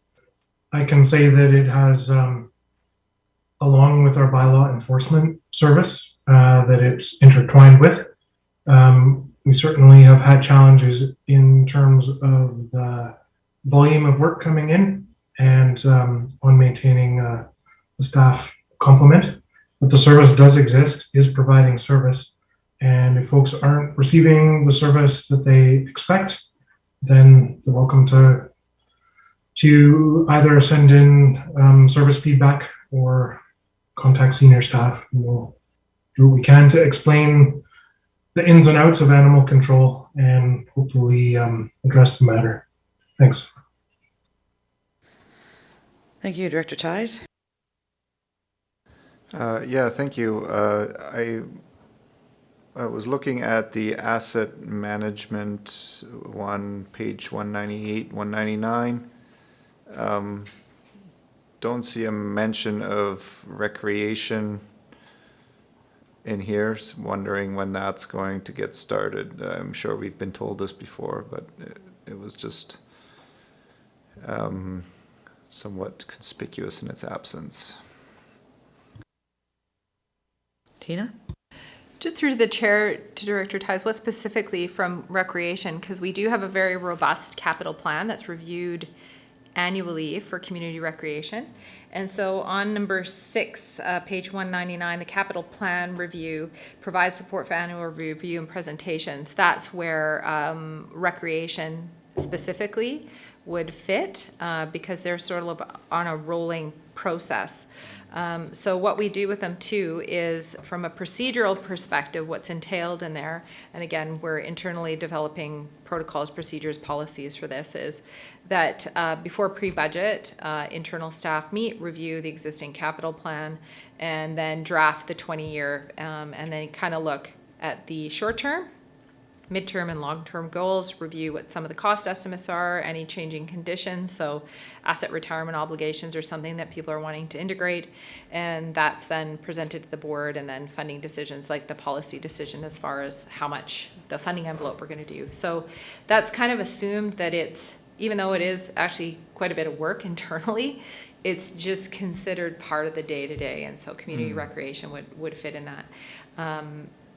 Specific projects that are rolling in, so parks, the utility services for the water, those are where we're trying to develop those particular plans for them. Okay. Yeah, I was, I guess I was sort of thinking about some of the things that Director McMahon has mentioned in the past around what is our operating cost for each facility on an annual basis and those kind of questions. But I guess that might not be an asset management thing. That's more of a accounting thing then maybe. I think it's a joint initiative between myself and the new GM of Community Services to consider for coming into this year or next year. Thank you. I'm going to ask about an item on page 197. This is an information and privacy coordinator, and I actually talked to the corporate officer about this earlier. So this is adding in a new FTE to deal with, well, as an information and privacy coordinator. But what I'm looking at is we're looking at digitizing the documents that we have. So we have, electronic business processes, hybrid meetings, etc. I was wondering if we're digitizing everything, why we would need an additional resource. Typically, digitizing would mean we need less resources because now it's all electronic. I know she's nodding her head or shaking her head at me before, but I'd like her to give the explanation to the whole board. Thank you. Thank you, Chair. So it's a little bit nuanced and layered, I would say, that it comes under the banner of modernizing our records program. And so with that, we will be developing policy and information governance that will be required in order for us to move from a paper-based system to electronic digital services. And that would include things like ensuring we meet the standard for electronic records as documentary evidence, so that if we do have to go to litigation, that our records are considered authentic and reliable. And it would also ensure that we remain in compliance with our records and information management bylaw. So further, I mean, there are other tasks that role would take on subsequent to that around actually responding to FOI requests, and then also developing and managing a privacy program. As you know, there has been some new legislation within the Act that has come out, and it's increased our requirements to conduct privacy impact assessments in particular, and that has to do with data residency.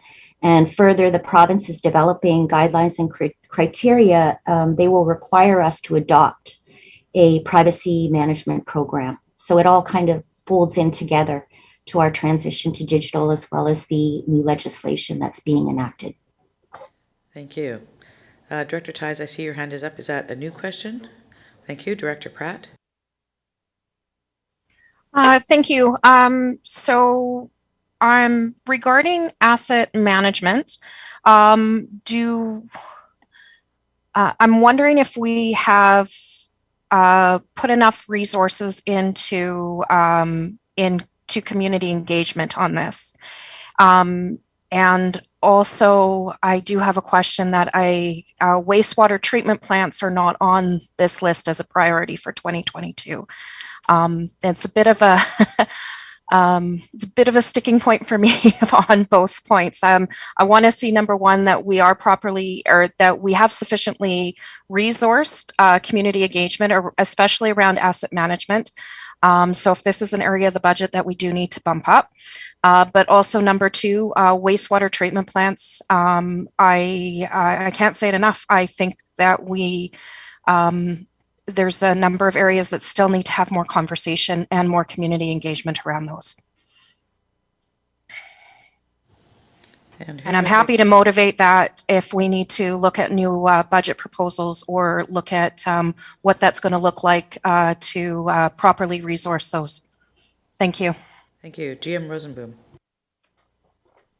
Thank you for the question. Staff can make some time in the work plan for next year to communicate more with those plans. But given the fact that there are 15, current capacity in combination with all the other work that's going on, the capacity to actually in-depth communicate with each facility frequently, actively, in detail, is of course is limited by the amount of time we have available. So yes, we'll try to do better than we did last year with but if there's an expectation that we have several in-depth conversations with all the user groups, we currently don't have the resources for that. Did you want to follow up with that, Director Pratt? So do we need to have additional allocation of resources? Do you need more funding for that? And I don't think it's all the treatment plants, because my understanding is there's a number on the southern part of the regional district that they're reasonably happy with where they're going forward, but we have some on the northern part of the coast that are certainly not as that would certainly like some additional conversation and have been asking for that. So I don't see it as being a need for all 15 plants unless the other directors feel differently. But I definitely know I have 4 treatment plants at 4 service areas in my area that would like a lot more conversation around that. So the question I don't have is, where would those resources be funded from? Well, there's, I mean, it's a good question. General government, because okay, I seen the CFO say nope. But is there a communication piece that it can come from there? Communications and engagement. So maybe I can just back up a little bit just from a procedural perspective. So how asset management works. So from the inception or the creation of the asset management plan, and recognizing that wastewater was a significant undertaking, because not only did we look at their capital side, we looked at them as a holistic service review. And so that integrated what their operational requirements needed, so how many staffing they needed, which then subsequently a couple of years ago we approved additional resources. So again, there's a lot of moving parts, and again, these are services where there has been just limited investment in them over the years. So there's a lot of catch up to do. So we recognize there's a lot of education. A lot of education has been already done, and we do recognize that some of the services, well, actually, because there's 15, all of them are so unique, and they all require some different types of engagement. So we appreciate that there are still a handful of them that really need that additional. And so what it means is that it would be sort of a team approach, but it would typically be done through the service. So if there's additional engagement needed, then typically, if it's over and above what's been kind of already done with some of the other areas, and it would be a budget proposal specific to that service area. So if budget proposal would be needed, obviously the support service teams would still be part of that, but then it transitions more to the service, so the purveyors of the service.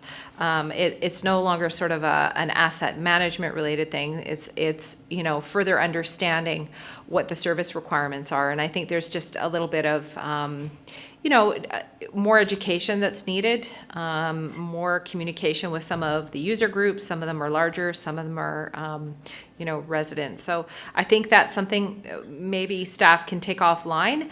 But I think if there is something that is envisioned by some of the service providers that's been communicated to the directors, then we'd need to understand what is envisioned. Is it, just a couple of meetings? Is it an hour meeting, 2-hour meetings? Is it subsequent meetings? So I think that's, for us, trying to put something together and who should be appropriate to pay for it and how we would resource it. I think we need some more information on what's envisioned. So what you're saying is if it's for, say, example, Painted Boat wastewater treatment plant, then it should come from the Painted Boat wastewater treatment plant operating funds. Okay. Director Pratt, any follow-up to that? You want to mull that over? Not for right now. Yeah, you want to mull that over and we can potentially revisit that tomorrow. Director Lee, same topic? Yes, it's the same topic. I'd like to just put some thoughts out there if we're going to come back with how we would handle it and how we would pay for it as part of a budget. Donna, were you talking about the same subject or a different one? I'm in a slightly different one. If you're going to stay in wastewater, yeah, go. Okay, great. She had her hand up first. To me, I think it's a policy that the issue is with these wastewater plants. And the issue, as I understand it, is how long out do the existing users start paying for something? And what rate? Is it an escalating rate as you get closer, say you're 10 years away and you start paying more? Or do you pay 5% until you get there and then up it? And I think that's a global question for all of our asset management. And the way I can say it is that Square Bay is asking for that, and they've been quite clear in asking for it. And we haven't engaged with them and answered that question. And they have suggestions, and they're different than the way we're doing it. And somehow we need to answer those questions. But I think those questions being answered will carry over to all of our asset management. And I can put it a different way, is that I don't believe that directors for certain plants will be up in the capital again next year unless those questions are answered. I can't see Lori changing her mind, and I'm not changing my mind. So I think we need to address it before it's a disaster. So I think that's a conversation we need to take offline and ponder. And it sounds like it would potentially result in, if there is funding for that, potentially a budget recommendation that would need to come forward for round 2. Good. Thanks. I think works? that's a good way to do that. That's what Okay. we should need to do. We'll need to take it offline. Thank you. Do we need a recommendation on the books about that, or we're just going to make that happen? Tina? Well, essentially, staff are definitely working on that whole topic and trying to bring forward either through lunch and learns, further policy discussion in the new year. So yes, definitely this whole topic of discussion, how we address it, definitely is already in the works. So offline for sure, but more information will be coming through committee as well that has some relevance to what's being mentioned. Right, but what I'm hearing from the 2 directors is that more consultation, more engagement with the wastewater users in those areas needs to happen. And so if there isn't sufficient resource, if sufficient resources aren't available now, they want to ensure that there's a budget request that comes forward that ensures we have the budget to do that engagement that has to happen. And that would need to then come forward prior to round 2 or at round 2. Yeah, so if the piece offline is going to be more with the plan or what's envisioned, yes. Thank you. Thank you. Okay. Director McMahon. Following up briefly on the wastewater plants, it would be nice to have a list of priorities, and a schedule. Which ones do you think we could get to next year, and which ones can wait for another? Because we're never going to get to all 15 of them next year. Not going to happen. And unless something changes, I don't see that either of the ones in Area E need, urgent attention in terms of engagement. What I was going to say is that every time I turn around, it seems like we're doing another engagement. And it would be helpful at some point to see how many engagements we actually think we're going to get done in 2022, because we seem to have a lot going on. And I don't know if we've, maybe bitten off more than we can chew or the public can chew. So perhaps at a future meeting, we could just take a look at what 2022 looks like in terms of engagement schedule. So are you maybe hinting at a communications plan that we would like to see?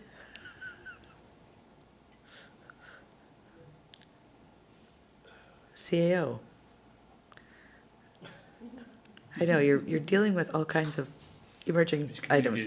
We're talking about a potential communications plan. What we're hearing is that we may not have the sufficient resources to do the engagement that we feel needs to happen in different areas. And the other side is we don't want to have engagement overwhelm, fatigue. So how do we manage that to ensure that? So is there a communications plan? What does that look like? How do we make sure that things are covered off?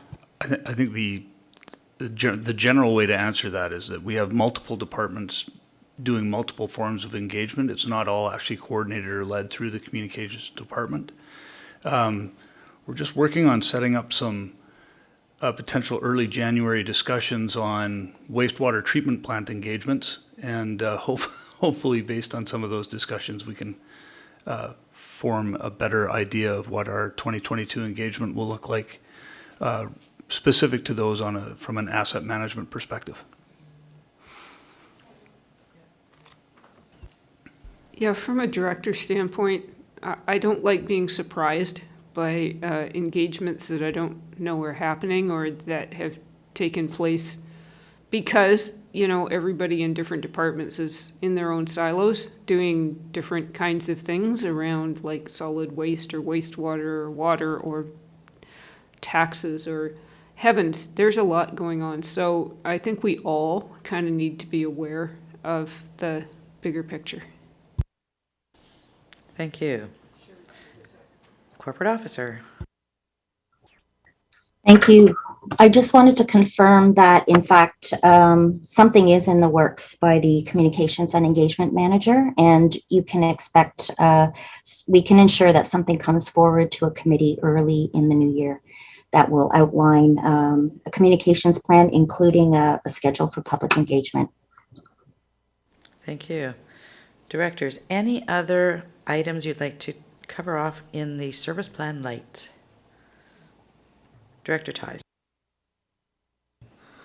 I would, I'd like to take the opportunity to say welcome back, Mr. Jackson. That was the first thing I'd seen, that Jonathan Jackson is back with the organization and now our GM of planning. So you can see that on page 232 in the top right corner. All right, any other of these items? I think what it brought home to me was, as Director Beamish was saying, there's a lot on the go. And these are, I mean, this is the day-to-day stuff. Yes, they've highlighted some of the plans and things they've got in there, but there's a lot of day-to-day ongoing items that are being dealt with by our staff. It's a good opportunity to present it to us, but it's also an opportunity to present it to the public. And there are a lot of projects that we are carrying forward, and we have other projects, new projects, that we're looking at also adding to the list. Any other questions or comments about any of the Project Light documents? I'll talk about the HR.